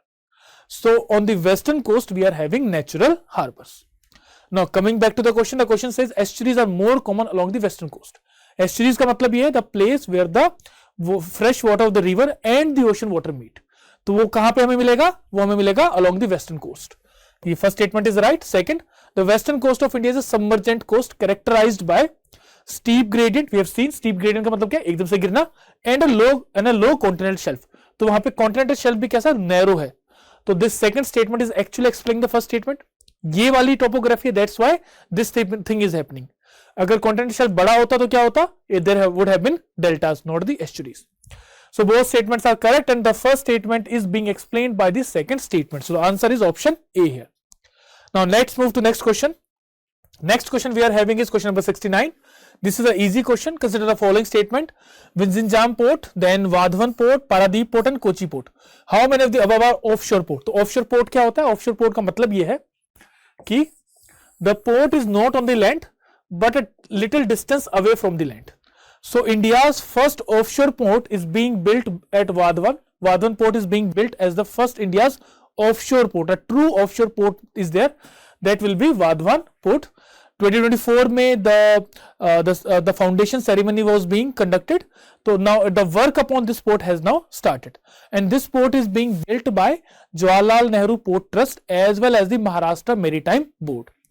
So Jawaharlal Nehru Port Trust plus Maharashtra Maritime Board both are making this port, and this port is hardly 150 kilometres away from the Nhava Sheva and the JNTP, जो मुंबई के अंदर. तो मुंबई से hardly 150 kilometres दूर है. Secondly this port will be connected by the dedicated freight corridor as well as through NH8. तो उन दोनों से भी ये कनेक्टेड रहेगा. So answer here is option A. That's a easy question, you should be knowing about it. And this port is going to be the 13th major port of India. Now you have to make a list of the all the major ports of the country. तो you आपको एक list बनानी है कौन से major ports हैं. That's your homework. Next question number 70. Given below are the two statement, one labelled as assertion reason. ठीक है. Clay is more resistant to erosion than the limestone. Clay is porous but very low permeability. So tell me, is clay more resistant than the limestone? Yes और no? No. Limestone is basically rock. Clay मिट्टी है, तो मिट्टी के अंदर क्या है? There is no more strength ज्यादा नहीं होती इसके अंदर. इवन वेट कंडीशन में इट बिकम वेरी स्लिपरी. तो यहां पे erosion is very very high. तो mechanical erosion is very high. That's why clay is not resistant as compare to the limestone. Limestone is basically susceptible to the chemical erosion, but it is very tough for the physical erosion. Limestone. तो limestone के अंदर erosion कम होगी compared to the clay. Second, clay is porous but has very low permeability. This statement right or wrong? क्या clay porous है? So there are two terms. One is porous, one is permeable. So porous का मतलब ये होता है कि between the particles are there any gaps or not? Yes, between the particles of the clay there are gaps, but क्योंकि clay के अंदर होते हैं fine particles, तो उन fine particles की वजह से क्या होगा? The spaces between the particles will also be very small, or you can say it has tiny pores. Now because of these tiny pores, yes, the clay is porous है, but problem क्या है? When the water tries to go through these pores, वो उसमें से जा नहीं पाता, because the pores are very very small. तो being small, the permeability actually reduces. So the permeability is very very low. So here the permeability is very low and the clay is porous. So statement is right. Second reason that why the clay is not permeable, another reason is that because of the capillary action. Clay के अंदर पहली तो चीज क्या है, the pores are very very small. दूसरा क्या है, कैपिलरी एक्शन भी है, जिसकी वजह से the water is not allowed to pass through the clay. So the clay is porous, it has air pores but it is not permeable. तो porosity का मतलब क्या है, हवा का आर पार होना. परमिबिलिटी का मतलब क्या है, वाटर का आर पार होना. तो when we are having earthen pot, तो अर्दन पोर्ट में क्या है, वी आर हैविंग जो एयर तो आपस में एक्सचेंज होगी एक अर्दन पोर्ट में, but the water will not be exchanged. So the second statement is right, reason is right but assertion is wrong. और वैसे भी both statements are not related with any, आपस में रिलेटेबल भी नहीं है. So here the answer is option D, A is incorrect and B is correct और reason is correct. The next is match the following. So that again an easy question, news का ही है ये direct question. So these are the basic hydrocarbon fields and this is the list of the countries. First one is गावर. तो गावर जो है वो हमारा है Saudi Arabia में, एंड सऊदी अरेबिया की बिगेस्ट या वर्ल्ड की ये बिगेस्ट ऑयल फील्ड है. तो याद रखना, this is the biggest oil field of Saudi Arabia as well as the world. Second is North Dome. This is in Qatar and this is the largest or the biggest natural gas field of the Qatar. तो इसी field की वजह से Qatar is having monopoly or you can say dominance over the supply of the LNG or liquefied natural gas. So this is the hydrocarbon field. Then we are having Ahvaz. Ahvaz जो है that is in Iran. ये Zagros mountains में है. Zagros mountain किस तरफ है, नीचे की तरफ है. सो ये जो है यहां पे जो लेयर बनती है हमारी माउंटेन्स की, they are Zagros mountains, that is in Iran. So this is C and Kirkuk is in Iraq. ये पहले बहुत बार न्यूज में रहा है. तो that is one of the major oil hydrocarbon field of the Iraq. So the answer here is 2, then we are having 3, then 1 and 4. So here the 2, 3, 1, 4, that is option A is the answer here. Next is question number 72. Now this is condensation level depends only on the temperature and not influenced by the relative humidity. So one we have to talk about what is condensation, and secondly what is relative humidity. Second, cloud bases are generally lower in winter than in the summer. तो पहले एक बार हम लोग इसके basic concepts को समझते हैं, then we are going to move towards the question. The first part here is humidity. So what is humidity? Humidity is water in air, or you can say water vapor in air basically is defined as humidity. ठीक है. Now how we are going to measure this? इसको measure कैसे करेंगे? So there are 3 criteria to measure water vapor in air. उसको हम कैसे measure कर सकते हैं? First criteria we are having is absolute humidity. Second is specific humidity. And third one is relative humidity. Absolute humidity का मतलब ये है how much weight of water vapor is present in a given volume of air or per unit volume of air. So it is gram of water vapor divided by the volume of air. The problem with absolute humidity is that volume of air changes with the temperature. तो जैसे temperature change होगा, जैसे pressure change होगा, वैसे ही ये volume भी change हो जाएगी. तो absolute humidity as such do not have very much significance with respect to climatology. Second we are having is specific humidity. Specific humidity denotes with the weight of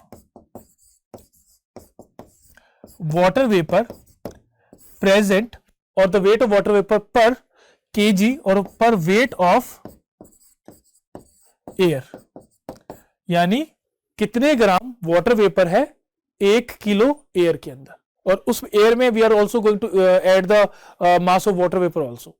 so that is known as specific humidity. Now this is going to remain constant unless you are not adding any new water, because mass किसी भी body का रहेगा constant, वो temperature pressure पे depend नहीं करेगा. Volume जो है वो टेम्परेचर पे भी डिपेंड करेगी और प्रेशर पे भी डिपेंड करेगी. If you increase the temperature the volume is going to increase, if you increase the pressure the volume is going to decrease. तो एब्सोल्यूट ह्यूमिडिटी चेंज हो जाती है, बट जो स्पेसिफिक ह्यूमिडिटी वो किस पे डिपेंड करती है, that depends upon the mass. तो mass of water vapour divided by the mass of air. यानी 1 किलो एयर के अंदर how much water vapour we are having, that is known as specific humidity. तो if you want to measure कि water कितना है air में, तो हम स्पेसिफिक ह्यूमिडिटी को यूज कर सकते हैं। Third one we are having is relative humidity. Now relative humidity के अंदर क्या है, रिलेटिव ह्यूमिडिटी ये बोलता है कि किसी भी एक पर्टिकुलर टेम्परेचर में एक maximum amount of water vapour can be added in the air, that is known as कि air is saturated. So relative humidity uses the concept of saturation of air, it uses the concept of saturation of air. तो अगर मान लो 20 degree celsius है तो it will be a certain amount of water can be added to the air. अगर 30 degree celsius है तो पानी और ज्यादा ऐड हो सकता है, 40 डिग्री है तो और ज्यादा ऐड हो सकता है। And basic example practical life से क्या है कि in the winters the clothes take time more time to get dry, summers के अंदर they dry very fast, why? Because temperature of the air is high. तो अगर टेम्परेचर हाई होगा तो एयर की जो कैपेबिलिटी है वाटर को लेने की वो भी ज्यादा होगी।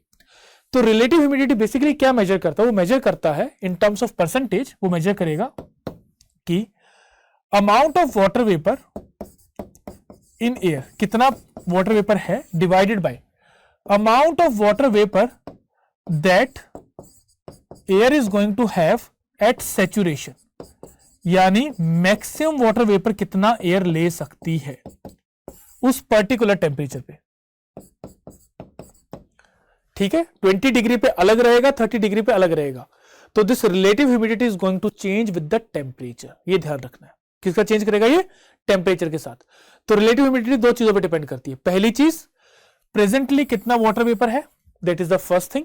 तो amount of water vapour that is in the air, that is going to influence relative humidity. Second, the maximum water vapour that it can absorb, वो किस पे डिपेंड करेगा? That is going to depend directly upon the temperature. The more is the temperature, the more is the capability or capacity of the air to absorb more water. अगर temperature ज्यादा होगा तो relative humidity can decrease, ठीक है? तो this is the second thing. Now one more thing I want to discuss with you कि how the relative humidity is going to change. अगर मान लो if we talk about land and water, तो at the same temperature the air above the water is going to have more relative humidity as compared to the land. ये first thing है। Second, if we talk about the latitudes, तो at the equator the sunlight is more, तो sunlight भी ज्यादा है, उसके साथ साथ क्या था? air is also rising up, air rise up करती है, ऊपर की तरफ जाती है, तभी वहां पे low pressure बनता है और ITCZ बनता है। When the air is rising up, that means it is absorbing more amount of water. So the relative humidity is going to be more at the equator, ठीक है? एंड सबसाइडिंग एयर में, जहां air नीचे की तरफ गिरेगी, it is going to have less humidity. So जो हमारा sub tropical high pressure belt है around the 30 degree latitude, that is above the deserts, वहां पे ह्यूमिडिटी होगी कम, ठीक है? And as we move away towards the pole, it is again going to increase, it is again going to increase. वहां पे increase क्यों होगी? क्योंकि वहां पे टेम्परेचर कम है। टेम्परेचर कम होने की वजह से जो उसका डिनोमिनेटर है रिलेटिव ह्यूमिडिटी का, that is the capability part, वो रिड्यूस हो जाएगा। So it will be like higher latitudes पे it will be more, maximum at the equator and minimum at the sub tropical high pressure belt. याद रखना है ये, ठीक है? तीसरी चीज, सदर्न हेमिस्फीयर में ज्यादा होगी और नॉर्दर्न हेमिस्फीयर में कम होगी। Now coming back to the question, question says the condensation level depends upon the temperature and is not influenced by the relative humidity. एक चीज याद रखो, कंडेंसेशन का मतलब क्या है? Condensation simply means the conversion of water vapor into, condensation means conversion of water vapor into water or liquid water, जिससे हम clouds बनते हैं, तो that is condensation, ठीक है? या ड्यू ड्रॉप जो होंगी वो क्या होगी? कंडेंसेशन होगी। अब when the water vapors are converting into water, that means it is releasing some amount of heat, तो हीट रिलीज होगी उसके अंदर। दूसरी चीज क्या है? वाटर वेपर भी होना चाहिए। So water vapour is one of the factors which define the condensation process, and this water vapour is going to depend upon the relative humidity. तो if the relative humidity is high, that means the condensation process can also be high. ये पहली चीज है। दूसरी चीज क्या है? The heat has to be lost, heat तब लॉस्ट होगी जब टेम्परेचर होगा कम। तो second factor that influences condensation is the temperature. तभी when the air rises up, जब एयर ऊपर की तरफ जाती है, due to the normal lapse rate, I hope you know about the normal lapse rate. When we move away from the earth's surface, the temperature of the air decreases at the rate of 6.4 degrees Celsius per kilometer. So as it goes up, the water vapors starts condensing into water or liquid water and it forms the cloud, and after formation of the cloud the rain occurs. So as we are moving away from the earth's surface, the temperature decreases which results in condensation, and condensation तभी होगा जब air के अंदर water भी हो। तो rainfall occurs when the water vapor, when the relative humidity reaches more than 60-70%, or you can say to be on the safer side 80% से ऊपर जब होने लग जाए तो रेन के चांसेस बढ़ जाते हैं। Now coming back to the question, the first statement is absolutely wrong. It is going to very much depend upon the relative humidity. Second, cloud bases are generally lower in the winter than in the summer. We have already discussed this thing. Implicitly हमने discuss किया है। अगर हम देखें तो जैसे से air ऊपर की तरफ जाएगी वो कूल डाउन होगी। समर्स में the ground temperature is going to be high, जिसकी वजह से एयर को ज्यादा ऊपर तक जाना पड़ेगा to get cool down. Winters में the ground temperature is low, जिसकी वजह से एयर कम हाइट पे जाने के बाद भी कंडेंस कर सकती है वाटर वेपर को। So this second statement says the cloud bases are generally lower in the winter. Why? Because the ground temperature is also low, तो उसे कम हाइट पे जाना है कंडेंसेशन के लिए। So statement is right. Third, warm air requires less adiabatic cooling than the cold air to reach the condensation process. Now what is this? It is saying कि जो warm air है, it needs less temperature to go for the adiabatic cooling. It needs less temperature less adiabatic cooling for the condensation to reach the condensation level.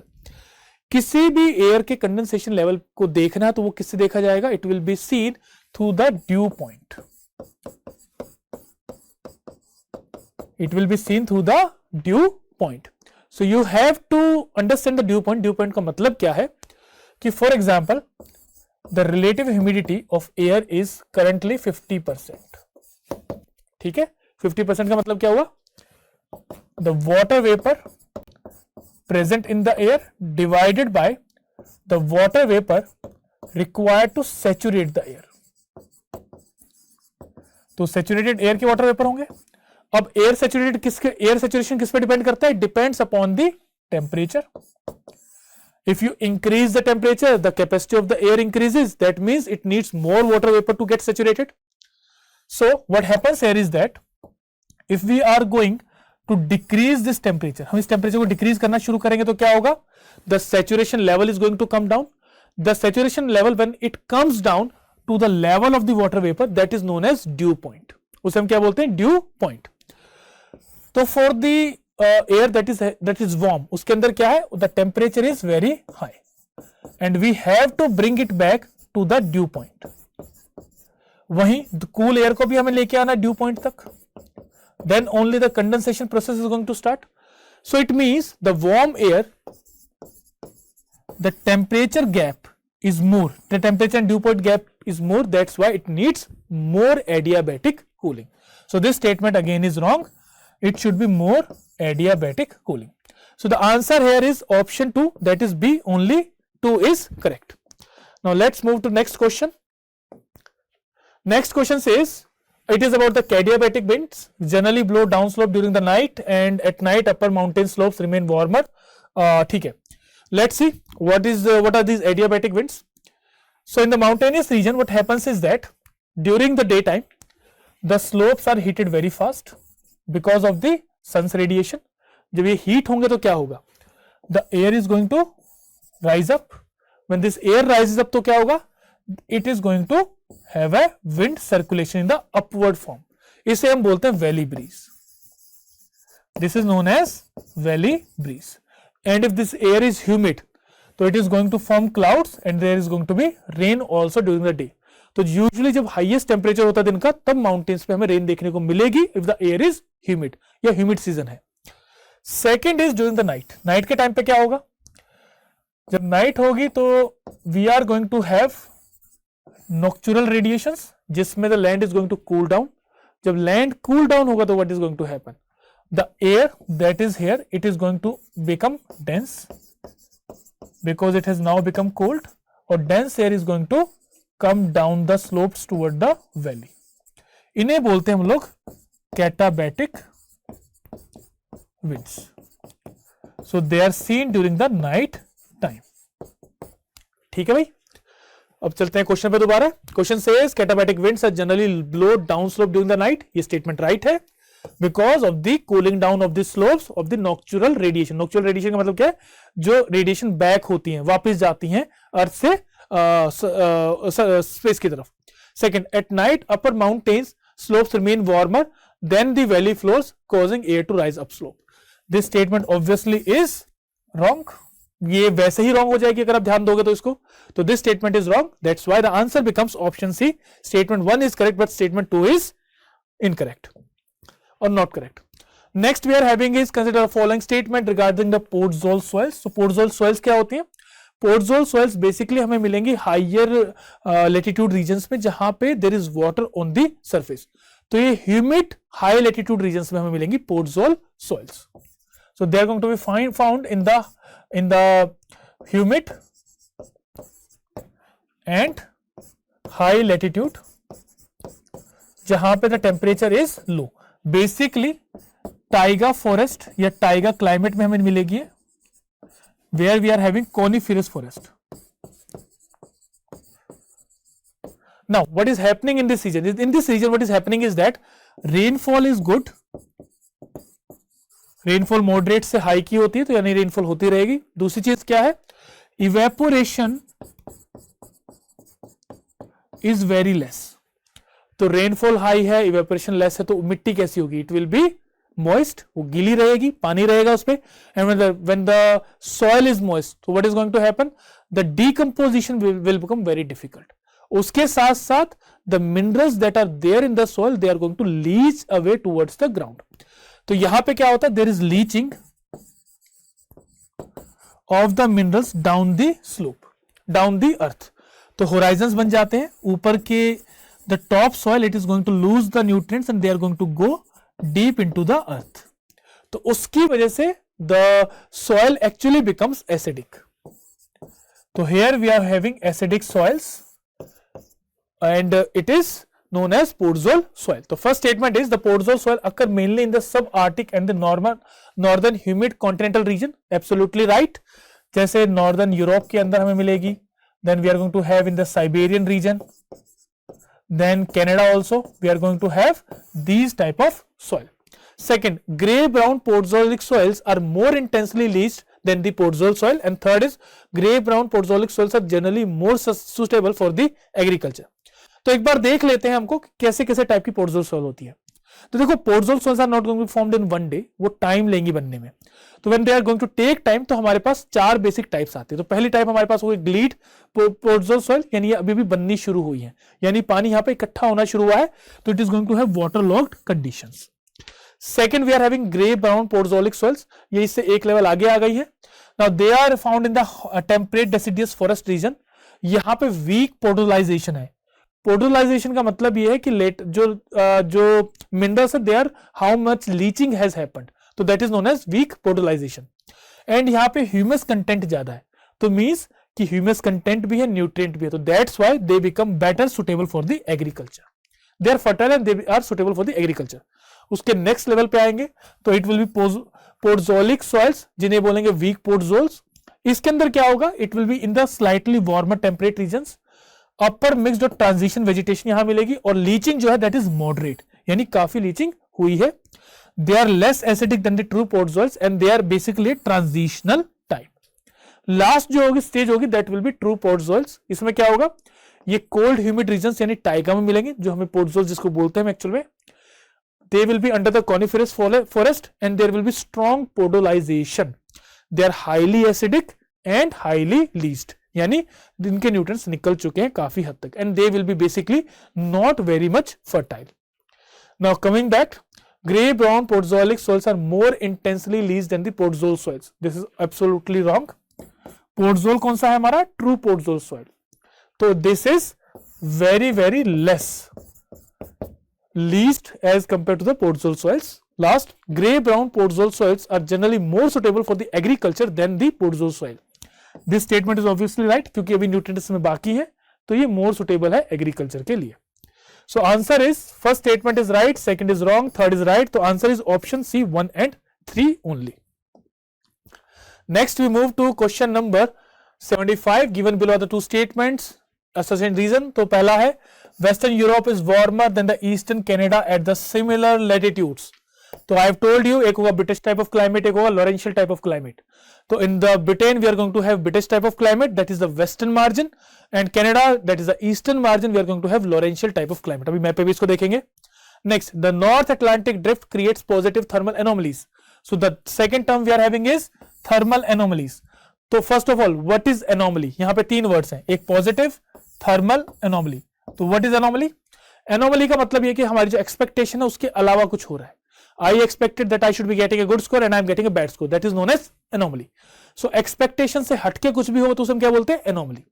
So what is thermal anomaly? यानी जो temperature की हमारी expectation थी उससे अगर हटके कोई temperature है तो क्या बन जाएगा? वो थर्मल एनोमली. पॉजिटिव का मतलब क्या है? अगर टेम्परेचर ज्यादा है तो पॉजिटिव है, टेम्परेचर कम है तो इट इज नेगेटिव. तो अगर मान लो आई एक्सपेक्टेड कि 10 डिग्री सेल्सियस होना चाहिए अटलांटिक ओशन के अंदर टेम्परेचर किसी पॉइंट पे. If the temperature is 13 degree Celsius, that means it is a positive anomaly. अगर ये मान लीजिए 8 डिग्री सेल्सियस मिलता है तो it is a negative thermal anomaly. Clear about this second statement? Now let's go to the question. Question के अंदर it is saying, it is talking about two things. It is talking about two regions basically. One region is Canada, ये वाला है. Second region is British and this portion. तो ये हो गया हमारा वेस्टर्न मार्जिन. किसी भी कॉन्टिनेंट का कौन सा मार्जिन है? ये वेस्टर्न मार्जिन है. ये कौन सा मार्जिन है? हमारा ईस्टर्न मार्जिन है. तो इस वेस्टर्न मार्जिन पे we are having a British type of climate. यहां पे कैसा क्लाइमेट होगा? British type of climate. And यहां पे हमारे पास होगा Laurentian type of climate, that is the eastern cold temperate margin type. ठीक है. Now यहाँ पे what is the problem here? What is the reason for this thing? तो reason के लिए we have to understand there are two basic things that are going to influence this. एक हमारे पास होगा, the first is the prevailing winds, वही temperature को influence करेंगी. सेकेंड थिंग जो होगी वो होगा ओशन करंट्स. देखो किसी भी एरिया के टेम्परेचर को क्या क्या इन्फ्लुएंस करता है? उसकी लैटिट्यूड, उसकी altitude, land and sea, land and water surface, यानी वाटर सरफेस से कितनी उसकी ड्यूरी है. उसके बाद the kind of prevailing winds that are flowing through it and if any ocean current is there और नॉट. तो these are the basic features which are going to affect the temperature of a region. तो अगर हम इसके अंदर देखें, so we have basically two type of ocean currents, one is known as cold and one is known as warm ocean current. तो यहां पे ऊपर की तरफ से तो आता है Labrador current, that is a cold current, पहली चीज. यहां पे नीचे की तरफ जाता है Canaries current, that is again a cold current. Then we are having ऊपर की तरफ से यहां पे हमारे पास ईस्ट ग्रीनलैंड करंट एंड इनब्रिंगन current are also there. Now when we are having warm currents, तो वार्म करंट कैसे होगा? ये करंट हमारा इस तरह से जाएगा, gulf stream, north Atlantic Drift, and then we are having the Norwegian current. तो Norwegian current and North Atlantic Drift are warm currents. तो वार्म करंट होने की वजह से, because of warm proximity of the warm current near the Britain and the northern Europe, north western Europe, यहां की जो coast होंगे they will be ice free. तो इसलिए साल भर Norwegian coast is ice free. It is ice free because there is Norwegian current that is warm. यहां पे क्या है? We are having a cold current, तो ऑलरेडी चीजों को ठंडा करेगा. The temperature will be little less at the coast. पहला रीजन तो ये हो गया. दूसरा हमारे पास क्या है? The wind system that is there. तो दिस रीजन, जो ये हाई ऑल्टीट्यूड का रीजन है, this region comes under the influence of the westerlies for the year round, यानी साल भर के लिए it will be under the influence of the westerlies only. यहां पे विंड इवन शिफ्ट भी होंगे तो भी ये वेस्टर्लीज के इन्फ्लुएंस में ही रहेगा. And for the westerlies, if you talk about the Laurentian type और द कनाडा की अगर हम बात करें, तो कनाडा के अंदर the winds are going to be offshore. Offshore कैसे? ये विंड कॉन्टिनेंट से जा रही है कनाडा की तरफ, तो ये होंगी offshore westerlies, these are going to be, ये वाटर से जा रही है लैंड की तरफ, तो these are going to be on shore. तो the concept here is, there are two basic concepts. First concept is the prevailing winds. Prevailing winds यहां पे वेस्टर्लीज हैं, और ओशन करंट क्या है, वार्म एंड कोल्ड. तो जो हमारा वेस्टर्न यूरोप है, north western Europe, it is having first of all warm ocean current, secondly it is having on shore westerly winds. Canada में क्या है, it is having cold ocean current to the proximity. Second, it is having continental और off shore westerlies. तो जो westerlies off shore होंगी, they are going to be dry and they are going to be cold. यहां पे क्या होगा, because warm current के ऊपर से जा रही है, तो there will be moderating effect of the ocean more visible over this region. Now coming back to the question says, first statement, western Europe is warmer than the eastern Canada. Obviously होगा ही होगा, we have discussed it, because of the warm ocean current as well as the on shore westerly winds. And साल भर बारिश भी देखने को मिलेगी हमें वेस्टर्न यूरोप पे. Second, the north Atlantic drift creates positive thermal anomaly. North Atlantic drift कौन सा था हमारा, this is north Atlantic drift, जो आगे जाके नॉर्वेजियन करंट बन जाता है. तो इट इज वार्म होगा तो क्या होगा, इफ आई वॉज एक्सपेक्टिंग कि यहां पे टेम्परेचर होना चाहिए 10 degree Celsius, my expectation was कि यहां पे होना चाहिए 10 डिग्री सेल्सियस टेम्परेचर, पर नीचे से आ रहा है गर्म पानी, the warm water is coming. When the warm water is coming, the temperature is going to be 13 degrees Celsius. So it is having a positive thermal anomaly. So both the statements are right, and this second statement is explaining the first statement. That's why the answer becomes option A. Both A and R are correct, and R correctly explains the A. Last question of the day. The question is, consider the following statement regarding the tropical cyclones. So what are tropical cyclones? They basically come in the tropical region between the tropics up to 30-35 degree latitude, north south. The eye of the tropical cyclone is the horizon of maximum rainfall. ये हमें सबको पता है. The basic is there that in any tropical cyclone, how is the formation of it? उसका formation कैसे होता है? First of all, a low pressure area will be created. A low pressure region will be created. Now this low pressure region is going to attract the winds from the outside. जो winds from outside attract करेगा, तो it is going to attract in this manner. चारों तरफ से वो winds को attract करेगा, and as the winds are being attracted, तो there will be a Coriolis force that is also going to act. And Coriolis force दो चीजों पे depend करता है. One is latitude, कि how much away you are from the equator. Second is the speed of the wind. So in the case of the tropical cyclones are basically coming in a zone of 5 degree north and going up to 30-35 degree north. और नीचे की तरफ भी ऐसा ही होता है, नीचे भी it is in this manner 5 degree north and 5 degree south and 30 degree south. So यहाँ पे Coriolis force पे latitude का तो असर पड़ता है कम, but Coriolis force is there. But the speed of the wind, because there is an extreme low pressure that has been created, so the speed of the wind is very high, and when the speed of the wind is very high, so what is going to happen? It is going to make the wind deflect. अगर मैं northern hemisphere की बात करूं, तो wind is deflected towards the right or left? It is deflected towards the right. तो wind is going to be deflected towards the right in the northern hemisphere.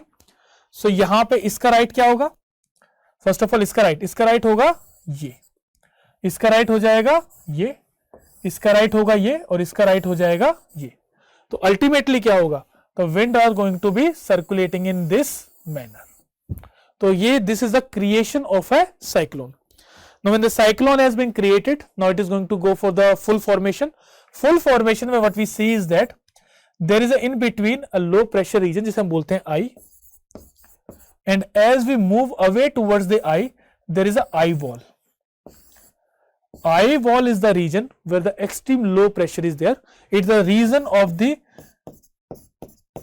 air that is moving up very fast. तो high convective currents का ये region है, जिसकी वजह से जो wind आती है वो इस region में आने के बाद it spirals up.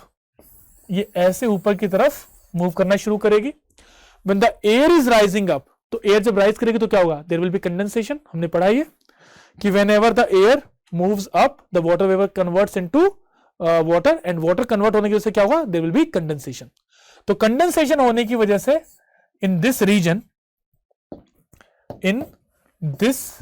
there is going to be heavy rainfall.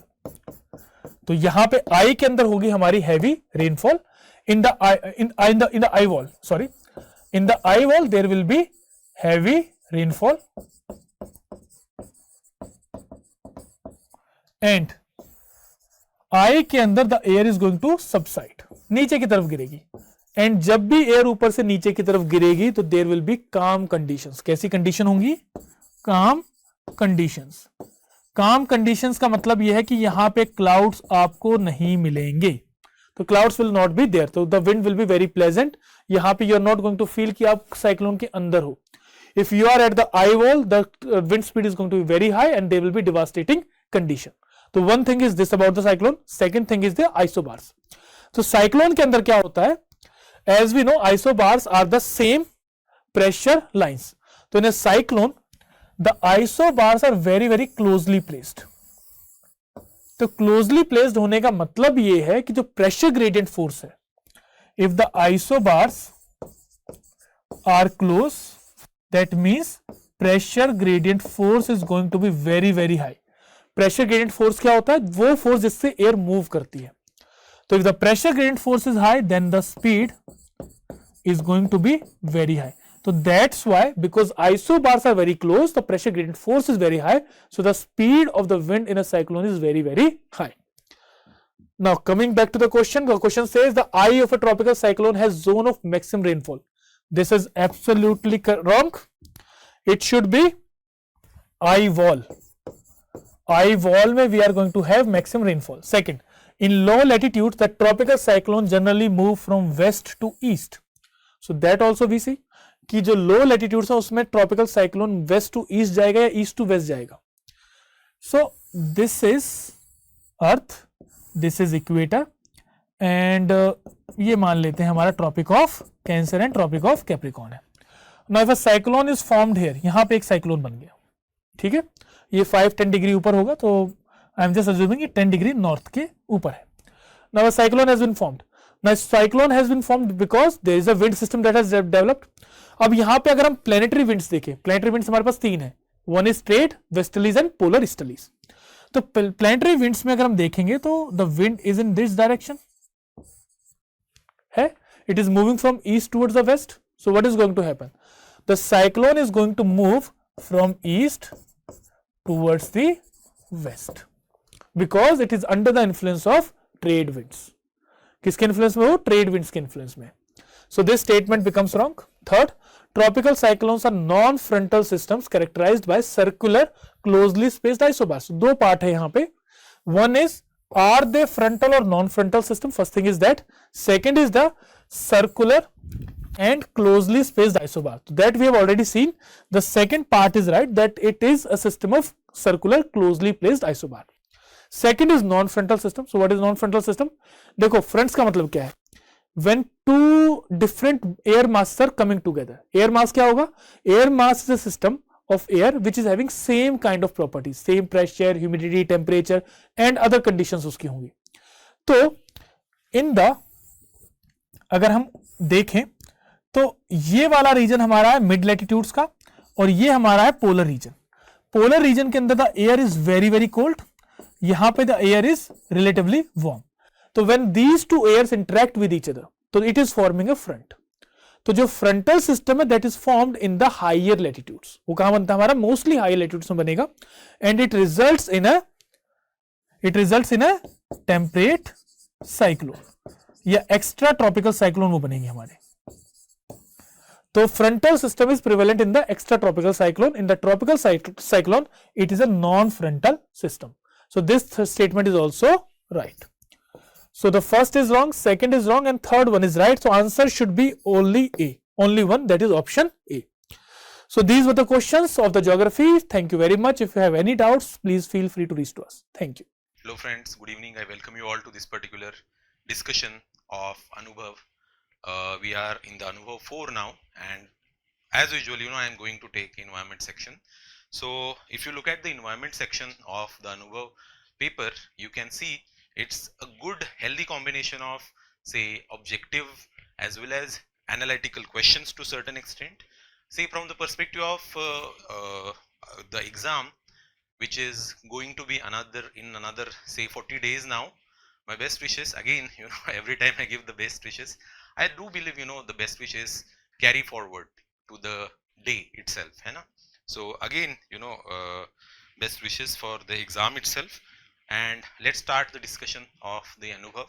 Again, see, going forward, focus more on solving full length tests with PYQs. Okay, so that is the practice aspect you must do until at least 10th of May, so that after that, until 24th May, from 10th May to 24th May, you can switch to say more static revisions plus current revisions plus again the PYQs. Okay, and ultimately do not ignore CSAT this year as well. This although we cannot speculate on CSAT particularly, but it is the section, it is the paper which is not to be ignored. So let's start the Anubhav discussion of the environment section. So number one, the first question itself, in the environment from the environment section.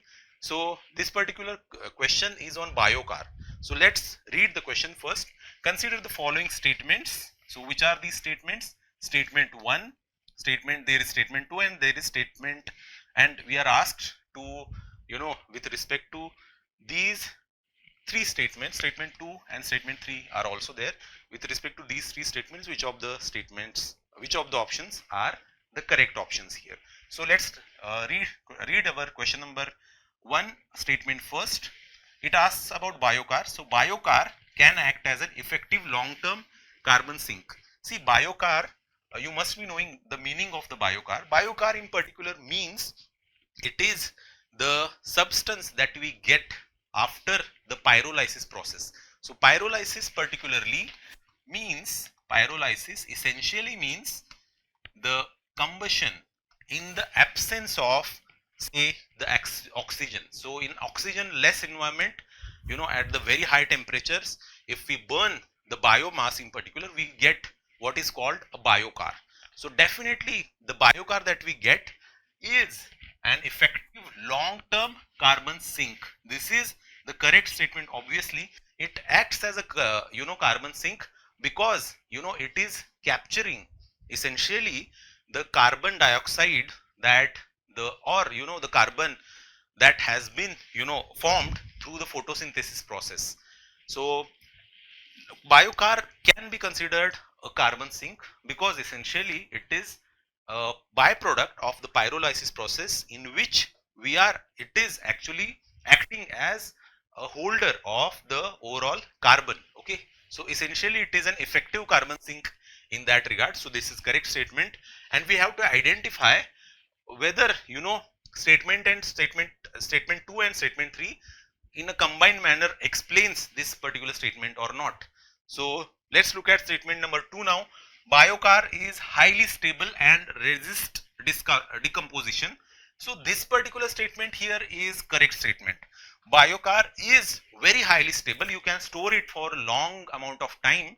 Apart from that, it resists decomposition. It doesn't undergo decomposition very easily. So it is a very stable compound. It is a very stable byproduct of say the pyrolysis process, in which the decomposition process essentially it is not affected by the decomposition process. So if you are looking at this particular statement number 2, it correctly identifies the characteristic of biocar that makes it effective carbon sink. Essentially why?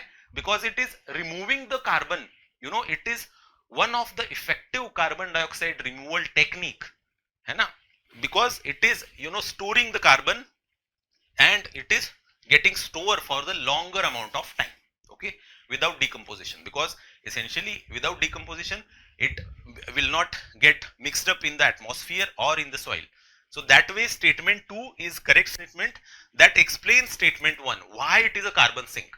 Now let's look at statement 3. Application of biocar to soil can enhance its moisture retention capacity. So individually if you look at the statement, it is the correct statement. when added to the soil, it definitely increases the moisture retention capacity of the soil. That's why, you know, many times farmers apply it to their soil, because, you know, it increases the water retention capacity of the soil, and overall, you know, it will add some nutrients to the soil as well. So it may enhance the overall production of the crop. So, but see, this particular statement doesn't directly explain why, you know, it is considered as a carbon sink. Okay, you are getting what I am saying. Only statement 2 explains, although both statement 2 and 3 are the correct statements here. So you can see that you can eliminate option C and D. Only remaining options are option A and option B. So option A effectively says that both statement 2 and 3 are correct, and both of them explain statement 1. And option 2 states both statement 2 and 3 are correct, but only one of them explains statement 1. So this is the correct answer. Why? Only statement 2 explains statement 1, but statement 3 is also correct, but it doesn't directly explains statement 1. See, somebody may argue that statement 3 in, you know, in an indirect way you can explain the carbon sink point, but when we look at biocar as a carbon sink potential, only the statement 2 here directly connects to the reason why it is considered as a carbon sink, because it resists decomposition and it is highly stable for a longer period of time. Okay, and it is effective carbon dioxide removal technique. So to certain extent, option B is the most correct answer here. So option B is the correct answer for question number 1. Little bit tricky to understand, you know, the answer here between statement, say, options A and B, but definitely the correct answer here is option B. So let's move forward. Question number 2 here, with reference to C buckthorn, consider the following statement. So this is also the question which tests your understanding of the C buckthorn. C buckthorn, you know, most of the time UPSC has already asked the PYQ on C buckthorn, so you must be knowing this particular part, this particular, you know, shrub. So statement number 1, it is hardy shrub capable of surviving extreme temperature variations. So definitely it is the correct statement. It is a hardy shrub. See, mostly C buckthorn, the hub of C buckthorn is essentially Ladakh. You know, the Ladakhi farmers in particular grow these C buckthorn, and even, you know, the government there is promoting C buckthorn. So what exactly is this C buckthorn? C buckthorn is sort of a hardy shrub. It is often considered as a superfood because it has lots of, you know, nutrients, and it produces oil as well, which, you know, essentially has some medicinal properties as well. In many ways, it is, you know, hardy shrub which survives extreme temperature variations, as you know, it grows in hard conditions in a sense, atmosphere temperature wise. Let's look at statement number 2 now. So statement 1 is correct. It is an endemic species exclusively found within the Indian subcontinent. So this particular statement here is absolutely wrong statement. It is not just found in Indian subcontinent. See, it can grow in various hardy climates. For example, C buckthorn can be found in the wintry expanse of Mongolia, Russia to certain extent as well.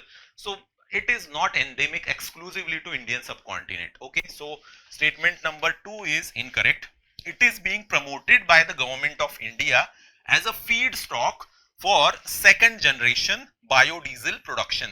So this particular statement, you know, first and foremost, there is no such government policy which is promoting C buckthorn as a second generation biodiesel production. See, if somebody is getting confused in this particular statement, you can come to the right conclusion by looking at the wording like feedstock for second generation biodiesel production. So if you know, if you just know India's national biofuel policy of recent times, you will see the second generation biodiesel, second generation 2G, you know, feedstock. You know, in 2G sort of biodiesel production, what we are promoting is non-food items in general, not food items, like, you know, you must be knowing the Jatropha seed and all those things. So those sort of non-food items we are promoting under the 2G, second generation. And I already told you sea buckthorn is often considered as a superfood. So by this logic also, if you connect properly, you can clearly see that statement 3 is also incorrect. First and foremost, there is no such policy of the government of India in which it is promoting the sea buckthorn as a biodiesel. So that is not so. Although government is promoting sea buckthorn, but it is not for the biodiesel production. Okay. So in general, statement 3 makes the whole statement incorrect in general. So you can clearly see again option A is the correct answer. That is one only is correct. Which of the statements given above are correct? So correct is one only. Let's look at question number 3 now. You can see the beautiful picture of sea buckthorn, the beautiful shrub and the vibrant sort of fruit that it produces. Okay, let's look at question number 3. Consider the following international environmental and climate initiatives. Some of the international environmental climate initiatives have been given below. First and foremost, International Big Cat Alliance. Second, Mangrove Alliance for Climate. Third, Global Biofuel Alliance. Fourth, Global River Cities Alliance. Fifth, Coalition for Disaster Resilient Infrastructure. And sixth, Cities Coalition for Circularity. How many of the above initiatives were formally launched by India? So this word is important, formally launched by India. Which of these initiatives are formally launched by India? So let's see. The first and foremost, International Big Cat Alliance, pretty much in news, this year. So it is launched by India. You can clearly say that it is an Indian initiative. So first statement for the first alliance is correct. Now let's look at number 2, Mangrove Alliance for Climate. See, Mangrove Alliance for Climate particularly is not launched by India, but India did join this particular Mangrove Alliance for Climate. So it is actually Mangrove Alliance is led by UAE and Indonesia in partnership. You can clearly see UAE and Indonesia. It essentially promotes mangrove as a nature-based solution to climate change, and it was launched way back in COP27, and at that point of time also India did join that particular alliance. India did join it. India did join this particular alliance, but it didn't formally launch it. Okay, so that is very, very important distinction. So number 2 is not there in the list of initiatives launched by India. Now let's look at number 3, Global Biofuel Alliance. So Global Biofuel Alliance is indeed launched by our own Prime Minister with leaders from US, Brazil, Italy, Argentina, Singapore, Bangladesh, Mauritius and UAE in 9th September 2023. That is when we are hosting the G20. So essentially this is India's initiative, Global Biofuel Alliance. It was launched at the time of our G20 presidency. Let's look at number 4, Global River Cities Alliance. So this particular alliance is also launched by India. So when we look at when it was launched, Global River Cities Alliance is a pioneering coalition launched at COP28 in Dubai to promote sustainable river management and conservation and urban water security. It was led by India's National Mission for Clean Ganga. So India did launch this particular alliance. So that is correct. Fifth, Coalition for Disaster Resilience Infrastructure. So this is very famous alliance. It was launched by India itself, CDRI, way back in 2019. So you can clearly see CDRI was launched by Prime Minister on September 23, 2019 at UN Climate Action Summit in New York. It was partnership initiative aimed at promoting resilience and new and existing infrastructure system to create sort of climate resilient structures. So this is also correct. And number 6, Cities Coalition for Circularity. So this particular alliance, this particular convention is also launched by India.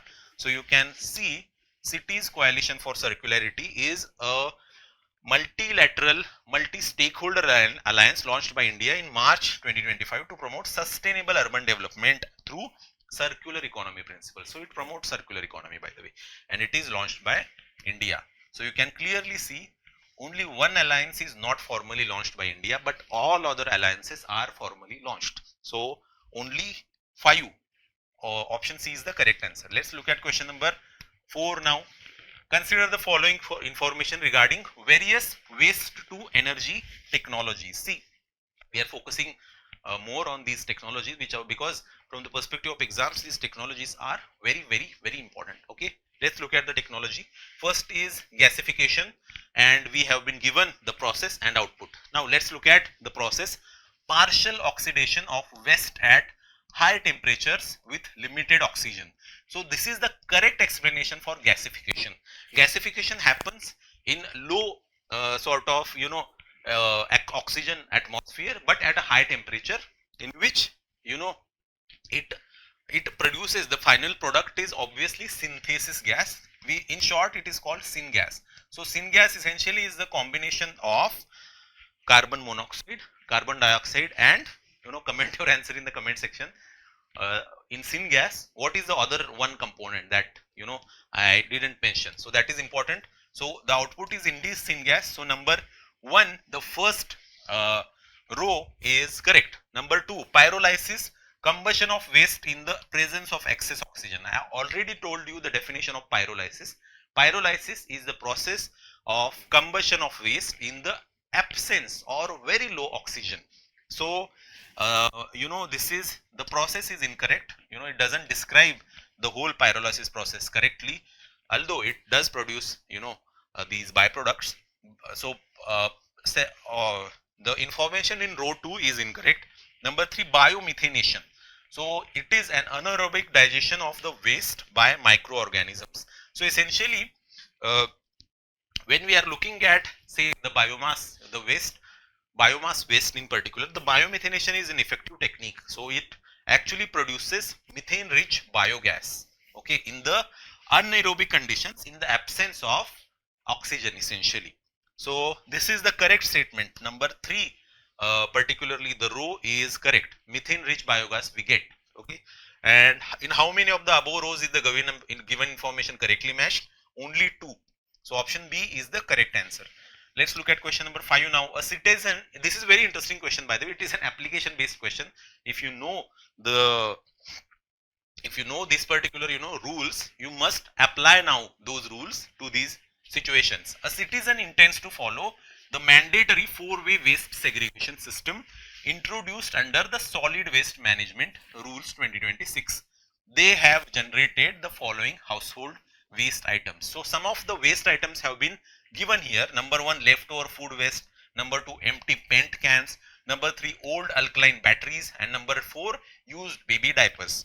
According to the classifications under the SWM Rules 2026, which of the following disposal actions by the citizen is not correct? So this particular point is important here. The question asks which of the following option is not correct, which is against the SWM rules of 2026. See, these rules, the solid waste management rules in particular, they were revised in 2026. Earlier solid waste management rules were notified way back in 2016, but from 1 April 2026 onwards, we will have these new solid waste management rules in which there is a 4-way segregation of waste. So what is those 4 stream segregation, 4 ways? First and foremost, there is a wet waste, there is a dry waste, there is a sanitary waste, and there is a special care waste.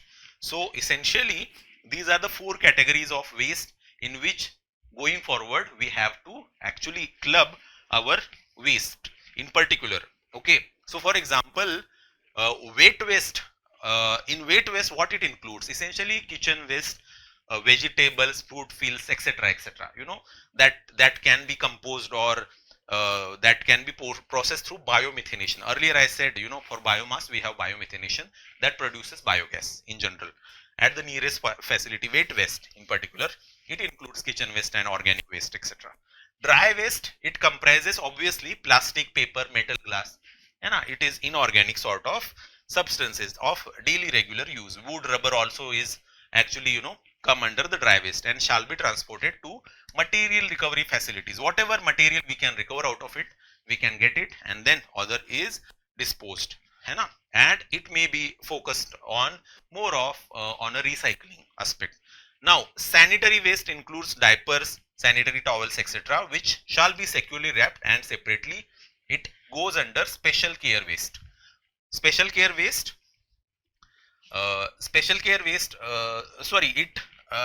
sanitary waste goes into the sanitary waste section, essentially sanitary products and all those things. And there is another category, that is special care waste. What is there in special care waste? Special care waste contains paint cans, bulbs, thermometers, medicines, alkaline batteries, etc., etc., which needs to be collected and by authorized agencies and deposited at designated collection centers. So this is the primary information about these SWM rules 2026. Now let's look at the actions through option A, B, C, D. Routing item 1 to the weight waste stream. Okay, so what is item 1? Leftover food waste. Obviously we will route it to weight waste stream. Option B, routing item 2 to the dry waste stream. What is item 2? Empty paint cans. So this particular action is incorrect. Why? Empty paint cans, we just saw, needs to be deposited in a special care waste. Okay, because empty paint cans may have some toxic substances that needs to be separated, and that needs to be taken care of through these special care techniques. Okay, so this B action doesn't actually convey that is not in line with the SWM rule 2026. Let's look at statement 3, routing item 3 to the special care stream. Old alkaline batteries. Obviously this is the correct action. This is alkaline batteries, so that it needs to go to the special care stream. Routing item 4 to the sanitary waste stream, essentially used baby diapers, that is a sanitary waste. This is correct. So what is not correct? Option B. So for question number 5, option B is the correct answer. So very interesting and very good question, by the way. Let's look at question number 6. With reference to the blue nationally determined contributions challenge, consider the following statement. So this blue nationally determined contribution, which was launched by the France and Brazil together. So let's look at statement number 1 here. It is a global initiative jointly launched by France and Brazil to ensure that ocean-based climate solutions are explicitly integrated into the country's national climate plans. See, what is the meaning of blue here? Blue essentially means blue carbon. So blue carbon, what we are talking about here is the carbon that is captured through oceans, through sort of wetlands, etc. So definitely this particular statement is correct. Indeed, it was the initiative which was launched by France and Brazil. So it was the initiative which was launched in COP, in the COP itself in recent times, COP 30 in particular. So this is the correct statement. Let's look at statement 2. It provides financial mechanism established under the High Seas Treaty to fund marine conservation areas beyond national jurisdictions. See, BBNJ particularly, the BBNJ treaty with High Seas Treaty, it has its own financial mechanism, but nowhere it is said when France and Brazil launched this particular blue NDC challenge that it will be funded through High Seas Treaty. So this particular statement is definitely incorrect. Which of the statements given above are correct? One only is the correct answer here. So let's look at question number 7. Consider the following atmospheric substances. Which of those atmospheric substances? Methane, carbon dioxide, black carbon, tropospheric ozone, hydrofluorocarbons. Which of the above are classified as super pollutants? So very easy questions. If you have the basic general understanding of pollution and pollutants itself, you will be able to answer this particular question. So what exactly is this super pollutants? Super pollutants are essentially a short lived atmospheric pollutants, which not just are sort of polluting the atmosphere, but they harm the atmosphere in the long term because they have high global warming potential, say compared to the other pollutants. For example, CO2 is not particularly considered as a super pollutant. See, the other pollutants, whether it is methane or black carbon or tropospheric ozone or hydrofluorocarbons, methane in particular has multiple times, warming potential compared to say carbon dioxide. Okay, so with even small proportion of these pollutants in the atmosphere, their capacity to actually pollute the atmosphere, or rather to increase the temperature overall, is much more. So their global warming potential is more. Okay, so 1, 3, 4 and 5, this is the correct answer. 1, 3, 4 and 5, because these are short lived pollutants, but they have huge global warming potential say compared to carbon dioxide. So carbon dioxide is not considered a super pollutant per se, but other pollutants are super pollutants. The next question, question number 49, with reference to the regenerative agriculture, consider the following statements. So regenerative agriculture, essentially agriculture which traps essentially carbon. So it is a climate conscious agricultural practice where agriculture is being utilized as a carbon sink. Okay, so that's the case. So number 1 statement, a primary objective of this farming system is to sequester atmospheric carbon into the soil to mitigate climate change. So to mitigate climate change, we have this regenerative agriculture, as I already told you. So number 1 statement is the correct statement. It encourages deep ploughing of land to effectively incorporate organic matter into the soil profile. See, most of the time the deep ploughing actually releases more carbon rather than incorporating organic matter into the soil profile per se.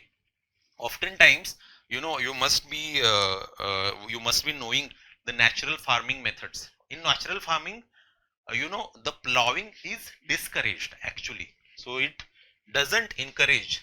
And similarly in regenerative agriculture also, it discourages deep ploughing of land because it will release more carbon in the process. So that's why number 2 is incorrect. It discourages rotational grazing of livestock across different pastures to maintain ecological balance. So it encourages rather grazing of livestock across different pastures to maintain ecological balance, because in general, if we rotate the pastures, we will give that particular land opportunity to regenerate, है ना?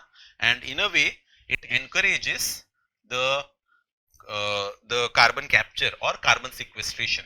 So number 3 is also incorrect because it encourages rotational grazing, okay, in a way. So how many of the statements given above are correct? Only 1 statement, that is the first statement is the correct statement.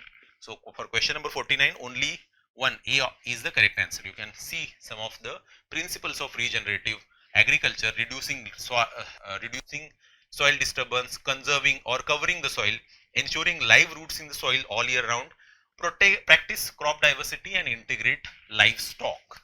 Okay, so let's look at question number 50 now. With reference to internationally recognized certificates of compliance under the Nagoya Protocol, consider the following statements. Okay, so number 1, internationally recognized certificates of compliance are issued for the transboundary movement of living modified organisms.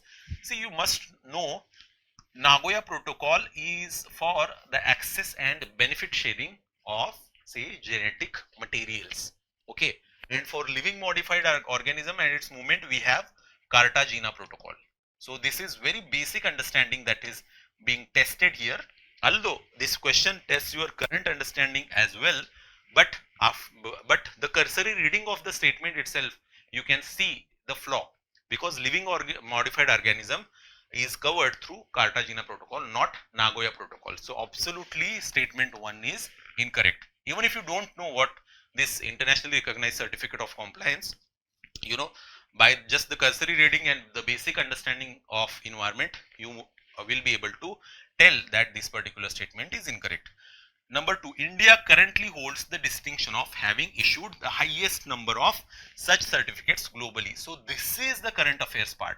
So this is the correct statement. India does hold the highest, certificates under the Nagoya Protocol. What it shows is our importance to the overall global genetic governance to a certain extent, because we are adhering to the principles of Nagoya Protocol effectively, and we have, you know, Biodiversity Act, you know, of 2002 that essentially protects the genetic material, and it ensures the access and benefit sharing across the sectors or sections of society. So number 2 is the correct statement. So 2 only is the correct answer here. So for question number 50, we have option B as the correct answer. You can see some of the, you know, this is the article from, this article is featured in the PIB. So I have taken it from the PIB itself. You can read there. Question number 51 now. According to the Gauss competitive exclusion principle, which of the following outcomes is most likely when two species with same ecological niches compete for the exact same limited resource? So this is very basic understanding or basic principle of environment. Most of you must have already gone through this particular Gauss principle of competitive exclusion principle particularly. And what is the result? It absolutely results in one species will eventually eliminate the other. See, most of the time what the Gauss principle says is, if there are limited resources, so this is the precondition, by the way, for the Gauss competitive exclusion principle to actually work with limited resources. If the two species that share same ecological niche, okay, eventually what ends up happening in the long term is one species which is competitively, better, it will definitely eliminate the other species. And there are very famous examples, the Galapagos turtle example is famous. After the introduction of the goat species on that particular island, there are goats and the turtles there are competing for the same niche. They have same niche because essentially they are herbivores. So to certain extent, what happened is, in the long term, goats actually destroyed the whole ecosystem that is suitable at that point of time for, say the turtles in particular. So that is very famous example that shows the Gauss principle in action. Although there are many, limitations on this particular principle, but there is always a precondition, that is exact same limited resource. So option C is the correct answer here. So you can see some of the beautiful explanations. Species A, species B, you have this zone of overlap, so to certain extent.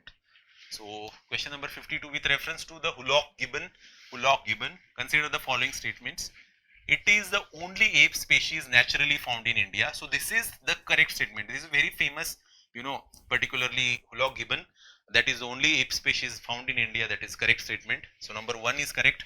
It is a diurnal primate and is primarily arboreal in nature. So it is diurnal. Meaning of diurnal, they essentially are active during the day but sleep at night essentially. So they are most active during the day. So this particular statement is also correct, and mostly they are arboreal. They live in most of their time on trees, so they are arboreal. So number 2 is correct. It is naturally found in Pin Valley National Park. So this particular statement may create confusion. See, Pin Valley National Park is in Himachal Pradesh. Himachal, particularly Lahore Spiti. So what's the atmosphere there? So essentially it is more suitable for, say, the snow leopard in particular. Snow leopard, there is ibex species that is also famous there. So, and Hullock-Gibbon actually found majorly in the northeast, particularly Kaziranga. In Kaziranga Park also you have these Hullock-Gibbon species that are found. So in Pin Valley you will not observe the Hullock-Gibbons. Hullock-Gibbons have very specialized, sort of range in particular, and particularly they are restricted to the northeast India. Okay, so number 3 is incorrect. Pin Valley may you will not find the Hullock-Gibbon. So number 3 is incorrect. So which of the statements given above are correct? 1 and 2 only. Option B is the correct answer. Let's look at question number. You can see the beautiful picture of socializing Hullock-Gibbons. So question number 53, consider the following statement. Statement 1, unlike conventional plastics, the majority of black plastics are biodegradable. So do you know black plastics? Most of you may be, using black plastics all the time. So are they biodegradable? They are not biodegradable at all. If you just have the common basic understanding of your surrounding also, and not knowing anything about, say, the biodegradability, so of the plastics particularly, then also you will be able to find the answer. Now you after looking at the first statement itself, you got the answer. That is, option D is the correct answer. Statement 1 is not correct, but statement 2 is correct. Okay, so that's what happens. You must understand, you must observe, or you must rather find which of the statement is incorrect. Okay, so if you get that, then you will directly come to answer in these sort of questions. So let's look at statement 2. Black plastics are commonly produced using recycled electronic waste material. So that is true, that is correct statement. From the electronic waste material itself we produce these black plastics. Okay, so option D is the correct answer. Very easy question, by the way. Question number 91 now. Consider the following statements. Again, 3 statements are given. Statement 1, common water hyacinth is widely regarded as an invasive aquatic weed in the freshwater ecosystems of India. So this particular statement is again very common, understanding of the water hyacinth. You must have seen the many, of the water bodies in India, particularly the rivers, the lakes, infested with these hyacinths. So they are invasive, they are considered invasive aquatic weed. Now let's look at statement 2. Its rapid vegetative growth leads to oxygen depletion in water bodies, thereby reducing aquatic biodiversity. So rapid growth, this is very, very true. You must have observed.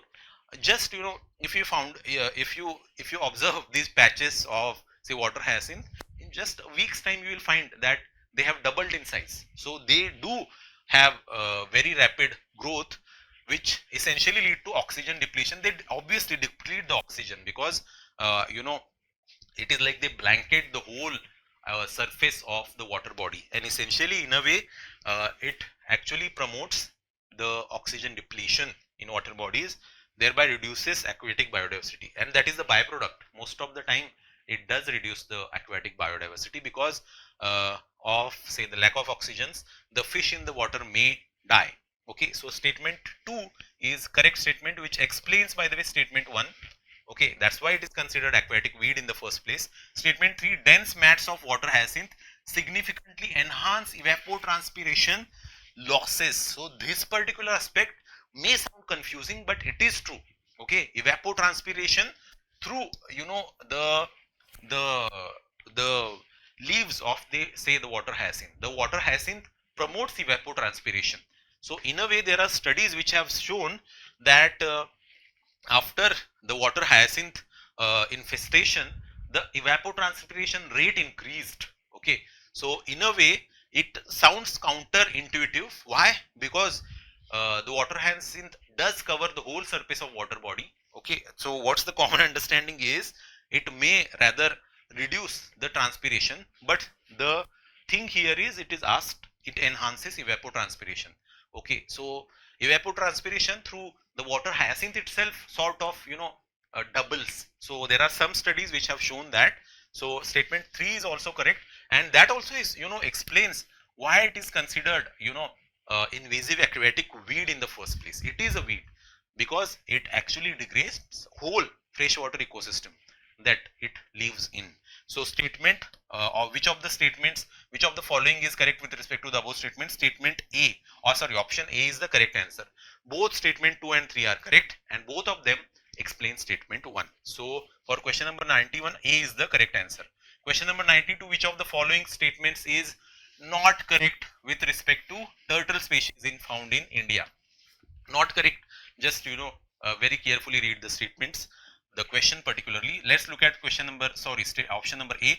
Olive ridleys are among the smallest marine turtles, while leatherbacks are the largest. So this is particularly true. Olive ridleys are among the smallest of the marine turtles. They are also the most abundant as well. Leatherbacks are the largest. Have you seen the leatherback turtles? They are so huge. So they are one of the largest marine turtles. So option B, in India, leatherbacks turtles nest primarily in the Andaman and Nicobar Islands. So this particular statement is also correct. Andaman and Nicobar Island, they have these huge nesting sites for leatherback turtles in particular. Let's look at option C. The red crowned roof turtle is the most abundant marine turtle in the Indian waters. So this particular, red crowned roofed turtle is often in news. It is a freshwater species. See, it is a freshwater turtle species. So it is not particularly a marine turtle species. So this option C is not correct. Option D, olive ridley turtles are known for mass nesting sites called Aribada at the Rushikulya river mouth. So this particular, very famous statement, like those Aribadas are often called the essentially the mass nesting sites, and Rushikulya river mouth is very famous olive ridley Aribada. Okay, so option C is the answer here because it asks to identify not correct option. Okay, so red crowned roof turtle is a freshwater turtle, so it is not marine turtle. So option C is the answer here for question number 92. Question number 93 now. In the context of India's recently updated nationally determined contributions for the period 2031 and 2031 to 35, consider the following statements. What are those following statements? So statement 1, NDCs are non-binding national climate action plans under the Paris Agreement. So this is very easy statement. This is correct statement. These are non-binding Paris Climate Agreement. These are action plans under the Paris Climate Agreement, and we have signed the Paris Climate Agreement. That's why we have these NDCs in action in India. And see, most of the time what has happened is in recent times there was a news on PIB about this, that Indian cabinet has approved India's updated NDCs for the period 2031 and 35. We have earlier also the targets under the NDCs. We have Panchamrit target, but they have been updated for 2031 and 35 now. So what has happened is, what we have changed. India commits to reduce emission intensity of its GDP by 47% by 2035 from 2005 level. So this is the first commitment. India to achieve 60% of cumulative electric power installed capacity from non-fossil fuel based energy resources by 2035. So that is also correct. India create carbon sink of 3.5 to 4 million tons of CO2 equivalent through forest and tree cover by 2035 from 2005 level. And India's commitment are aligned with vision of Viksit Bharat by 2047 and net zero goal by 2070. Now let's look at, these are the updated commitments by the way. Now let's look at statement number 2. India has committed to reducing the emissions intensity of its GDP by 47% by 2035 from pre-industrial levels. So we just saw, is there any pre-industrial level commitment? It is not, it is 2005 levels. So essentially this statement 2 is incorrect statement. Okay, although the numbers are correct, 47% by 2035 from 2005 levels, not pre-industrial levels. Statement 3, India targets achieving 60% cumulative electric power installed capacity from non-fossil fuel based energy resources by 2035. So this is correct statement. So that we have committed to under the updated NDCs of 2031 to 35 period. So number 1 is correct, number 3 is correct. Option C is the correct answer here. For question number 93, we have option C as the correct answer. So that's it from my side. Thank you. Hello everyone, I'm Navneet Chabda. I'll discuss the science and technology part of ANUBHAV-IV. I felt that this time the questions of science and technology were a bit easy, but it may be a biased opinion. जब इस तरफ खड़े होते हैं सब कुछ आसान लगता है, रियल टाइम एग्जाम प्रेशर में थिंग्स आर डिफरेंट. क्वेश्चंस का टॉपिक तो ऐसा हो सकता है कि शायद कुछ आपको लगा हो कि आपने नहीं पढ़ा. जैसे फॉर एग्जांपल पहला ही क्वेश्चन जो हम देखने वाले हैं, मून हीलियम, बहुत मेन स्ट्रीम टॉपिक नहीं है बट अंडरकरेंट बहुत है. इस तरीके के क्वेश्चंस थे जो हो सकता है शायद on the face of it दिख रहे हैं कि टफ है, बट ऑप्शंस थोड़े से आसान बने हुए थे. That's what I felt. चलिए स्टार्ट करते हैं पहले क्वेश्चन से. So the first question says it's about the space mining prospects that we are exploring in moon. Again, as I said, जिस तरीके की न्यूज हेडलाइंस बनाती है ये वैसी वाली नहीं है. हो सकता है आपने उतने अच्छे से नहीं पढ़ा, but when it comes to space mining, which is going to be reality very soon, and there are multiple international discussions happening regarding this. वहां सबसे पहले किसी चीज का नाम आता है तो that is helium-3 in moon. देखते हैं क्वेश्चन, फिर बात करते हैं. सो एज यूजुअल अगर आपने पहले डिस्कशन अटेंड किया है, I will quickly tell you the answer statement wise, फिर हम डिटेल डिस्कशन करेंगे जो क्वेश्चन में कॉन्सेप्ट्स इन्वॉल्व है. आफ्टर दैट जितने भी पेरिफेरल इश्यूज हैं, मतलब उस थीम से रिलेटेड जो एक्स्ट्रा पूछा जा सकता है, उसको भी क्विकली हम रिकैप करते हुए चलेंगे, सो दैट हमारी 10 to 12 थीम्स कवर हो जाए क्वेश्चंस की. चलिए तो क्वेश्चन देखते हैं. क्वेश्चन कहता है that first 3 statement assertion reason है. पहला स्टेटमेंट कह रहा है that scientists believe that mining resources from the moon can help address long term energy needs on earth. अब आप सबको पता है कि 3 स्टेटमेंट का जब क्वेश्चन होता है तो पहला स्टेटमेंट ऑब्वियसली करेक्ट ही होता है, आपको 2 और 3 एनालाइज करना होता है. स्टेटमेंट 2 कह रहा है moon is believed to contain helium three which is considered a potential fuel for future nuclear fusion energy. This is correct. ये करेक्ट है और ये एक्सप्लेन भी कर रहा है. The second statement says that permanently shadowed regions near the south pole of the moon have evidence of rich sources of fossil fuels. This is what I was saying कि ये बहुत ही stupid statement है. Fossil fuel बाकी तो discussion हम करेंगे, but आप सबको पता है कि फॉसिल फ्यूल बनता कैसे है. Fossil fuel is formed from the dead remains of the plant and animal. For that you need life. Do you have any evidence कि मून में पहले लाइफ एग्जिस्ट करती थी और वो इतने समय तक एग्जिस्ट की है कि उसका फॉसिल फ्यूल बन रखा है? It doesn't make any sense, right? तो ये स्टेटमेंट तो गलत होना ही था. तो इसका जो आंसर है that is only one of the statement 2 and 3 is correct and that explains statement 1. चलिए इसके डिटेल में बात करते हैं सारी चीजें. फर्स्ट ऑफ ऑल एक टर्म से फेमिलियर हो जाइए जो बार बार यूज किया जाता है, that is lunar regolith. By the way ये आज नहीं चल रहा है, this is not your scenario of the current moon, but very soon this is how your moon is going to look like. The term lunar regolith, it means simply the layer of loose soil and the fragmented rock debris and the minerals on the surface of moon, उसको lunar regolith कहते हैं. ठीक. अभी जो lunar regolith है that's very special. आपकी अर्थ की जो सॉइल है उससे ये डिफरेंट कैसे? देखो मून में 2 चीजें बहुत फंडामेंटली डिफरेंट है. फर्स्ट, मून में का कोई मैग्नेटिक फील्ड नहीं है. आपका earth behaves like a strong magnet और इसके अराउंड पे बहुत स्ट्रॉन्ग मैग्नेटिक फील्ड है. अर्थ के अराउंड पे कोई मैग्नेटिक फील्ड नहीं है. Once upon a time there used to be, but now it does not have a magnetic field, जिसकी वजह से 2 चीजें हुई. एक, all of you know that the concept of solar wind. So basically solar जो बहुत हाई टेम्परेचर पे solar atmosphere है, वहां से कंटिन्यूअसली चार्ज पार्टिकल का फ्लो पूरे सोलर सिस्टम में हो रहा है. This continuous movement of charged particles from the sun, this is known as solar wind. अब आपके अर्थ में ये सोलर विंड इंपैक्ट नहीं कर पाती. क्यों? बिकॉज आपके अर्थ के अराउंड पे जो स्ट्रॉन्ग मैग्नेटिक फील्ड है वो इन चार्ज पार्टिकल को डिफ्लेक्ट कर देता है. तो नॉर्मली आपकी अर्थ पे सोलर विंड का इंपैक्ट नहीं होगा. हाँ, बट मैग्नेटिक फील्ड लाइंस आपकी अर्थ के पोल्स में कन्वर्ज होती हैं, तो पोल्स में आपको सोलर विंड का इंपैक्ट दिखता है and that is what Arora is. ठीक, बट इन जनरल नहीं दिखता. अब हुआ ये बिकॉज मून के पास मैग्नेटिक फील्ड लाइन नहीं है. इट मींस सोलर विंड जो भी मून पे आ रही होंगी वो हर कुछ मून की सरफेस को डायरेक्टली इंपैक्ट कर रही है. This is the first fundamental difference in moon and earth. The second difference is this.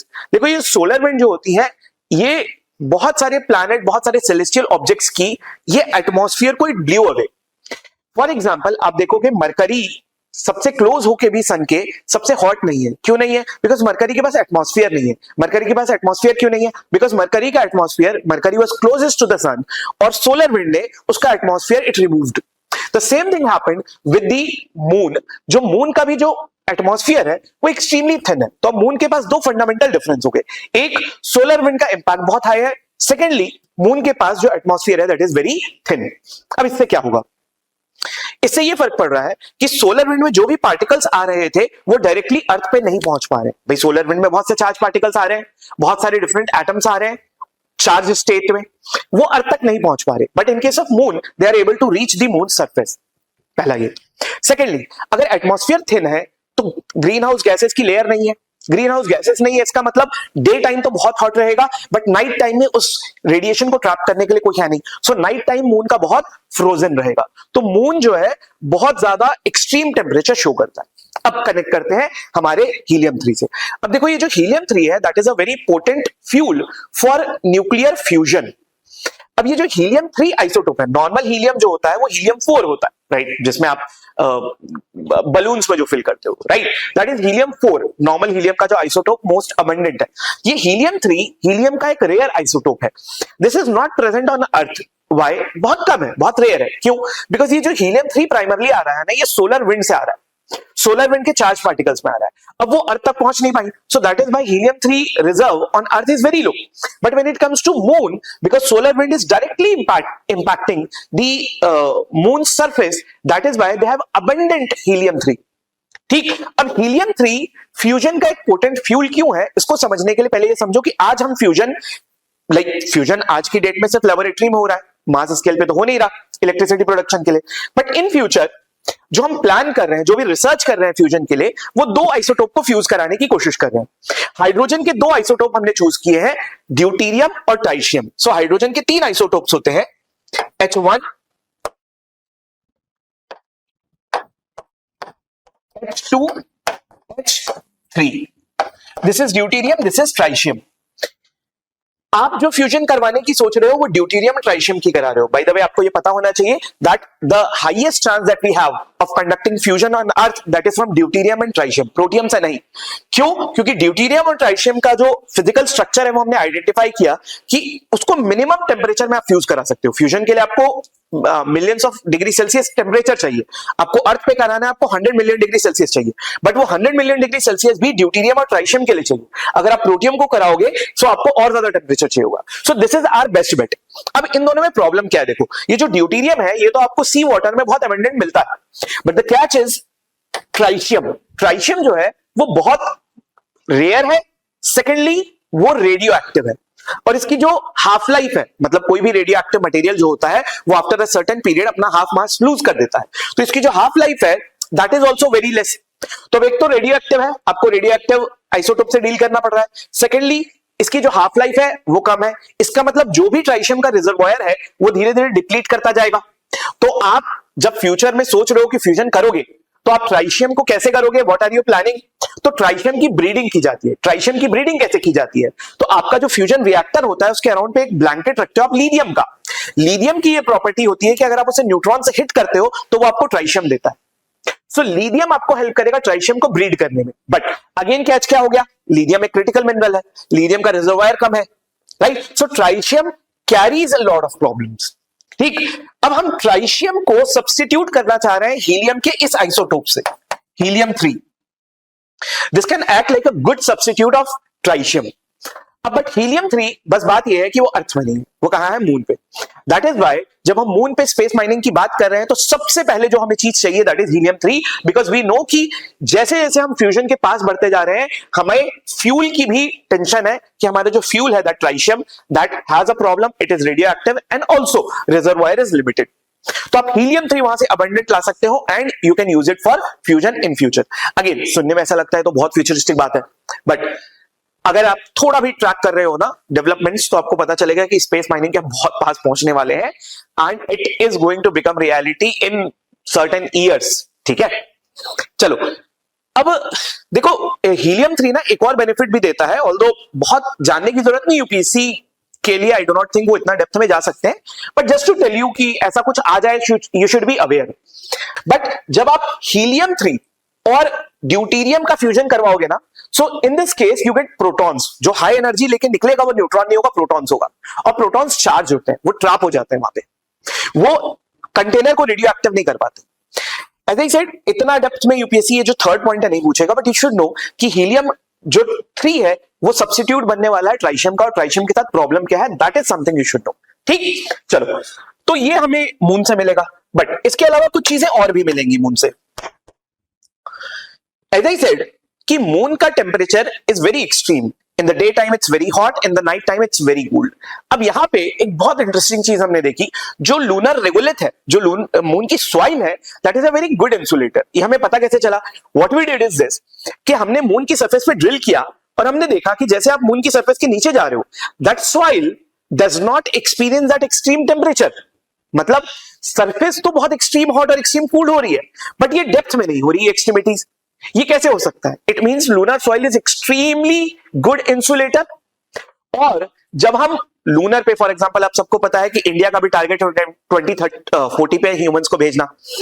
जो नासा है वो आर्टेमिस 2 कंप्लीट कर चुका है। आर्टेमिस 3 के केस में इट इज ट्राइंग कि वो ह्यूमंस को 2027 में भेज दे वापस। नाउ लेट्स से हम फ्यूचर में परमानेंट स्पेस माइनिंग चाह रहे हैं, परमानेंट हैबिटेशन चाह रहे हैं। ऑब्वियसली आपको कुछ कंस्ट्रक्शन करना पड़ेगा वहां पे, और जो कंस्ट्रक्शन करना पड़ेगा that should be able to sustain this extreme temperature. वो मटेरियल कहां से लाओगे? डू यू थिंक आप अर्थ का मटेरियल वहां पे कैरी करके ले जाओगे? सो आपको उस एक्सट्रीम एटमॉस्फेयर में सर्वाइव करने के लिए लूनर रेगुलेट कंस्ट्रक्शन एक्टिविटीज में हेल्प करेगी, because it's a very good insulator. तो वो भी एक हमारा एक्सप्लोरेशन का स्कोप है। थर्ड थिंग, अच्छा एक there is one thing that I should have told you earlier. अगर किसी को भी ये बात बहुत फ्यूचरिस्टिक लग रही है तो आपका जो यूपीएससी में 2024 या 2023 का क्वेश्चन था आरटीजीएस, ठीक, आरटीजीएस का जो क्वेश्चन था that was based on this thing only, that how will we derive the energy in moon for future missions. आज हम मून में जो एनर्जी डिराइव करते हैं वो कैसे करते हैं, कैसे यूज करते हैं? Solar energy. बट मून में 14 डेज के लिए सन रहता है, डे टाइम रहता है, 14 डेज के लिए नाइट रहती है। इसी वजह से आपका जो चंद्रयान 3 था उसका 14 डे लाइफ टाइम था। Why? Because 14 डे के बाद उसे पता नहीं था how to use the energy. अब उसके लिए एक सोर्स होता है एनर्जी यूज करने का, आरटीजीएस। वो यूपीएससी ऑलरेडी पूछ चुकी है। कुछ और सोर्सेस, जैसा मैंने आपको अभी हीलियम 3 का डिस्कशन कर लिया। फिर हीलियम 3 तो बाय द वे आप मून में फ्यूजन रिएक्टर बिल्ड करने से पहले अर्थ में करोगे, बट मून में एक और सोर्स ऑफ एनर्जी आप यूज करोगे from the moons own resources, that is this. आप क्या करोगे कि आपका डे टाइम में बहुत एक्सेस सन आएगा, right? You will use this energy to extract hydrogen and oxygen from moon's regolith. Moon के रेगुलेट में, मून के सॉइल में आप सबको पता है कि वाटर मॉलिक्यूल्स हमने फाइंड आउट कर लिया है, और ये डिस्कवरी पहली बार हमारे चंद्रयान 1 ने ही की थी। तो हमने मून में इनफ वाटर मॉलिक्यूल्स देख लिए हैं। अभी जो वाटर मॉलिक्यूल्स हम इसे एक्सट्रैक्ट करेंगे, हम इसे सोलर एनर्जी से, जो डे टाइम में बहुत एक्सेस है, उसे यूज करके इस वाटर को ब्रेक डाउन करेंगे, क्या बनाएंगे? हाइड्रोजन और ऑक्सीजन, ठीक। अब नाइट टाइम में हम एक फ्यूल सेल यूज करेंगे जो कि इस हाइड्रोजन और ऑक्सीजन को यूज करके अगेन इलेक्ट्रिसिटी प्रोड्यूस करेगी। ऐसी फ्यूल सेल को कहते हैं regenerative fuel cell. Regenerative fuel cell का मतलब क्या है? देखो, नॉर्मली आप हाइड्रोजन से जब एनर्जी एक्सट्रैक्ट करना चाहते हो तो 2 स्टेप होते हैं। एक होता है इलेक्ट्रोलिसिस, मतलब वाटर को पहले ब्रेक डाउन करो इलेक्ट्रिसिटी से और हाइड्रोजन और ऑक्सीजन बनाओ, दिस इज वन पार्ट। फिर फ्यूल सेल में इस हाइड्रोजन और ऑक्सीजन को यूज करो एंड जनरेट इलेक्ट्रिसिटी। यही करते हो आप नॉर्मल। जब आप दोनों स्टेप को कंबाइन कर देते हो, मतलब इलेक्ट्रोलिसिस भी कंबाइन कर दो और फ्यूल सेल भी कंबाइन कर दो, then you get regenerative fuel cell, ठीक। तो ये दोनों का कॉम्बिनेशन है। ये आप करोगे मून में कि डे टाइम में एक्सेस सन की एनर्जी है, उससे रेगुलेट के वाटर मॉलिक्यूल को ब्रेक करो, H2O2 बनाओ, फिर use it in the fuel cell और इससे इलेक्ट्रिसिटी डेवलप करो और नाइट टाइम में यूज करो। This is a futuristic idea that we are exploring, ठीक। तो ये भी एक चीज है जो आपको पता होना चाहिए। तो ये वो सारी चीजें हो गई आपको जो मून की रेगुलेट और मून में जो स्पेस माइनिंग होने वाली है उसके बारे में आपको पता होना चाहिए। एक और बात, बाय द वे, क्या इंटरनेशनल रेगुलेशन में मून की स्पेस माइनिंग अलाउड है? हम अभी थोड़ी देर में जब आउटर स्पेस ट्रीटी पढ़ेंगे and we will also talk about Artemis Accords, उस समय हम बात करेंगे, ठीक। चलो, तो ये हो गया आपका पहले क्वेश्चन का जितना भी कॉन्सेप्ट था। अब आंसर तो ऑब्वियस ही बात है, आप समझ गए कि हीलियम 3 ही वो है जिससे हम उम्मीद लगा के बैठे हैं कि एनर्जी अर्थ पे पूरी करेगा, ठीक, इसको लेके आएंगे। बाकी जो रीजनरेटिव फ्यूल सेल है ये तो मून में ही एनर्जी की रिक्वायरमेंट को फुलफिल करेगा आपके फॉर फ्यूचर लूनर मिशन। चलो, अब आ जाओ नेक्स्ट क्वेश्चन पे, which is genome India project. अब देखो, जीनोम इंडिया प्रोजेक्ट का फर्स्ट लेग ऑलरेडी कंप्लीट हो चुका है around 1 to 1.5 years back, but अभी तक सरप्राइजिंगली क्वेश्चन नहीं आया, कभी भी आ सकता है। इसके स्टेटमेंट देखते हैं क्या कह रहा है। पहला स्टेटमेंट कहता है, it aims to sequence the DNA of every newborn child in the country by year 2047। Impossible, ठीक है। हमारा ओवरऑल टारगेट ही यही है कि हमें 20,000 सैंपल्स कलेक्ट किए हैं हमने और उसकी जीनोम सीक्वेंसिंग करनी है Right now, in the first leg, we have completed the genome sequencing of 10,000 people. Every child born, it's a bizarre thing. I hope आप समझ गए होंगे कि ये गलत है. Second statement, the project is expected to support the development of personalized medicine. This is correct. One of the flagship objective of the project. The third statement says ICMR serves as the nodal agency for its implementation. Doesn't make any sense. ये Department of Biotechnology under the ministry of science and technology वो उसकी nodal body है. It means only one is correct. चलो इसकी detail देखते हैं. सबसे पहले जीनोम इंडिया प्रोजेक्ट करना क्या चाह रहा है? Genome sequencing of 20,000 people. First leg में 10,000 कंप्लीट कर दिए हैं, but we have collected 20,000 samples. तो जीनोम सीक्वेंसिंग करना चाह रहा है. सबसे पहले समझ लेते हैं जीनोम क्या है, जीनोम सीक्वेंसिंग क्या है. क्विकली रिवाइज करते हैं. जीनोम क्या है? See, all of our genetic material that we have is stored in DNA. ठीक. अब ये जो DNA है, ये DNA दो जगह पे अवेलेबल है. न्यूक्लियस में हमारी सेल के, every cell has a nucleus में स्टोर्ड है 99% DNA, और थोड़ा सा DNA हमारी सेल के माइटोकॉन्ड्रिया में अवेलेबल है. ठीक. न्यूक्लियस में जो DNA है वो 23 क्रोमोसोम के फॉर्म, 23 पेयर ऑफ क्रोमोसोम में स्टोर्ड है. ठीक. The complete set of DNA of a human being including nuclear and the mitochondrial DNA सबको मिला के कहते हैं जीनोम. जीनोम सीक्वेंसिंग का क्या मतलब है? जीनोम सीक्वेंसिंग का मतलब है कि आप जो कंप्लीट डीएनए है उसकी सीक्वेंसिंग कर रहे हो. कंप्लीट डीएनए की सीक्वेंसिंग. कंप्लीट डीएनए की सीक्वेंसिंग का क्या मतलब है? डीएनए आपका ऐसा दिखता है, राइट? आप सबने पढ़ा है ये डबल हेलिकल स्ट्रक्चर है, और इसके जो लैडर्स दिख रही है, कनेक्टिंग लैडर्स दिख रही है, आपने पढ़ा होगा, ये नाइट्रोजनस बेस से मिलकर बना होता है. ये नाइट्रोजनस बेस होते हैं 4 टाइप के: एडेनिन, थायमिन, गुआनिन, साइटोसिन. ठीक. अब ये देखो आपका ये इस तरीके से दिखता है. अगर हम इस बेस को, लेट्स से आपके स्ट्रक्चर को इस तरीके से ओपन कर दें, सो ये लेट्स से यहां ए है, जी है, सी है, टी है, ए, टी, सी, तो ये पेयर्स में होते हैं. ए हमेशा टी के साथ पेयर करता है, जी हमेशा सी के साथ, सी यहां है तो फिर से जी, टी है तो फिर से ए, टी एंड सो ऑन. अब जेनेटिक मटेरियल का पर्पस क्या है? जेनेटिक मटेरियल के पास कोड है. किस चीज का कोड है? आपकी बॉडी वर्क करती है डिफरेंट. आपकी बॉडी के लिए एक बहुत इंपॉर्टेंट मॉलिक्यूल होता है आपके प्रोटीन्स. आपकी बॉडी के प्रोटीन्स, आपकी सेल्स बहुत सारे प्रोटीन्स बना रही है, ठीक है, थाउजेंड्स में प्रोटीन बनाएगी. नाउ हर प्रोटीन बनाने का code, that how does a cell form a protein, उसका कोड जो है इस डीएनए में है. ठीक. अब ये जो डीएनए की लैंग्वेज है, that is in the form of A, G, C, T, G, A, इस लैंग्वेज में, इस सीक्वेंस में. ठीक. अब डीएनए सीक्वेंस का मतलब होता है यही सीक्वेंस, नाइट्रोजनस बेस का सीक्वेंस. ठीक. अच्छा, आप दोनों साइड का सीक्वेंस निकालने की जरूरत नहीं पड़ती है, बिकॉज एक साइड का sequence if you know the other side, क्योंकि आपको पता है ए टी से पेयर करेगा, जी सी से करेगा. तो जब आप डीएनए सीक्वेंस कहते हो तो what is that sequence? That sequence is nitrogenous base का सीक्वेंस. बिकॉज ये पता चल गया तो डीएनए का सारा कोड पता चल गया. ठीक. तो जब आप पूरे डीएनए की डीएनए नाइट्रोजनस बेस का सीक्वेंस निकालते हो, we call it genome sequencing. अब जीनोम सीक्वेंसिंग से एक रिलेटेड वर्ड हमने लास्ट अनुभव में किया था, you should know, that is whole genome sequencing या फिर next generation sequencing. This is the modern technology through which we do genome sequencing for projects like Genome India project. Earlier जो basic DNA sequencing की technique होती थी उसको कहते थे Sanger sequencing. Sanger sequencing क्या करता है? एक टाइम में एक छोटे से डीएनए फ्रेगमेंट का ही सीक्वेंस निकाल सकता है. बट नेक्स्ट जनरेशन सीक्वेंसिंग जो होती है, मल्टीपल डीएनए सेगमेंट्स का पैरेलली सीक्वेंसिंग कर सकती है, जिससे ये प्रोसेस फास्टन अप होती है. तो जब आपको इतने सारे ह्यूमन बींग्स का डीएनए सीक्वेंसिंग करना है तो obviously you will use the next generation sequencing. ये एक सिंगल वन लाइनर टर्म की तरह आ सकता है. Now let's talk about the genome India project. हमारे इसमें पर्पस क्या है कि भाई इंडिया में जितनी भी रीजनल डाइवर्सिटी है, हर डाइवर्सिटी से कुछ सैंपल कलेक्ट करो उनका डीएनए का, और उसकी सीक्वेंसिंग करो. ठीक. तो हमने सैंपल जो कलेक्ट किए हैं अराउंड 20,000 पीपल के हमने कलेक्ट किए हैं. फर्स्ट लेग में हमने इसमें से 10,000 ह्यूमंस का across different regions DNA sequence करके डेटा रिलीज कर दिया. ठीक. अब इसके कुछ बेसिक फैक्ट्स, करंट स्टेटस तो मैंने आपको बता दिया कि 10,000 का हो चुका है. कुछ बेसिक फैक्ट्स, इसकी जो नोडल मिनिस्ट्री है that is ministry of science and technology, किस ऑर्गेनाइजेशन के थ्रू कर रही है? Department of biotechnology. ठीक.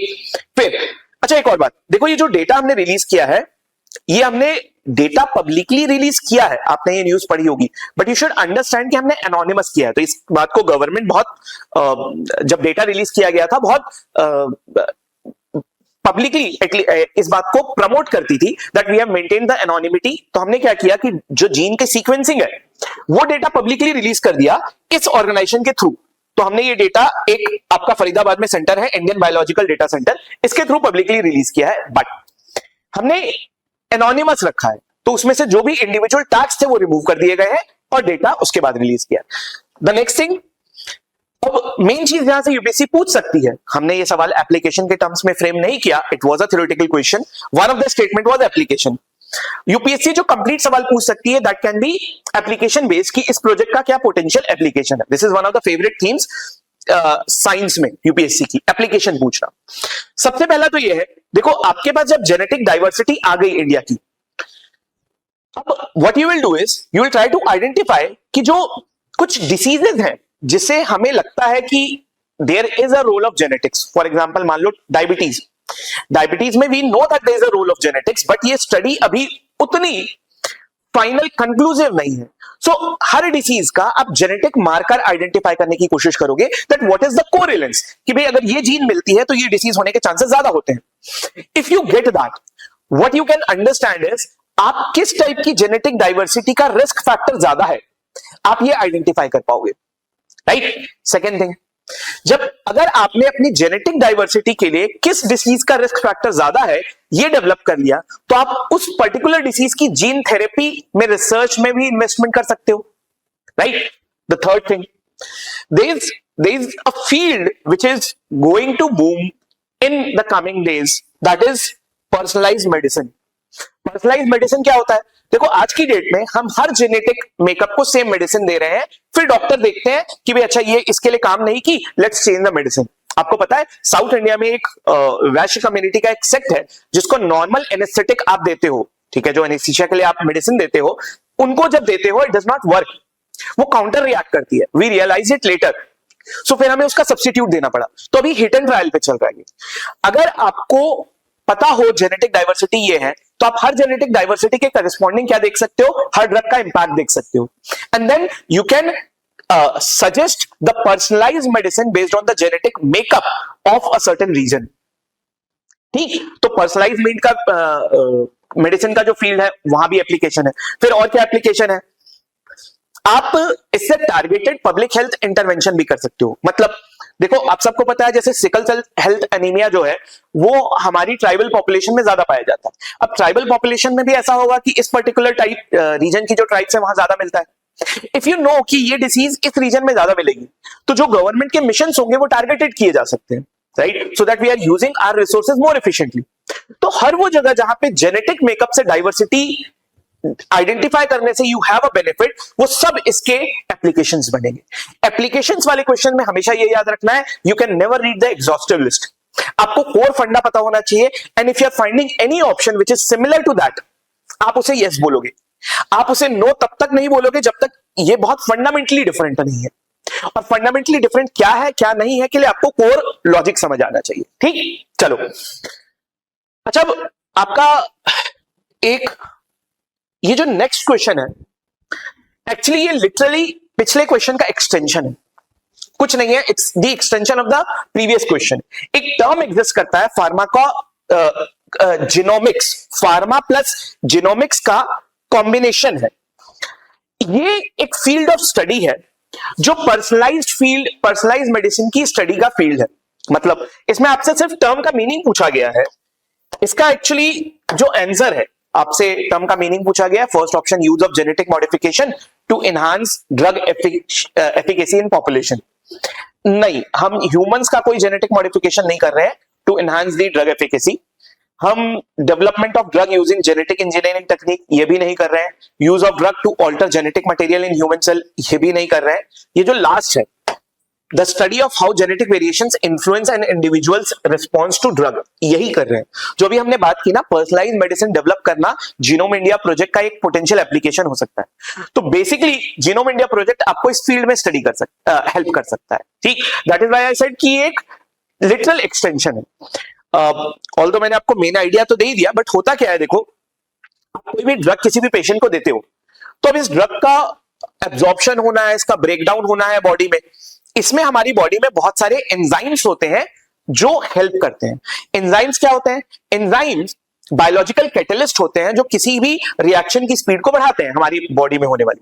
अब एंजाइम्स जो होते हैं ना, केमिकली प्रोटीन ही होते हैं, except for one enzyme, all the enzymes in our body are chemically protein only. अच्छा, प्रोटीन है मतलब प्रोटीन का कोड किसके पास होगा? जीन के पास होगा, राइट? इसका मतलब अगर किसी लेट्स से किसी रीजनल डाइवर्सिटी में या किसी पर्सन में कोई एक जीन मिसिंग है, तो हो सकता है एक प्रोटीन मिसिंग है, हो सकता है एक एंजाइम मिसिंग है। अगर एंजाइम मिसिंग है, ड्रग काम नहीं करेगी, right? So that is how we have to understand कि डिफरेंट जेनेटिक मेकअप में कोई मेडिसिन काम कैसे करती है।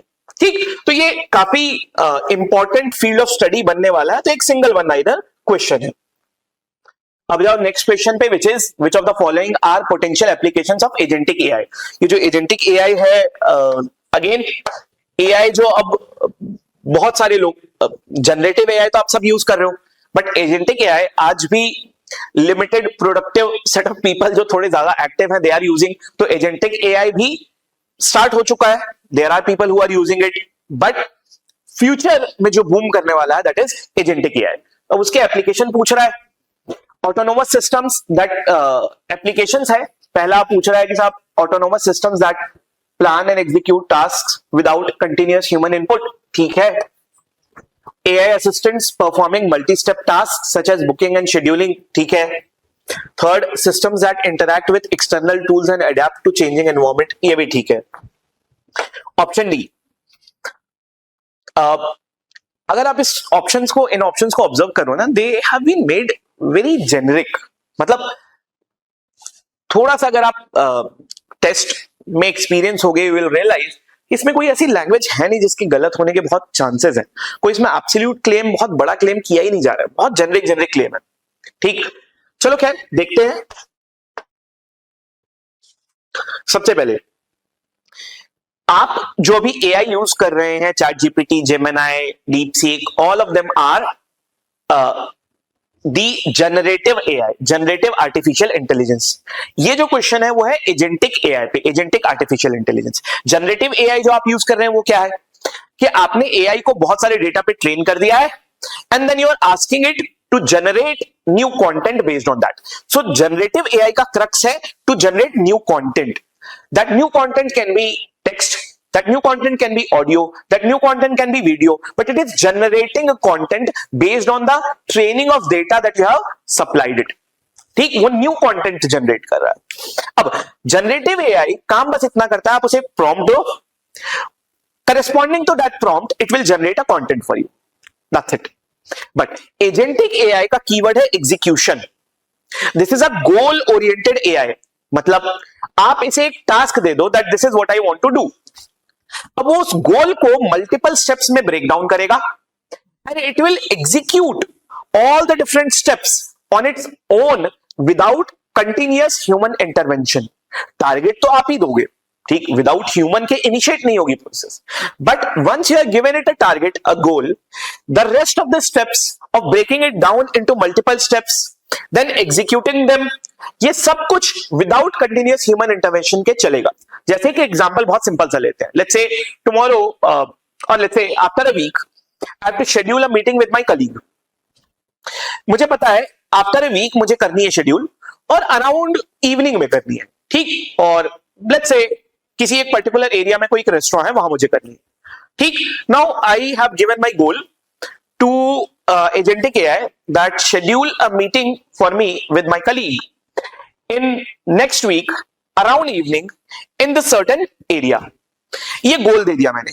अब एजेंटिक एआई इसको मल्टीपल स्टेप्स में ब्रेक डाउन करेगा। For example let's say if I have my Google calendar कि मेरा जो है ऑक्यूपेंसी नेक्स्ट वीक में ये है, it will analyse my Google calendar, देखेगा when I am free in the next week, फिर ये मेरे कलीग को कांटेक्ट करेगा, ठीक, कि क्या इस टाइम पे आर यू फ्री, इस टाइम पे इस जगह के लिए। Now if the colleague says mail होगा, ठीक है, लिटरली वो मेरे मेल को ओपन करेगा and it will send a mail. Let's say my colleague replies कि भाई ये टाइम सूटेबल नहीं है, इट विल अगेन चेक, अच्छा क्या ऑल्टरनेटिव टाइम सजेस्ट किया जा सकता है, to and fro it will again finalise that meeting and then it will send me a message कि अच्छा मीटिंग शेड्यूल हो गई। सो एक गोल को छोटे छोटे टास्क में ब्रेक करना and then performing each task without continuous prompt, without continuous human intervention. That is agentic AI. It is literally agent of humans. अब जैसे मैंने एक सिंपल टास्क के लिए एग्जांपल दिया, आप इसे मल्टीपल चीजों के लिए, कॉम्प्लेक्स टास्क के लिए भी ट्रेन कर सकते हो. ठीक है. अच्छा, तो इसके कुछ फीचर्स क्या हो गए? एक तो भाई गोल ओरिएंटेड है, फिर मल्टी स्टेप एक्शन ले सकता है without continuous state human intervention. एक और इसका बहुत इंपॉर्टेंट फीचर प्रॉपर्टी कही जाती है, that is that it is aware of its own state. मतलब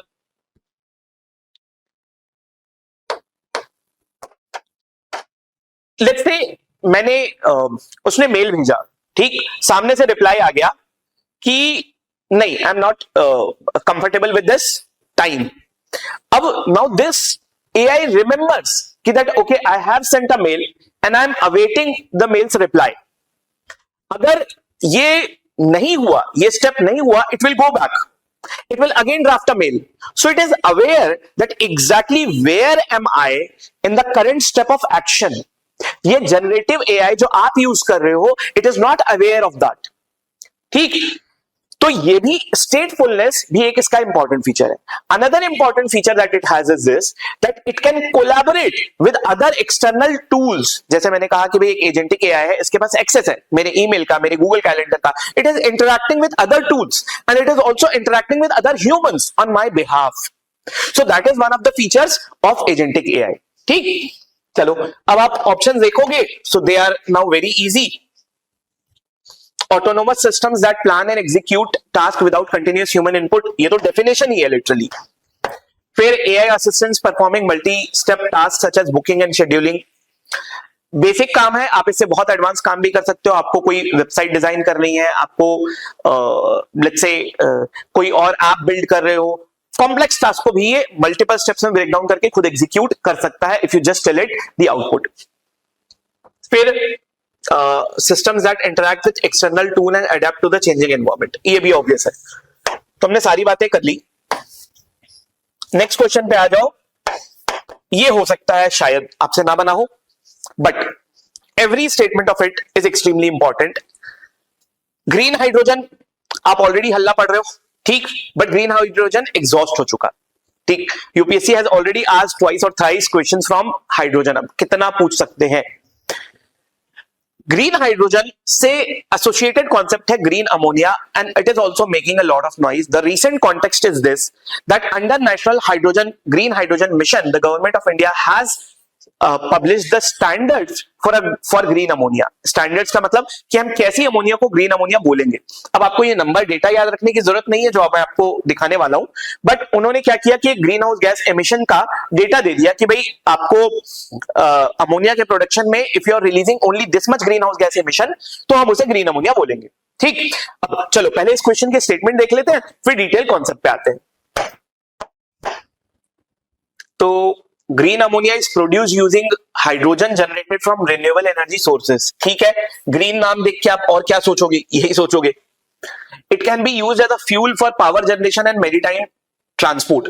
हो सकता है कि आपको ये थोड़ा सा वियर्ड लगा हो, बिकॉज अमोनिया का आप सबको ये पता है कि भाई यूरिया में यूज करते हैं. ठीक, उसके अलावा हो सकता है आपको नहीं पता, बट ये सही है. Its production involves using nitrogen fixated by bacteria. अभी तो नहीं, किसी sci-fi मूवी में हो रहा होगा, but as of now this is not possible. Green ammonia can serve as a medium for storage and transportation of hydrogen. This is correct. In fact, बहुत prominent usage होने वाला है green ammonia का. तो इसका आपका आंसर हो जाएगा 1, 3 and 4. 1, 3 and 4. Sorry 1, 2 and 4. 3 तो गलत है, हमारा बैक्टीरिया वाला है. तो 1, 2 and 4 मतलब हो गया आपका ऑप्शन बी. ठीक, चलो अब डिटेल बात समझ लेते हैं.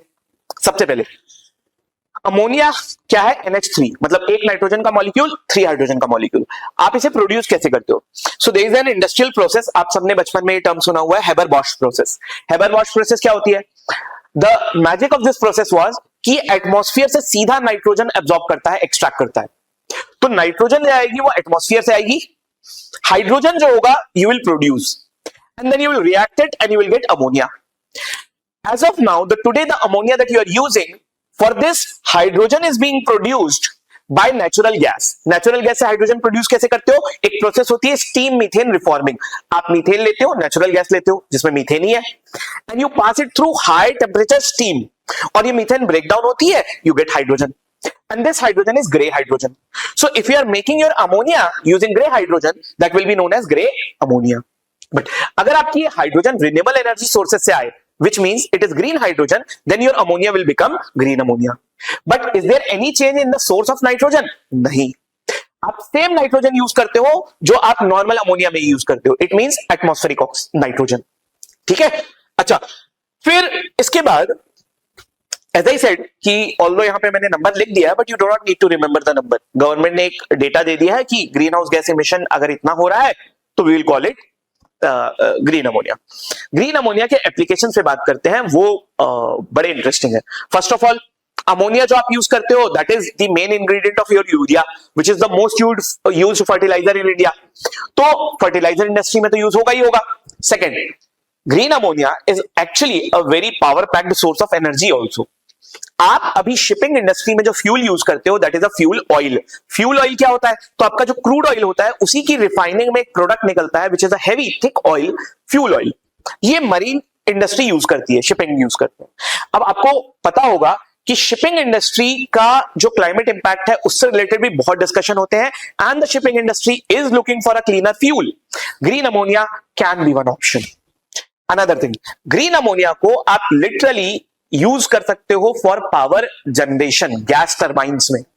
तो आपके जो नॉर्मल अभी थर्मल पावर प्लांट्स होते हैं वो आप यूज कर रहे हो कोल बेस्ड, ठीक, बट उसका थोड़ा सा मॉडिफाइड वर्जन होता है जिसमें गैस टर्बाइन्स होती हैं जो गैस के बेसिस पे काम करती हैं, ठीक। तो आप वहां पे भी ग्रीन अमोनिया को यूज कर सकते हो as a fuel for power generation.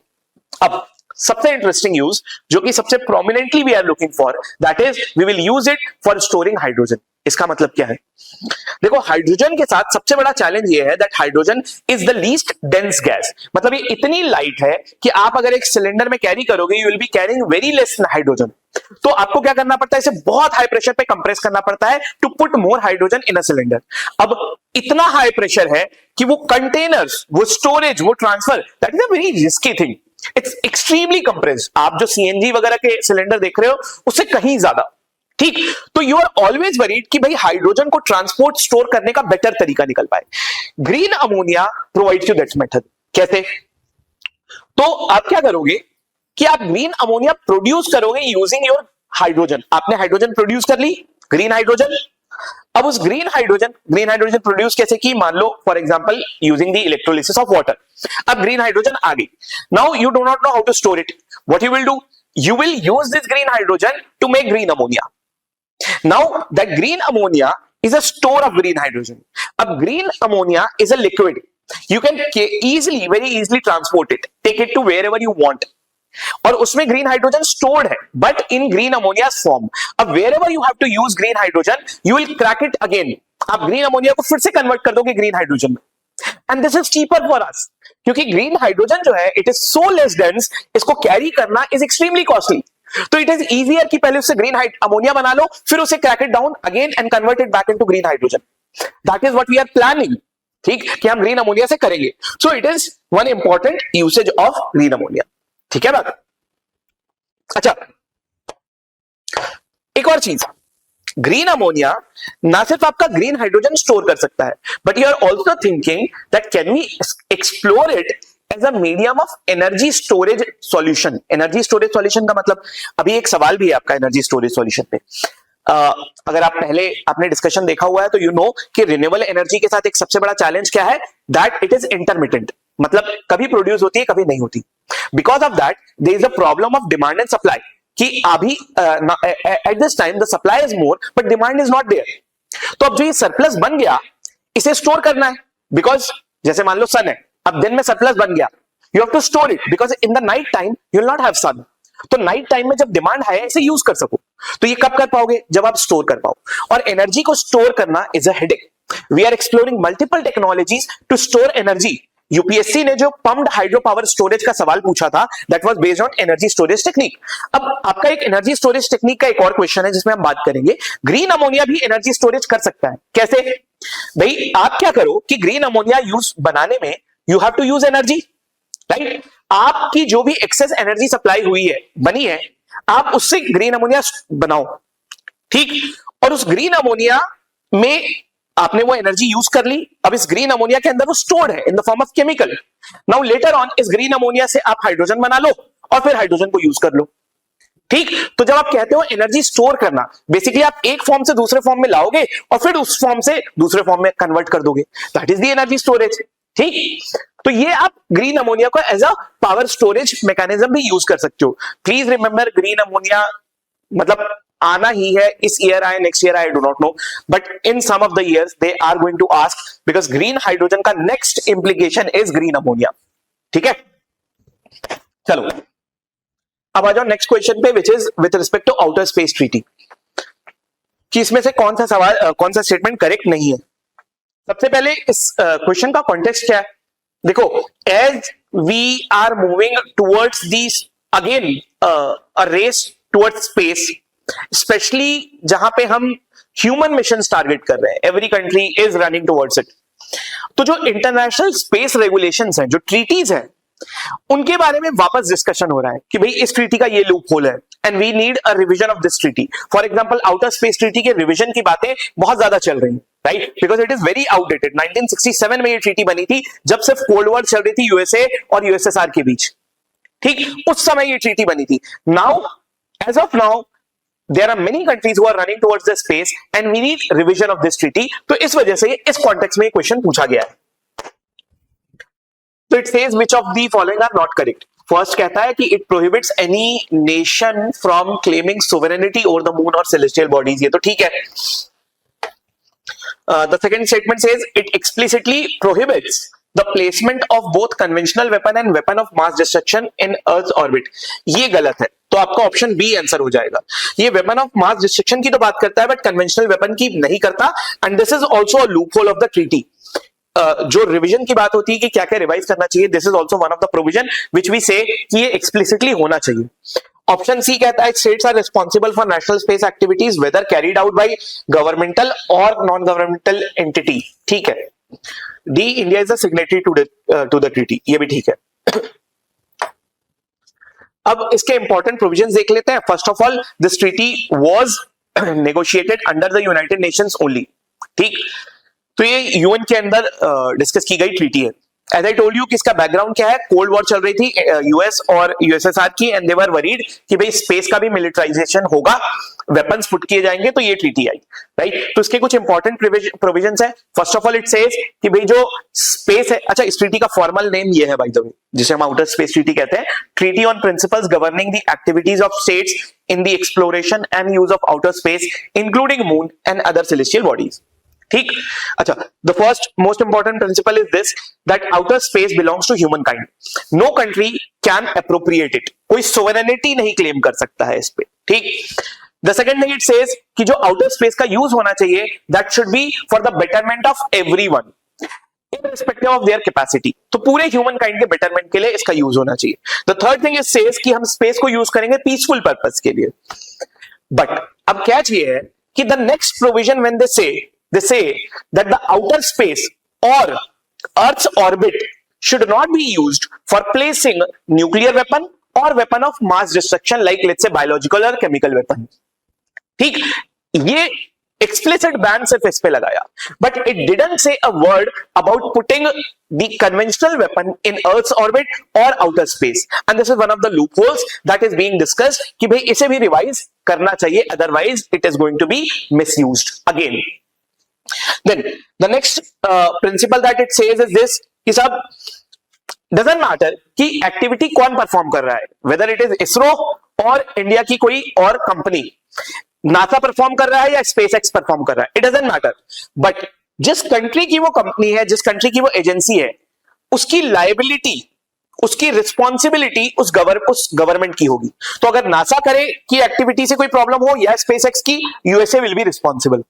And in fact अगर कोई भी डैमेज होता है, वो डैमेज आपकी एक्टिविटी से भले स्पेस में हो या फिर अर्थ पे हो, लेट्स से आपने रॉकेट लॉन्च किया और वो रॉकेट फॉल हुआ किसी बाजू की कंट्री में और कोई डैमेज हुआ, इररिस्पेक्टिव कि वो प्राइवेट पार्टी ने लॉन्च किया था, आपने लॉन्च किया था, government will be responsible, will be liable for that damage.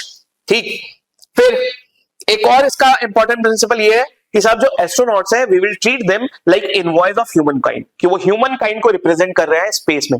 That means अगर कोई भी एस्ट्रोनॉट किसी एक्सीडेंट में स्टक है, सो all the signatories of this treaty will come ahead for helping that.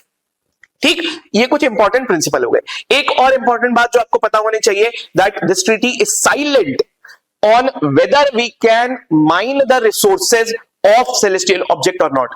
ये बात ध्यान से सुनो, दोनों बात में फर्क है। No country can appropriate it, मतलब इंडिया, यूएसए, चाइना, रशिया कोई भी जाके क्लेम नहीं कर सकता that this is our territory, but this is something else. क्या प्राइवेट पार्टी जाके वहां के रिसोर्सेज माइन कर सकती है? ठीक, रिसोर्सेज की माइनिंग करना इज नॉट नेशनल अप्रोप्रिएशन। तो इस ट्रीटी ने क्या बैन किया है? National appropriation. Is this treaty saying anything about the use of resources of moon और other celestial object? It is silent. ठीक, बट हम अभी आर्टेमिस देखेंगे तब हम बात करेंगे कि आर्टेमिस अकॉर्ड में एक्सप्लिसिटली इट हैज अलाउड, ठीक, कि हम स्पेस माइनिंग कर सकते हैं। इंडिया की स्पेस पॉलिसी 2023 में वी हैव एक्सप्लिसिटली सेड कि private parties can go and mine space. ठीक है, तो यहां पे ये साइलेंट है ये ट्रीटी। चलो, अब आंसर तो ऑब्वियसली बात है, आप समझ ही गए हो। ठीक है, ये जो ऑप्शन बी था वो गलत था। नेक्स्ट क्वेश्चन पे आ जाओ, which is with respect to digital personal data protection act. Act तो 2023 का हो गया, बट मल्टीपल रीजन से न्यूज में रहता ही है। तो एक सवाल उस पे है। अब ये एक्ट तो एक्चुअली बहुत बड़ा है और इसके बहुत सारे डिस्कशन है, हम सिर्फ इंपॉर्टेंट पॉइंट्स देख पाएंगे, बट आई विल एडवाइस कि इसको अपने बिहाफ पे भी रिवाइज कर लेना। ठीक है, चलो देखते हैं स्टेटमेंट्स। पहला स्टेटमेंट कहता है the act applies only to the personal data process within India. नहीं, गलत है। आउटसाइड इंडिया डेटा भी अगर प्रोसेस होगा तो उसको भी कुछ सर्टेन केसेस में it will be covered under this act. Second statement says कि personal data can not be processed without the consent of data principal under any circumstance. गलत है। देखो, आप अंडर एनी सर्कमस्टेंस देख के समझ ही जाना चाहिए कि बहुत एब्सोल्यूट क्लेम कर रहा है। कुछ तो इमरजेंसी वाली सिचुएशन होगी जिसमें आप अलाउ कर सकते हो, है ना। थर्ड स्टेटमेंट सेज कि telecom dispute settlement and appellate tribunal serves as the appellate authority under the act. ये स्टेटमेंट सही है, which means 3 only, option C. चलो एक एक करके इंपॉर्टेंट जो प्रोविजंस है उसकी बात कर लेते हैं। फर्स्ट ऑफ ऑल, कुछ टर्म्स ये एक्ट यूज करता है, उसमें से डेटा प्रोसेसर और प्रिंसिपल आसान है समझना। फिडिशरी हो सकता है कि वो वन लाइनर आपसे पूछ ले होता क्या है। तो डेटा प्रिंसिपल का मतलब ये होता है कि जिसका भी पर्सनल डेटा ओन करता है। लेट्स से मेरा आधार यूज कर रहे हो, that Aadhaar has my personal data, right? So I am the data principal. ठीक, one who owns the data, who is data fiduciary, who will decide what data to collect and how to process that data. खुद process नहीं कर रहा है, it is just deciding what data to collect and how to process it. For example, ये कुछ भी हो सकता है। मेरा bank, my bank is asking my Aadhaar card, my bank is asking my pan card. Now my bank is deciding based on the government regulations obviously कि आप क्या डेटा कलेक्ट कर सकते हो क्या नहीं कर सकते हो, and who will process this data। कोई ई कॉमर्स है, ई कॉमर्स भी मुझसे मेरी पर्सनल डेटा मांग रहा है, right? So they are the authority to decide what data to collect and how to process that data. That is data fiduciary. Who is data processor? Data processor, अच्छा, ये जो data fiduciary है, ये private party भी हो सकती है, government party भी हो सकती है, इंडिविजुअल हो सकता है, कुछ भी हो सकता है। Whoever is deciding what to collect and how to process. Data processor क्या है? वो actual party who will do the data processing, store the data, process it on the behalf of data fiduciary. ठीक, जैसे for example let's say कई बार third party को e KYC के लिए contract दिया जाता है कि हमारे बिहाफ पे आप इस कस्टमर का ई केवाईसी करो, तो भाई उसने प्रोसेस किया, उसने डेटा सेव किया on the behalf of data fiduciary, that is data processor. अब इसके अलावा एक्ट की एप्लीकेबिलिटी कहां है? फर्स्टली, विद इन इंडिया अगर डेटा प्रोसेस हुआ है तो yes it is covered. Now the catch is this, whether data has been processed online और ऑफलाइन, दोनों में एप्लीकेबल हो सकता है। अगर आपने डेटा को ऑनलाइन प्रोसेस किया है तब तो सीधा एप्लीकेबिलिटी है। अगर आपने ऑफलाइन प्रोसेस किया है बट आपने डिजिटाइज्ड किया है, उसको डिजिटल एनवायरनमेंट में सेव किया है, then that is also covered under this act. Then if the data has been processed outside India, उसकी प्रोसेसिंग, उसकी स्टोरेज इंडिया में नहीं हुई है, but if that data is being used to provide goods और services to Indians, in that case also that data is covered under this act. फिर consent की बात, तो ये एक्ट कहता है कि सब डेटा का, आप पर्सनल डेटा आपने जो भी यूज किया है, you will use it for the legal purpose and that too with the consent of data principal, but this is in general. It provides certain special circumstances where the consent of data principal is not required.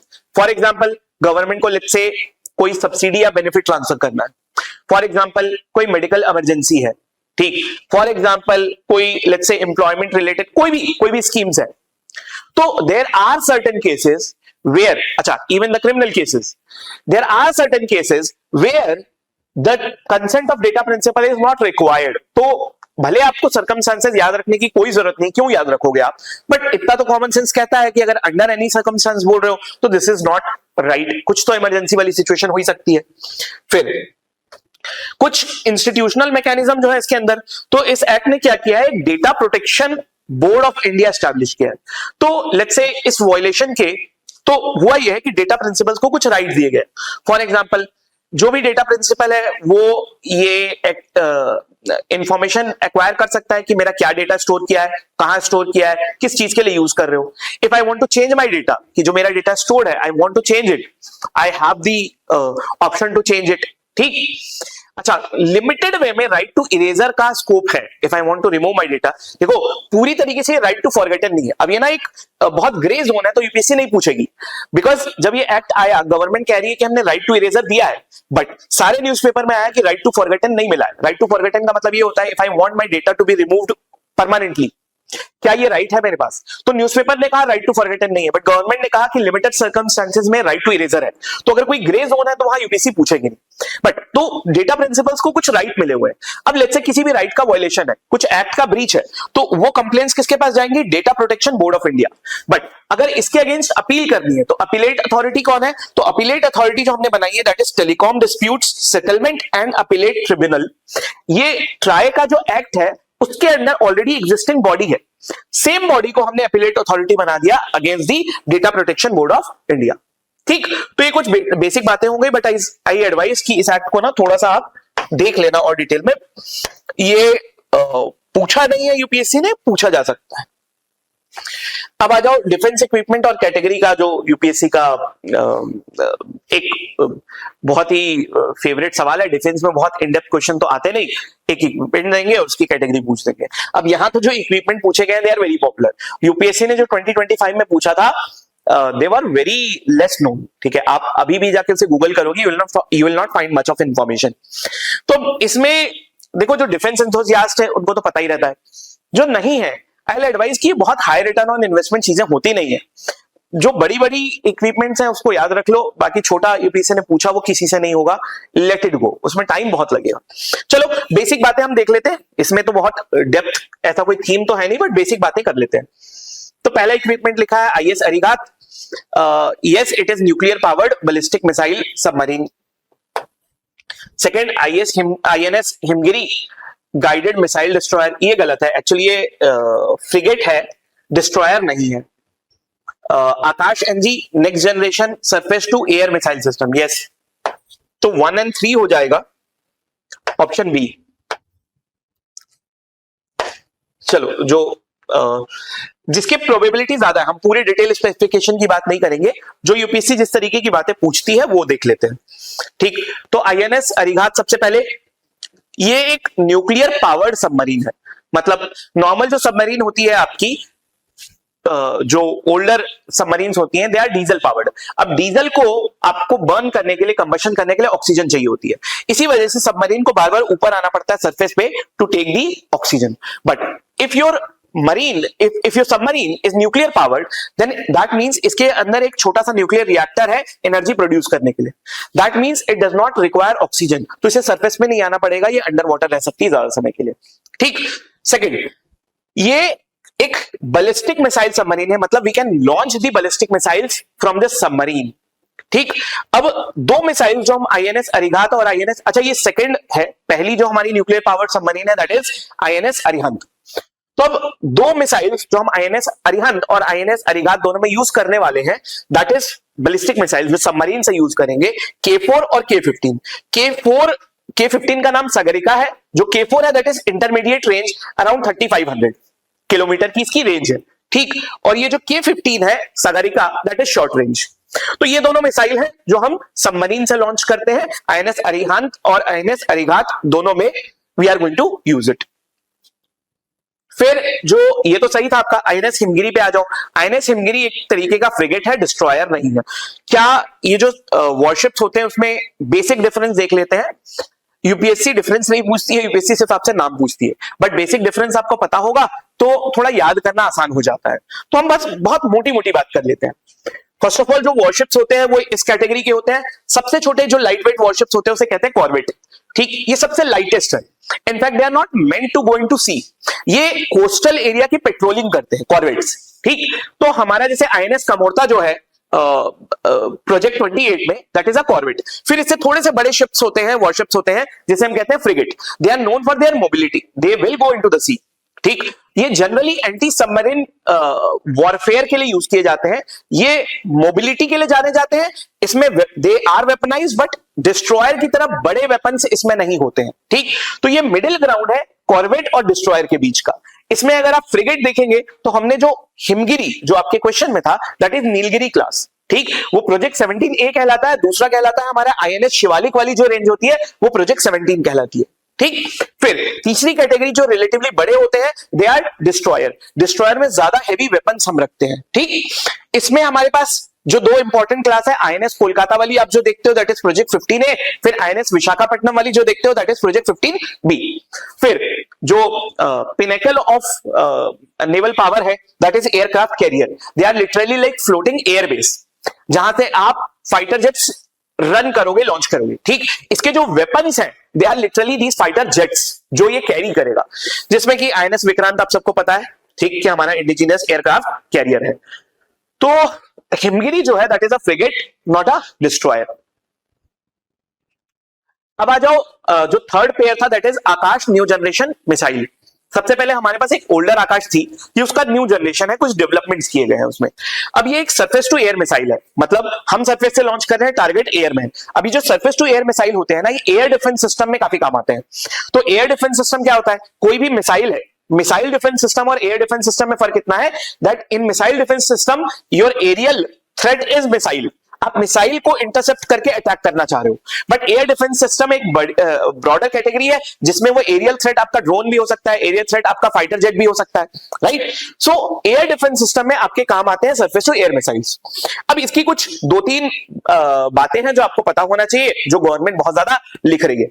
Firstly इसमें एक indigenous RF Sikar है। RF Sikar क्या है, radio frequency Sikar. ये basically एक तरीके का missile guidance system है। मिसाइल गाइडेंस सिस्टम का मतलब, देखो मिसाइल, कोई भी मिसाइल हो, इट्स अ गाइडेड व्हीकल, मतलब it should have the ability to see the target, ताकि उस टारगेट को हिट कर सके। अब मल्टीपल मैकेनिज्म होते हैं मिसाइल को गाइड करने के। जो पुरानी हमारी आकाश मिसाइल थी उसमें कमांड गाइडेंस सिस्टम था। कमांड गाइडेंस सिस्टम मतलब आप जमीन के कंट्रोल रूम से कंट्रोल करते हो उसका गाइडेंस, मिसाइल का गाइडेंस। बट इसमें जो गाइडेंस सिस्टम है that is RF Sikar, radio frequency Sikar. इसको एक्टिव रडार होमिंग भी कहते हैं। एक्टिव रडार होमिंग का टाइप है ये RF Sikar, radio frequency Sikar. ये क्या करता है, देखो कोई भी रडार है, बेसिकली रडार ना एक तरीके का active microwave remote sensing technique है। रिमोट सेंसिंग मतलब आप कोई डिस्टेंस में चीज है उसको डिटेक्ट करना चाहते हो। माइक्रोवेव रिमोट सेंसिंग मतलब आप क्या करोगे, एक माइक्रोवेव की हेल्प से डिटेक्ट करोगे। एक्टिव का मतलब आप पहले माइक्रोवेव सेंड करोगे, टारगेट को टकराएगी, then it will be reflected back and you will analyse that reflected back microwave. This is radar, active microwave remote sensing. अब अगर आप कंफ्यूज हो रहे हो कि सर हमने तो पढ़ा है रडार में रेडियो वेव्स जाती है और रेडियो वेव्स टकरा के आती हैं, then we analyse the radio wave. देखो theoretically speaking microwave is a subset of radio wave, ठीक।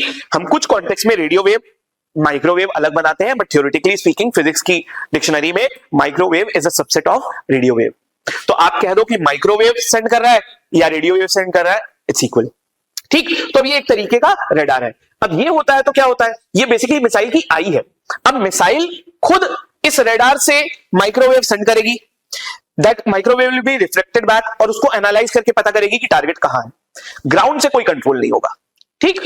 अच्छा, अब देखो यहां जो हम रेडार यूज करने वाले हैं इस सिस्टम के लिए, वो रेडार भी एक स्पेशल रेडार है जिसको गवर्नमेंट प्रमोट कर रही है. ये लिखा रहता है that is AESA, active electronically scanned अरे रेडार.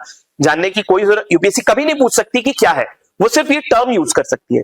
बट फिर भी थोड़ा सा आपको याद रह जाए उसके लिए मैं आपको बता देता हूं. देखो कोई भी रेडार है, हम उसमें माइक्रोवेव सेंड कर रहे हैं, ठीक, पूरे एरिया में जहां जहां हमें डिटेक्ट करना है, और फिर वो रिसीव करेगा रिफ्लेक्ट बैक होके. नॉर्मली जो आपका रेडार होता है ना, आप देखोगे इस तरीके से एक एंटीना डिश दिखती है और आप उसे ऐसा मूव करते हो फिजिकली, मैकेनिकली, जहां जहां आपको स्कैन करना है. ठीक, लेकिन ये ऐसे नहीं होता. यहां पे क्या होता है, ये इस तरीके से आपको रेडार दिखते हैं. यहां पे आपने जब माइक्रोवेव सेंड की, फर्स्ट ऑफ ऑल इसमें ऐसे बहुत छोटे छोटे मॉड्यूल्स होते हैं और ये मल्टीपल माइक्रोवेव रेडार के माइक्रोवेव की रेज एमिट करेंगे. Now what will happen is कि इसका जो मूवमेंट है आप वहां मैकेनिकली मूव करते हो अपनी एंटीना को, यहां नहीं. इसकी जो स्टीयरिंग होगी, मतलब जो आप स्कैन करोगे, that will be electronically. That is why we are saying active electronically scanned array. Array मतलब मल्टीपल कॉम्बिनेशन रेडार. तो ये भी हमने इंडिजिनस बिल्ड किया. यूपीएससी पूछ नहीं सकती क्या है, बट ये टर्म आपको याद रखना है. अच्छा, एक और बात, ये एक हम इसे कहते हैं कैनिस्टराइज्ड मिसाइल है, कैनिस्टर बेस्ड मिसाइल. ये टर्म देखो,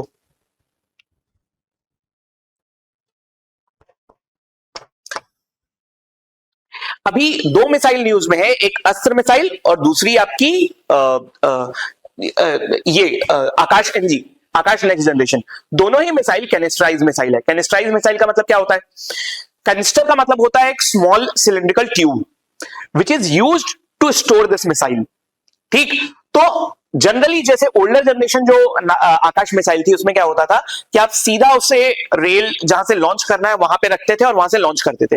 अब now that is more susceptible to environmental disturbance, जो ह्यूमिडिटी है, ठीक है, बाकी चीजें हैं. तो उससे क्या होता है कि मिसाइल की जो शेल्फ लाइफ होती है वो रिड्यूस हो जाती है.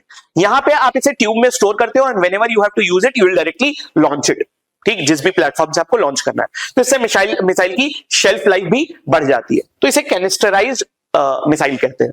ठीक, इसका ट्रांसपोर्टेशन, स्टोरेज, शेल्फ लाइफ ये इंप्रूव हो जाता है. चलो नेक्स्ट क्वेश्चन पे आ जाओ. तो the question says that general purpose AI code of practice recently seen in the news was released by which of the following. बहुत वन लाइनर फैक्चुअल सवाल है. आप इन सब में गेस भी मारोगे तो आई नो कि आप EU ही करोगे. ठीक है, इस तरीके की डेवलपमेंट्स अगर आप थोड़ी ऑब्जर्व कर रहे हो तो EU से ज्यादा होती है. नॉट नो, आप हो सकता है ग्लोबल पार्टनरशिप ऑन AI आपने किया हो, no idea, but European Union इस तरीके के क्वेश्चन में ना थोड़े तुक्के उसके ज्यादा भिड़ते हैं.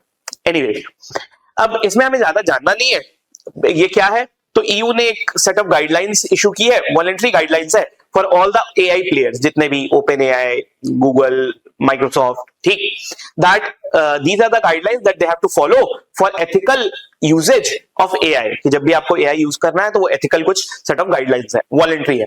अब हमें उसकी डिटेल, क्योंकि EU की है, हमें डिटेल तो यूपीएससी पूछेगा नहीं, बट इस तरीके के वन लाइनर सवाल यूपीएससी में हर बार एक आध तो रहता ही है कि भाई ये चीज पास हुई है, किसने पास किया है. तो वो सिंपल एक क्वेश्चन है.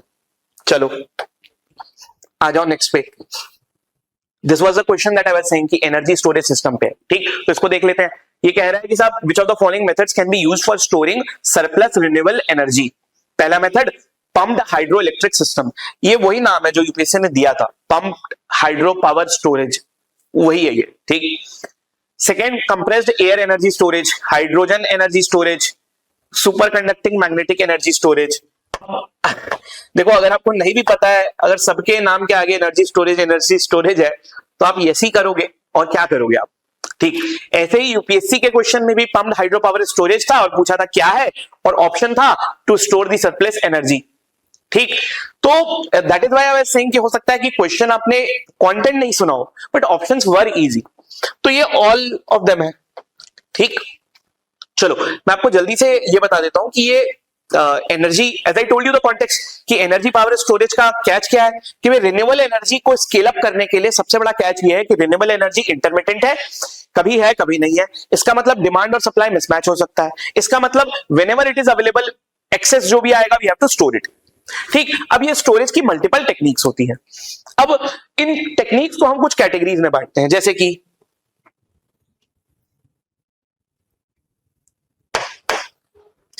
एक सेट ऑफ टेक्निक्स होती हैं आपकी मैकेनिकल टेक्निक्स।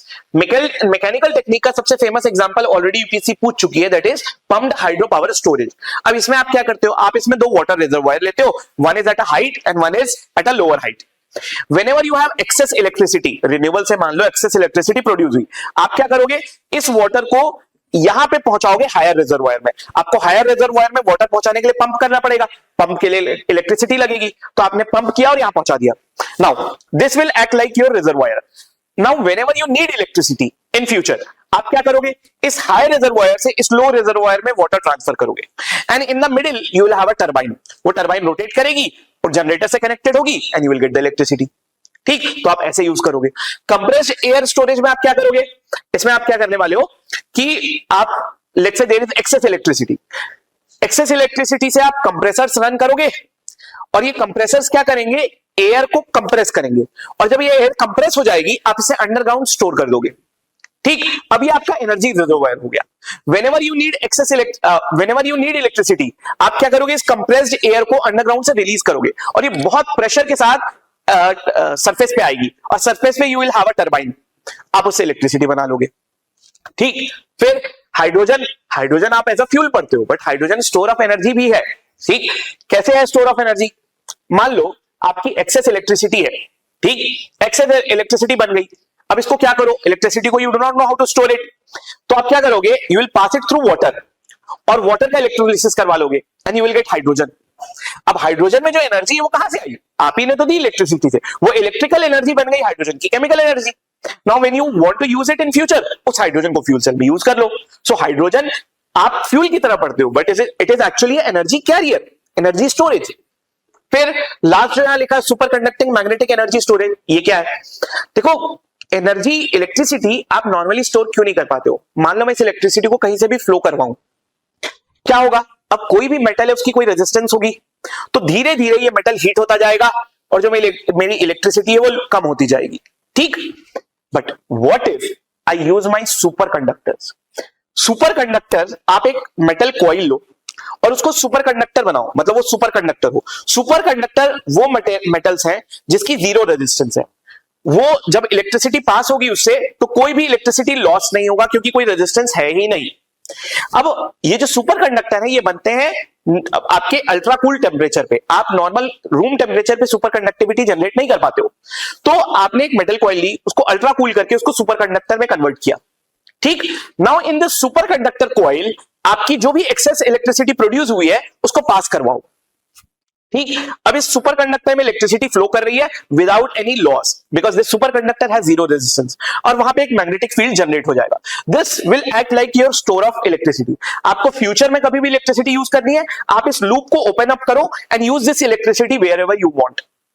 ठीक, अब जहां पे भी करोगे वहां पे तो इलेक्ट्रिसिटी लॉस होगा क्योंकि उसकी रेजिस्टेंस है, तो स्टोरेज की तरह ये कब काम कर पाएगा, जब ये सुपर कंडक्टर है, क्योंकि उसमें कोई इलेक्ट्रिसिटी का लॉस नहीं होगा। So these are some important techniques. In fact आपकी जो बैटरी है that is also a energy storage mechanism. ठीक, चलो नेक्स्ट सिस्टम पे आ जाओ, नेक्स्ट क्वेश्चन पे आ जाओ। आपका है जो that is based on adeno virus and retro virus. अब ये जो टर्म है ना एडिनो और retro, UPSC has already used it in PYQ. क्या मतलब होता है एग्जैक्टली डिटेल में नहीं पूछा है, डिटेल्स बात नहीं हुई है, but they have used this term. So please remember ये पीवाईक्यू की थीम का एक्स्ट्रापोलेशन है। तो अब जो आएगा वो डेप्थ में क्वेश्चन आएगा, तो हम इसे समझ लेते हैं क्या है। पहला स्टेटमेंट कहता है साहब कि adeno viruses carry their genetic material as RNA whereas retrovirus carry their are primarily DNA virus। ये ऑपोजिट है, स्वैप कर दिया है। एडिनो जो होते हैं डीएनए होते हैं और जो रेट्रो हैं वो आरएनए होते हैं। फिर सेकंड कहता है retroviruses can integrate there genetic material into the host genome whereas adenovirus generally do not. ये भी ठीक है। Modified adenovirus can are commonly used as viral vectors to deliver antigens in the modern vaccines। ये भी ठीक है। तो ये 2 और 3 हो जाएगा आपका answer, which means option B. चलो इसको जल्दी से समझते हैं कि क्या है। सबसे पहले ये समझो कि कोई भी वायरस है, उस वायरस का बेसिक स्ट्रक्चर क्या है। उस वायरस का बेसिक स्ट्रक्चर इतना सिंपल सा है कि उसमें एक जेनेटिक मटेरियल है। जेनेटिक मटेरियल क्या होता है, जो एक जनरेशन से दूसरे जनरेशन पे कैरेक्टरिस्टिक ट्रांसफर करता है, और इसके अराउंड पे एक प्रोटीन की लेयर है। That's it. That's your beautiful virus for you. इसके अलावा वायरस में कुछ नहीं है, एक प्रोटीन की लेयर है जो उसको प्रोटेक्ट करके रखती है। कुछ वायरसेस में इस प्रोटीन कोट के अराउंड एक लिपिड की कोट भी होती है, लिपिड मतलब एक फैटी मटेरियल, वो एनवलप्ड वायरस कहलाते हैं। But general structure is this. अब वायरस आप सबको पता है कि एक नॉन लिविंग है आउटसाइड द होस्ट, मतलब अब देखो इसके पास जेनेटिक मटेरियल तो है, बट क्या चाहिए है कि इस जेनेटिक मटेरियल को ये मल्टीप्लाई नहीं कर सकता। क्यों? क्योंकि इसके पास जो सेल की मशीनरी होती है, मेटाबॉलिज्म होता है कि भाई इसको कॉपी करना कैसे है, एनर्जी डिराइव करनी, उसके लिए एनर्जी चाहिए होगी, ये सब करना कैसे, it does not have that cellular machinery. The only thing it has is genetic material. But जब ये किसी होस्ट में, किसी लिविंग सेल में एंटर कर जाए, it will hijack the cellular machinery और अपने जेनेटिक मटेरियल को कॉपी करता रहेगा। ठीक, ये वायरस है। अब सुनो, ये जेनेटिक मटेरियल जो वायरस का है, ये डीएनए भी हो सकता है, आरएनए भी हो सकता है। तो डीएनए जेनेटिक मटेरियल है तो उसको बोलेंगे डीएनए वायरस, आरएनए है तो आरएनए वायरस। जो डीएनए वायरस है वो एडिनो वायरस है, जो आपने अभी देखे। Adeno virus are example of DNA virus. जो आरएनए वायरस है वो मल्टीपल तरीके के हो सकते हैं। One very popular RNA virus is your retrovirus. अब इससे क्या डिफरेंस आता है वो समझने की कोशिश करते हैं। देखो, सबसे पहले कोई भी वायरस क्या करना चाह रहा है, हमारी सेल की मशीनरी को यूज करना चाह रहा है फॉर रेप्लिकेशन। अब हमारे सेल के अंदर हो क्या रहा है ये देखो। देखो, वायरस को ना हमें इन्फेक्ट करने के लिए, हमारी बॉडी में सिम्टम लाने के लिए वायरल प्रोटीन बनाने पड़ेंगे। मतलब वो जो जेनेटिक मटेरियल लेके आएगा उससे प्रोटीन बनाना पड़ेगा। हर स्पीशी में काम यही चल रहा है। हमारा जो जेनेटिक मटेरियल है डीएनए, उसका भी अल्टीमेट पर्पस क्या है कि भाई एक प्रोटीन बने। वायरस जो अपना जेनेटिक मटेरियल लेके आएगा उसको भी क्या करना है, प्रोटीन बनाना है। अब हमारा प्रोटीन बन कैसे रहा है? देखो, हमारे सेल में ये रहा न्यूक्लियस, न्यूक्लियस में हमारा मेन डीएनए बैठा है, ठीक। और न्यूक्लियस के बाहर एक सेल का कंपोनेंट है जिसे कहते हैं राइबोसोम। ये राइबोसोम वो फैक्ट्री है जहां प्रोटीन बनता है, और ये प्रोटीन हमारी बॉडी के मल्टीपल कैरेक्टरिस्टिक डिसाइड करता है, हमारी हाइट, हमारी आईज, हमारे हेयर, हमारा स्किन, हमारी इम्यूनिटी। और ये प्रोटीन बनाएगा कौन? राइबोसोम। बट प्रोटीन बनाने का कोड राइबोसोम के पास नहीं है। वो कोड किसके पास है? डीएनए के पास। अब डीएनए से कोड राइबोसोम तक पहुंचता कैसे है? डीएनए खुद राइबोसोम तक नहीं आएगा। तो मैकेनिज्म ये होता है, डीएनए पहले अपनी कॉपी बनाएगा, इस कॉपी को बोलते हैं messenger RNA. This messenger RNA will carry that code to ribosome, और फिर राइबोसोम प्रोटीन बनाएगा। ऐसे प्रोटीन बनता है, ठीक। अब बात सुनो, जब डीएनए वायरस, एडिनो वायरस अपना वायरस लेके आया, ठीक, अपना जेनेटिक मटेरियल लेके आया, व्हाट हैपेंस इज दिस कि हमारी सेल्यूलर मशीनरी को ऑलरेडी आदत है कि डीएनए का रेप्लिकेशन एमआरएनए में करो और एमआरएनए के मैसेज को राइबोसोम को रीड करवाओ। ये हमारी बॉडी ऑलरेडी जानती है। तो जब ये डीएनए का, एडिनो वायरस का डीएनए जेनेटिक मटेरियल हमारी बॉडी में एंटर करेगा, वो क्या करेगा? हमारी सेल में जाएगा। हमारी सेल के जो डीएनए है उसमें इंटीग्रेट नहीं होगा, वो यहां अलग से इट विल लाई, ठीक। लेकिन वो न्यूक्लियस में एंटर किया है और हमारे डीएनए के बाजू में डीएनए बन के बैठा हुआ है। नाउ हमारी सेल्यूलर मशीनरी जैसे हमारे डीएनए को रीड कर रही है, उससे एमआरएनए बना रही है, उससे प्रोटीन बना रही है, सेम थिंग हमारी सेल्यूलर मशीनरी इसके डीएनए को रीड करेगी, उससे एमआरएनए बनाएगी और उससे इंफॉर्मेशन एक्सट्रैक्ट करेगी। ये एडिनो वायरस है, ठीक। तो एडिनो वायरस डीएनए वायरस है। क्या ये न्यूक्लियस में एंटर करेगा? करेगा। But will it integrate with our DNA? नहीं। क्यों? क्योंकि हमारी सेल्यूलर मशीनरी सीधा इस डीएनए को रीड कर पाएगी, उससे एमआरएनए बनाएगी और उससे वायरल प्रोटीन बनाएगी, ठीक। बट अब समझो रेट्रोवायरस क्या करता है। रेट्रोवायरस एक आरएनए वायरस है, ठीक। मतलब वो अपना जेनेटिक मटेरियल किसमें कैरी करके आ रहा है? आरएनए में। अब हमारी बॉडी को इसका आरएनए रीड करना सीधा नहीं आता, इस रेट्रोवायरस का, ठीक। तो वो बॉडी क्या करेगी? पहले ये रेट्रोवायरस जाएगा न्यूक्लियस में और हमारे डीएनए में जाके अटैच, पहले एक स्टेप और, ये आरएनए पहले क्या करेगा? अपने आप को डीएनए बनाएगा। मैं आपको थोड़ा सा डायग्राम दिखा देता हूं। ये देखो, रेट्रोवायरस में ये रेट्रोवायरस आया, ये पहले क्या करेगा?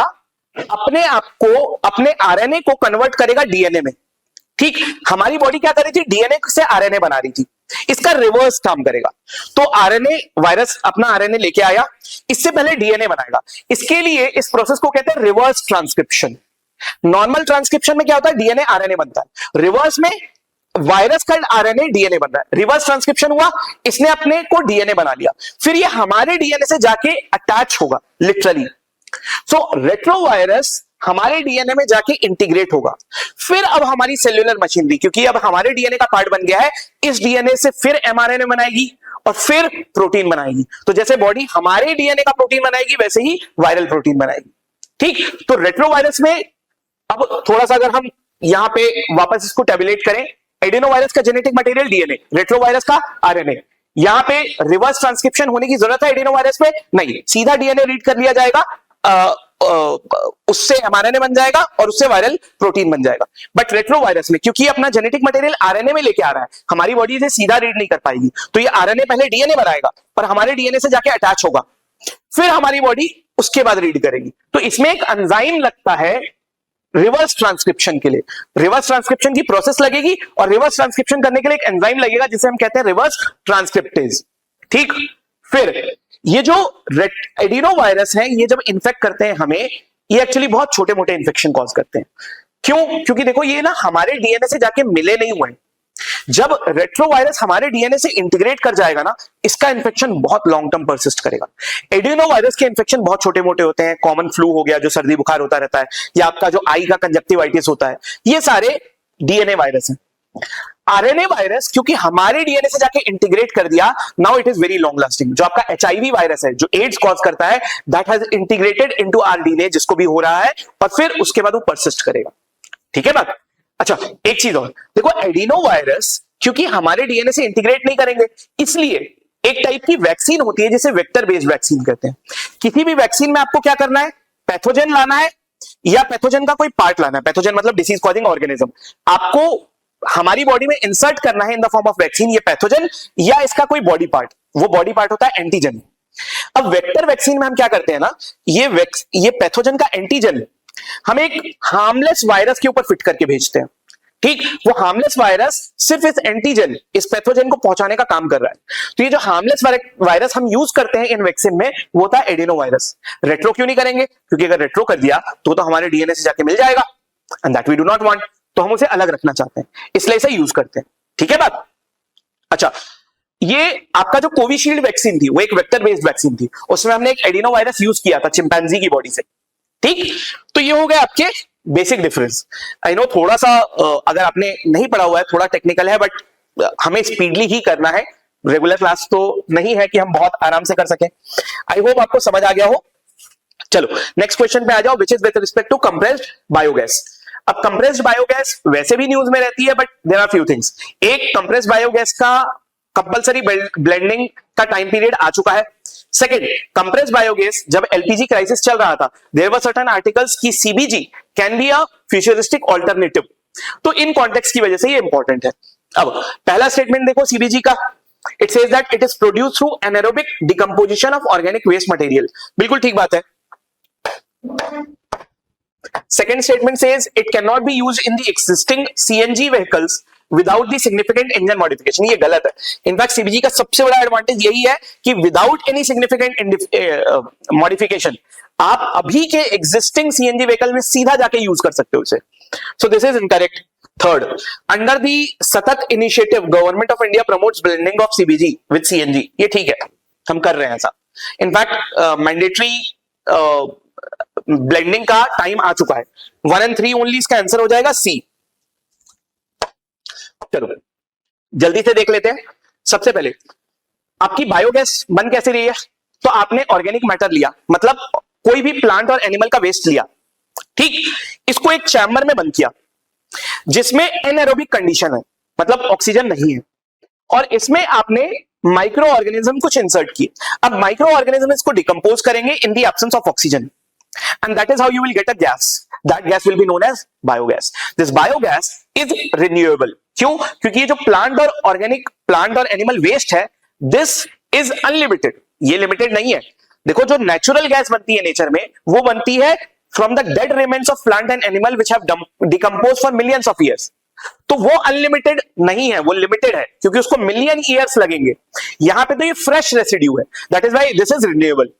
ठीक, अब देखो जो नेचुरल गैस नेचर बनाती है आफ्टर मिलियंस ऑफ डिकम्पोजिशन, उसमें जो मीथेन होता है वो हायर होता है 90% से ज्यादा, लेकिन अगर आप फ्रेश रेसिड्यू को डिकम्पोज करके बनाओगे तो इसमें मीथेन यूजुअली लेस होता है, डिपेंडिंग अपॉन एग्जैक्ट, तो देखो कौन सा ऑर्गेनिक वेस्ट लिया उस पर डिपेंड करेगा, but it is around 60 to 70%। तो इसे सीधा भी यूज कर सकते हो, बट अगर आपको ज्यादा एनर्जी इंटेंसिव चीजों के लिए यूज करना है तो आप इसे क्या करोगे, कंप्रेस करोगे पहले और प्यूरिफाई करोगे, ठीक, जिसमें आप क्या करोगे, इसका परसेंटेज बढ़ा दोगे मीथेन का और एग्जैक्टली उस परसेंटेज पे ले आओगे जहां पे नेचुरल गैस है और उस स्टेट को बोलोगे आप कंप्रेस्ड बायोगैस। अब सुनो, ये जो कंप्रेस्ड बायोगैस है ये literally same chemical property hold करती है of natural gas, exactly same, that is why you can use it in any CNG vehicle directly without much engine modifications. अब कुछ और बातें, सीबीजी जो है रिन्यूएबल है और क्लीनर है, नेचुरल गैस के रेसिड्यू एमिशंस ज्यादा होंगे, CBG is a clean gas. Third, जिस तरीके से हम इथेनॉल और बायोडीजल की ब्लेंडिंग का प्रोग्राम चला रहे हैं, वैसे ही गवर्नमेंट ने एक इनिशिएटिव चलाया है, सतत इनिशिएटिव, जिसमें ये कहा कि वॉलंटरी ब्लेंडिंग इन्होंने रखी थी 2024-25 तक, that voluntarily we will promote the blending of biogas, किसमें, सीएनजी में और पीएनजी में, जो आपकी पाइप्ड नेचुरल गैस है जो घर में कुकिंग के लिए यूज करते हो, और सीएनजी, ठीक, इन दोनों में ब्लेंड करोगे सिटी एरिया में। ये वॉलंटरीली रखा था 2024-25 तक, बट उन्होंने 25-26 से मैंडेटरी ब्लेंडिंग कर दी, but I could not see any news कि भाई टाइम पीरियड आ गया है। Last year I tried to find out कि 25-26 का सेशन चल रहा है और मैंडेटरी ब्लेंडिंग जो है ऑपरेशनल हो गई है, I could not find any major news article, but government अभी भी क्लेम कर रही है कि 25-26 से मैंडेटरी ब्लेंडिंग चालू हो गई है। कितनी ब्लेंडिंग, तो 25-26 में 1% ब्लेंड करो बायोगैस, 26-27 में 3%, 27-28 में 4% ब्लेंड करो, ठीक, तो ये टारगेट अब ऑपरेशनल हो गए हैं। चलो, ये हो गई आपकी सीबीजी की बात। अब जल्दी से नेक्स्ट क्वेश्चन पे आ जाओ, which is perovskite solar cell. Again this is the future of solar energy, ठीक। आज जो आप सोलर सेल यूज करते हो उसके साथ कुछ प्रॉब्लम है, हम देखते हैं। पहले पेरोवस्काइट सोलर सेल की बात करते हैं कि इसके स्टेटमेंट्स क्या है। पहला स्टेटमेंट कहता है the term perovskite refers to a material that is classified as a critical mineral, गलत बात। The second statement, perovskite solar cells have shown high efficiency in converting sunlight into electricity under laboratory conditions. ये सही है। Perovskite solar cells are more stable under humid conditions than silicon-based solar cells. ये opposite है। Actually, ये इसका सबसे बड़ा challenge है कि ये unstable है। तो 2 only will be your answer, option B. अब सबसे पहले ये समझो कि सोलर एनर्जी के साथ 3 चैलेंज है। फर्स्टली, डे टाइम में है, नाइट टाइम में नहीं है, ये तो इंट्रिंसिक चैलेंज है। Second, the current solar energy that you are using it to generate electricity through the help of solar cell. Solar cell use करते हो। अब इसमें 2 प्रॉब्लम है। सोलर सेल की एफिशिएंसी लो है, मतलब जितनी भी सन एनर्जी इस पे हिट करेगी उसका 18 to 20% इलेक्ट्रिसिटी बनाएगा, बाकी नहीं बनाएगा। सेकंड, इसमें आपको चाहिए सिलिकॉन। अगेन सिलिकॉन जो है वो बहुत हाईली कॉन्सेंट्रेटेड है चाइना में, ठीक। अब ये दोनों प्रॉब्लम है आपकी सोलर सेल के साथ। अब इन 3 प्रॉब्लम में से फर्स्ट प्रॉब्लम तो सोलर एनर्जी की इंट्रिंसिक है, उसको कोई दूर नहीं कर सकता, बहुत ज्यादा उसके साथ कुछ नहीं कर सकते, आपको एनर्जी स्टोरेज सिस्टम चाहिए। बट ये जो 2 चैलेंज है कि एनर्जी एफिशिएंसी लो है और एक सिलिकॉन मिनरल यूज हो रहा है जो चाइना में कॉन्सेंट्रेटेड है, इन दोनों प्रॉब्लम को सॉल्व कर सकता है पेरोवस्काइट सोलर सेल। सबसे पहले ये पेरोवस्काइट है क्या, देखो पेरोवस्काइट एक नेचुरली अकरिंग मिनरल हुआ करता था, मतलब normally perovskite means a naturally occurring mineral. पहले हमने इसे फाइंड आउट किया था यूराल माउंटेन के पास। ये इसका जो एक्चुअल फॉर्मूला है दैट इज दिस, ठीक, कैल्शियम टाइटेनेट CaTiO3। लेकिन आज की डेट में जब हम पेरोवस्काइट यूज करते हैं as a prefix of perovskite solar cell, तो वी से कि they are made of some materials which have the same crystalline structure like this naturally occurring perovskite। तो ये जो नेचुरली अकरिंग पेरोवस्काइट होता है उसका कुछ ऐसा क्रिस्टलाइन स्ट्रक्चर होता है। तो हमें मतलब है इस क्रिस्टलाइन स्ट्रक्चर से इसका फॉर्मूला वेरी कर सकता है हमारे लिए। इसमें हम मल्टीपल मिनरल्स यूज कर सकते हैं और हम इसे आर्टिफिशियली लेबोरेटरी में बना सकते हैं, because this can be produced in laboratory and we have multiple choices. That is why हमारा रॉ मटेरियल हो गया सस्ता, and that is why it gives us a potential कि हम चीपर सोलर सेल बना सकें, ठीक। अच्छा देखो कुछ और चीजें, यूपीएससी ये बात शायद ना पूछे बट अगर ये टर्म आए तो याद रखना, पेरोवस्काइट मटेरियल जो हम यहां यूज करेंगे ना उसका हम जनरल फॉर्मूला दिखाते हैं AbX3। AbX3 का क्या मतलब है, AbX3 का मतलब ये है एक ये जो ए रिप्रेजेंट कर रहा है एक कैटायन को रिप्रेजेंट कर रहा है, कैटायन मतलब पॉजिटिव आयन, एक ऑर्गेनिक कैटायन को। ये जो बड़ा वाला आप बॉल देख रहे हो, दिस इज ए, ठीक। ये ऑर्गेनिक कैटायन के मल्टीपल ऑप्शंस हो सकते हैं। फिर बी क्या रिप्रेजेंट कर रहा है? बी रिप्रेजेंट कर रहा है एक मेटल कैटायन को, जो कि जनरली लेड या टिन का होता है। ये जो आपको छोटी बॉल दिख रही है अंदर, ये, ठीक। और जो एक्स है वो रिप्रेजेंट कर रहा है एनायंस को, हैलाइड एनायंस को, मतलब क्लोरीन के, आयोडीन के, ब्रोमीन के, इसके। ये जो आपको ये दिख रहे हैं, ये है, ठीक। तो AbX3 इसका जनरल फॉर्मूला होता है।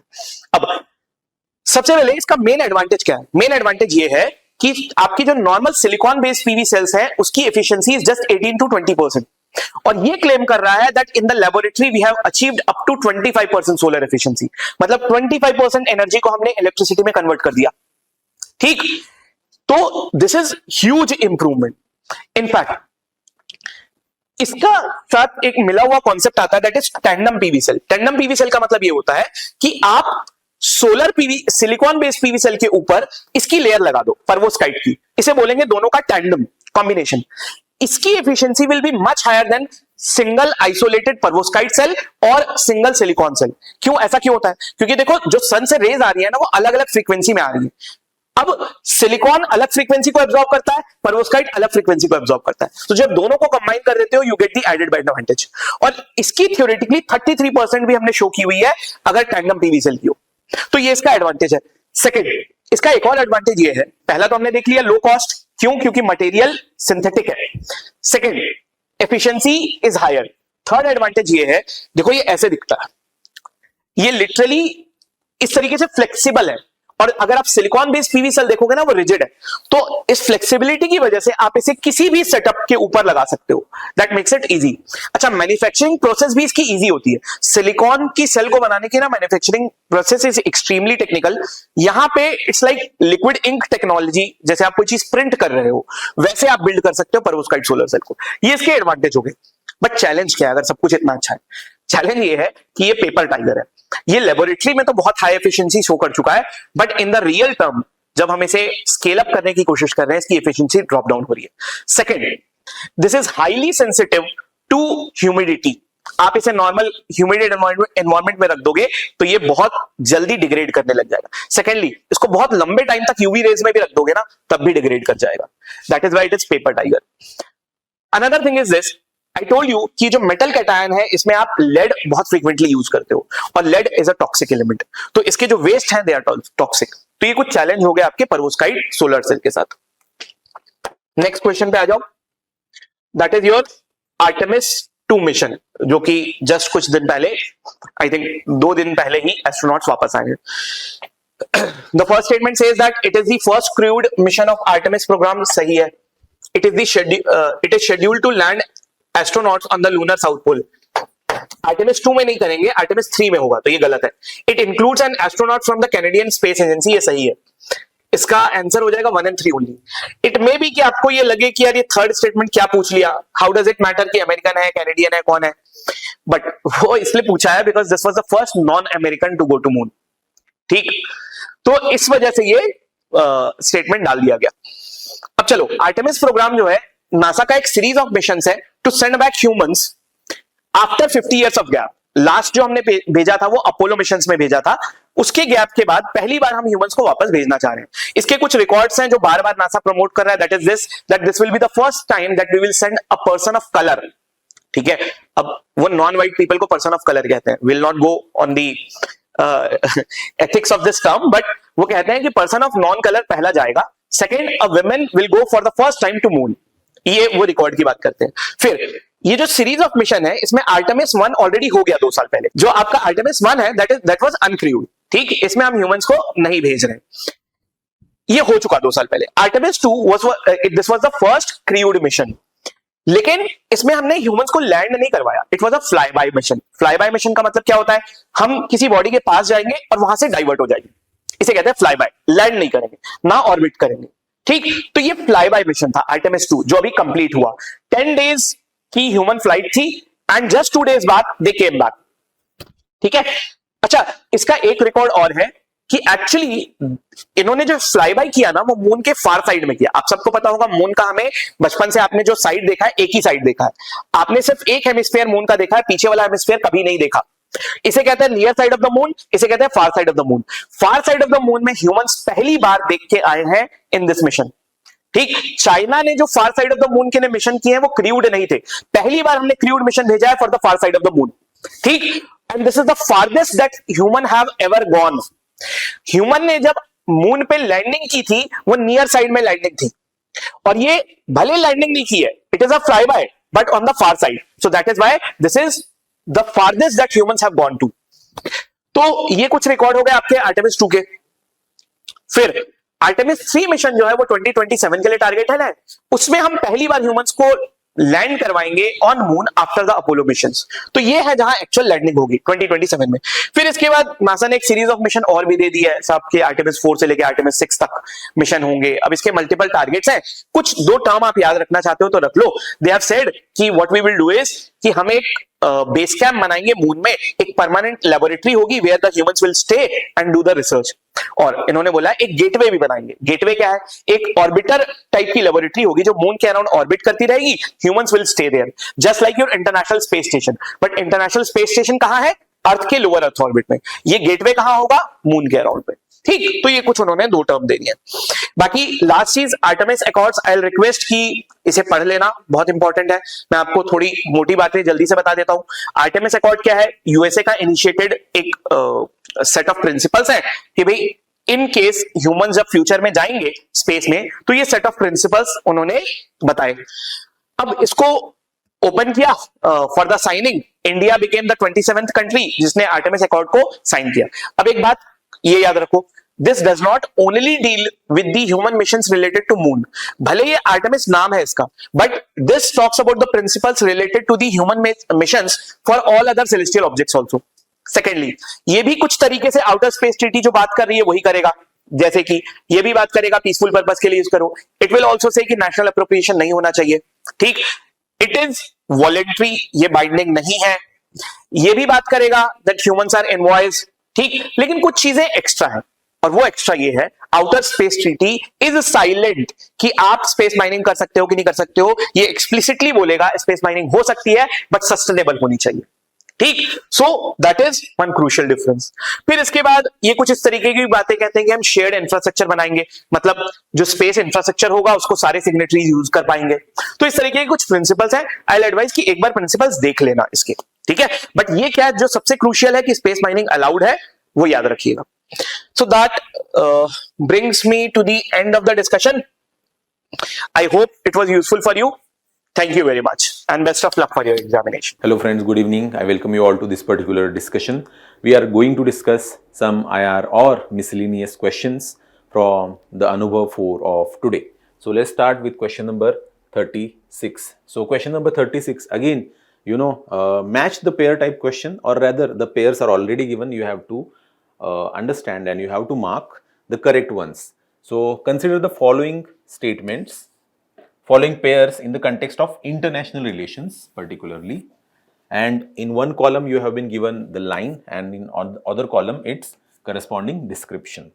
Particularly, let's look at the first row here, blue line. Blue line, its description says boundary demarcated by the United Nations between Lebanon and Israel. So this particular statement here is correct. So indeed it is called a blue line, and this particular border or boundary between Israel and Lebanon has been demarcated by the United Nations post the ceasefire between Israel and Lebanon in 2006. So you can clearly see the blue line in picture here in this particular map. You can see this is the blue line clearly visible on this particular map here. So you can see the Lebanon and Israel, and there is in between the blue line. See, most of the time this particular boundary line is not an official boundary line. It is UN demarcated temporary border line. Hopefully, with the resolution of the dispute between Israel and Lebanon in the upcoming times, we will see this particular boundary line either getting permanent status, or we are going to see what sort of boundary line is sort of will be demarcated in the upcoming times, but currently this is the boundary line between Israel and Lebanon. So this is the correct pair. The first pair is absolutely correct. Let's look at the second pair now. Yellow line dividing North and South Vietnam after the Geneva Accord. See, the line which has divided North and South Vietnam is essentially called 17th parallel. 17th parallel. So per se it is not called yellow line. Yellow line is, you must have heard this particular term in use in the context of, say, recent Israel-Gaza war in particular, because Israel has demarcated this yellow line around the Gaza post the ceasefire particularly. So to certain extent, this particular pair is incorrectly matched. The line dividing North and South Vietnam uh, after the Geneva Accord is called 17th parallel. You can clearly see in this particular map, the map of, say, Vietnam, you can clearly see this 17th parallel which divided North and South Vietnam. So this particular line is tied with Vietnamese history, the US-Vietnam war in particular. So this South Vietnam is absolutely ruled by the forces that were backed by the Western powers, while this North Vietnam is essentially ruled by the communists at that point of time. So, and this particular line essentially, parallels with the 17-degree longitude to a certain extent. So that's why it is called 17th parallel. So it is not called yellow line. So this particular pair here is incorrectly matched. Duran line, this is, classic sort of boundary between the Pakistan and Afghanistan. This is, much more sort of part of your general knowledge. So third pair is also correctly matched. So which of the pairs given above are correctly matched? 1 and 3 only. The option C is the correct answer for this particular question. Let's move forward now. Question number 37. Consider the following information. So again, match the pair, or rather identify the right rows, the right information of the rows. So we have been given critical minerals, largest global producer, and primary strategic use. So the number 1 here is cobalt. Cobalt, Democratic Republic of Congo is the largest producer, largest global producer. This is correct. UPSC has already asked this particular fact in the earlier, CSE. In general, cobalt, the largest producer of cobalt is DRC. This is true. And primary strategic use, manufacturing of cathodes for electric vehicle batteries. So this particular, strategic use of cobalt is absolutely obviously correct. Cobalt is rightfully used in the cathode, particularly in the vehicle batteries. See, even if you look at the overall, use of, say, batteries in general, the use of cobalt is often well known in electrical vehicle industry in particularly. Let's look at number 2 now. Neodymium, the largest global producer is China. So this particular fact is absolutely obviously true. Neodymiums, the largest producer is indeed China, and neodymium is often in use with respect to high strength magnets, permanent magnets for EV motors in particular. So in recent times, India is also focusing on, say, the development of these permanent magnets in general. So this particular strategic use is also correctly matched with. So number 2 pair, or rather the row, is correctly matched. Correct. So number 3, silicon, the largest producer given here is South Africa. So this is incorrect. The China again, conquers the silicon as well in this regard. China is the largest global producer of silicon. So this particular fact is incorrect here. Production of photovoltaic cells and integrated circuits. This is, classic use of silicon here. But again, the thing is, row 3 is incorrect. Why? Because the largest producer is not largest producer of silicon is not South Africa but China. So in how many of the above rows is the given information correctly matched? Option B is the correct answer only 2. Let's look at question number 38 now. Root wilt disease, a debilitating bacterial disease, is most commonly associated with which of the following crops? So this root wilt disease particularly is associated with coconut. Most of the time it is particularly, this particular disease, we have seen it being prevalent in southern India, particularly the states of Kerala, Karnataka is getting affected by this particular root wilt disease, yellowing of, the leaves. Although it is not a fatal disease per se, but it definitely reduces the overall, production. By the way, coconut production, India is one of the largest producers. Rather, according to recent, reports, India is the world's largest producer of coconut. So that particular fact is also highlighted in PIB of recent times. So this is very, very important. So correspondingly, you also know about the overall, production plus the growing conditions that are necessary for coconut. That is also very, very important. So coconut. So for question number 38, option D is the correct answer. Question number 40 now, which of the following best describes the concept of digital sovereignty seen in the news? So most of the time digital sovereignty, is often buzzword nowadays.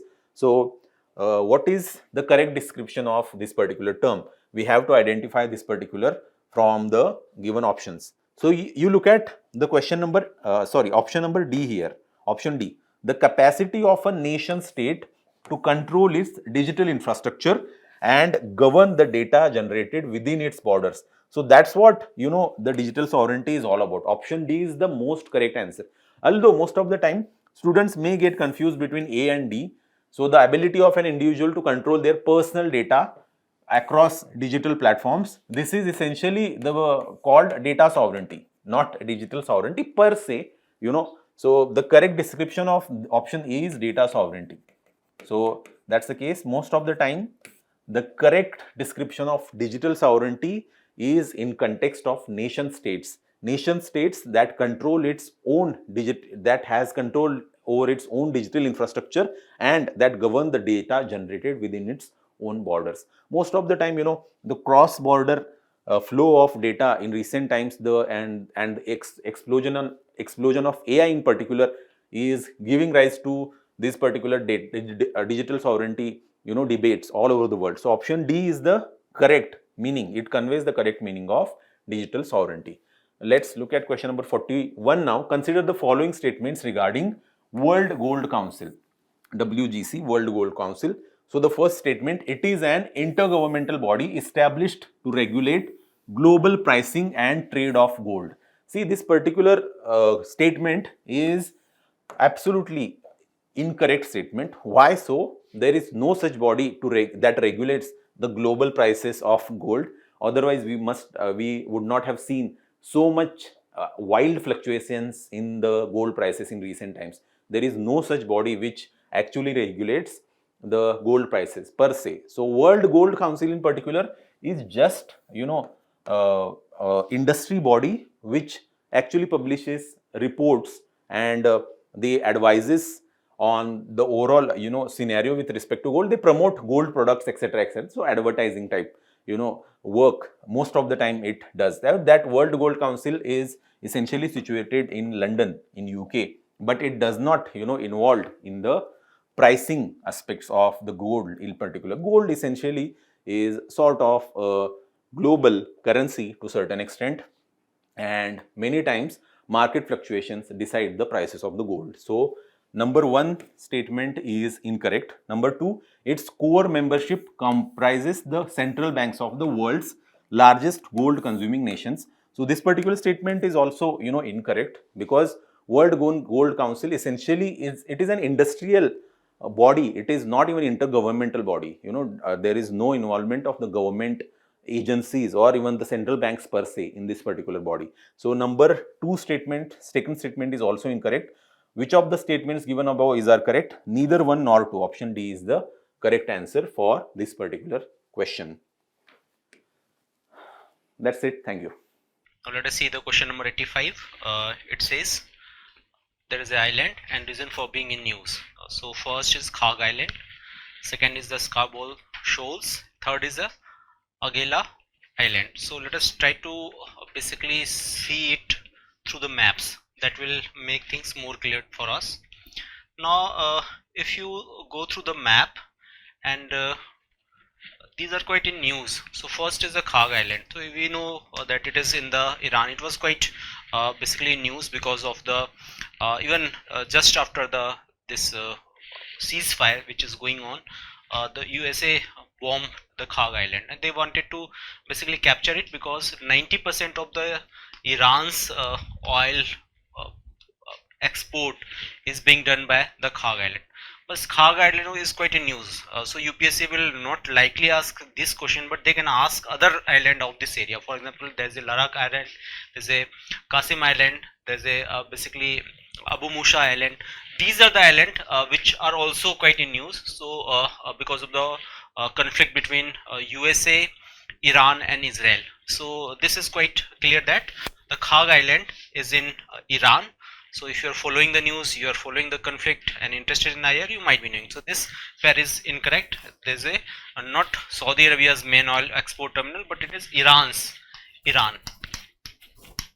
90% oil is exported from this area. Second is the Scarborough shoals. So again, let us try to go through it to the maps. We can have the pronunciation issue because again it is different. So we can see that I will give you context. So you might have seen this China renaming our Arunachal's territory a few years back, before and after the Galwan.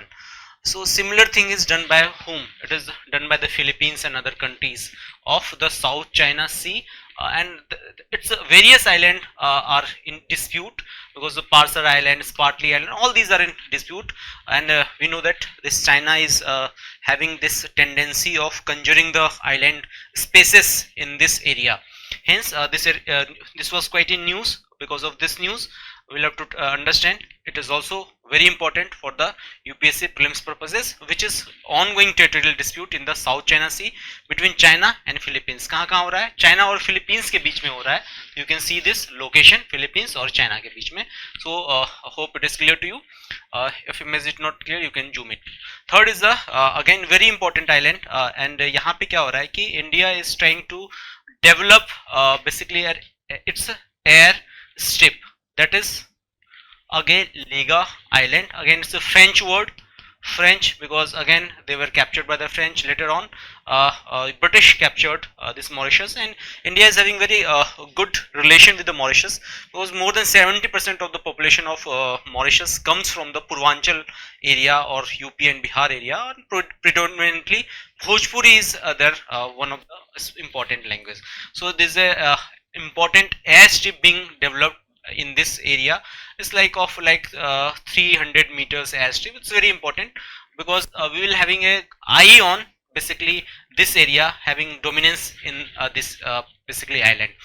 Also you might be knowing recently one of the basically India's airstrip in Aini has been like it was only airstrip out of India which is having our the Sukhoi bases as well, had been basically done away with. So this can also be asked. So anyways, let us focus on the question itself. So it is in the Mauritius of the and India. So that is India is developing infrastructure project on this area. So since first pair is incorrect, so only two pair will be correct. Answer will be B, that only two pairs are correct. Hope it is clear to you. I have given the map because if you reading through the maps, it will be more important and it will be well understood for you. Now question number 86. The year 2025 marks the 10th anniversary of Sustainable Development Goals. In this context, consider the following pairs. First is the goal and second is the description. First is SDG 1 about the zero hunger. No, it was removing poverty. It was not for the hunger but poverty पहले आएगा उसके बाद hunger आएगा. सो ये तो गलत हो गया. Second is the SDG 3 good health and well-being. It is correct. SDG 8 decent work and economic growth. Yes, it talks about the economic growth. And SDG 13 climate action. So this is also correct. So you can have a good eye on the all the basically important SDG goals. So you can see in the basically info, that is no poverty, फिर zero hunger, good health, then 8 number economic growth. These are the basically key aspect. थोड़ा एक बार देख लेना, since it's a 10th anniversary, it is quite important. Hence since one option is incorrectly matched and rest of the 3 options are correctly matched, answer will be C, only 3. ठीक है, hope it is clear to you. Now let us come to the question number 87, which says that consider the following statements regarding the Rust-Astra railway sometimes seen in news. So again we'll go to the map. What is the Rust-Astra basically railway link? So you might be knowing IN, India, and TSC. So it was conceptualized in 2000 and it wishes to connect India, basically Arabian Sea, Mumbai, to the basically Persian Gulf, to the Caspian Sea, and we want to develop a separate multimodal transport network, and it is part of that multimodal transport project only, which intends to connect Iran with the Azerbaijan coming from the Rust to Astra. So this is the basically railway link part of the INSTC. Why? Because we knew that Suez Canal blockade in 2021, I believe, and our 90% ships were blocked because of the one of the ship which was stuck there. So we tried to have a different route other than this Suez Canal, and we tried to develop this from the Bandar Abbas to the basically Russia and the Europe, and it is part of that project, larger project only. India is also providing support in terms of the technology transfer and the experience in building this project. So let us try to see the question. I have given the context to you. So first is, it is the railway project being developed in Iran as a part of INSTC. Yes, it is correct. It is a railway project. Second is that the project aims to connect Iran's Caspian Sea region with the Azerbaijan. It is also correct. They want to connect this two-part node of the basically country. Hence, answer will be C. Both 1 and 2 is correct in this context. Now let us come to question number 88. It says that the only mud volcano in India which was recently reported to be erupted is located in which of the following places? So basically it's the Baratang Island or Bartang Island, जिसमें अभी तक 4 times volcano eruption हो चुका है, recorded history जो अभी तक मैंने देखा था उसमें, and recently it was again erupted in this area only. So the answer will be A, but we'll have to understand there are other options as well. There is a Neil Island which has been renamed as the Shahid Dweep by Modi ji, and second is the Havelock Island. It is again renamed by the Swaraj. In case you are reading the modern Indian history, context is Subhash Chandra Bose INA action in this area. That's why this name has been done. And fourth is a Great Nicobar Island, and there's a Great Nicobar Island also was used in because of the redevelopment project which was quite controversial, later on cleared by the Supreme Court, right? So you can see the basically location of it. It can ask that arrange it from the north to south or south to north. Havelock, Neil, Ross, and Baratang. So it is the location, and the updated name you should also be knowing. So the answer of this question will be A, that is the Baratang Island. Question number 89. Consider the following ports. First is the Mumbai, second is the Piraeus, third is the Haifa, Al Hadith, and Jebel Ali. So basically again these are ports related to the north or south basically this connectivity project only. So let us try to understand first the location of all these things. So this is in Greece, this is in Israel. You might be knowing around this यहाँ से करीब 1 kilo 2 kilometre की दूर Haifa चौक भी हमारे यहाँ. So it is a well celebrated place, so you can visit it. When Al Hadith, again Jebel Ali. So if we go through it, इसमें twist कहाँ पे आएगा? One is in UAE and second is at Saudi. So if you know the location of all ये दोनों वाला port, then you will be able to answer it correctly. सबसे ज़्यादा twist इसी में फंसता. So if you go by the location, so first will be the Mumbai. So Arabian Sea से again कहाँ जाएंगे आप जाएंगे अरबियन सी से आप कैस्पियन जाएंगे एंड फिर फाइनली आप चले जाएंगे ग्रीस तक. सो आप ऐसे भी जाएंगे तो आप देखेंगे you will see it is the Mumbai that will come first, then it will come at Jebel Ali which is again UAE. If you go through the location तो यूएई पहले पड़ता है, उसके बाद सऊदी पड़ेगा इस लोकेशन के थ्रू, उसके बाद पड़ेगा अल हदीद, उसके बाद हाइफा, उसके बाद आपका पड़ेगा पिरास. तो सबसे लास्ट में ये ग्रीस पड़ेगा. तो इसका आंसर क्या हो जाएगा? 1, 5, 6, 3 and 2. Answer will be A in this case. So you will have to understand it through the location. If you know about the rough idea about the country or the location, you will be able to solve this question. Again, try to solve it by using the map. यहाँ पे मुंबई हो गया, फिर UAE हो गया जाबेल Ali, and then Saudi हो गया, then Haifa हो गया, and then ग्रीस का पेरेसिस हो गया. So लोकेशन के थ्रू पढ़ेंगे तो ज़्यादा चांसेस होता है कि you will be able to remember it for the long. So this was all from the current affair and IR aspect. Hope you enjoyed. Thank you.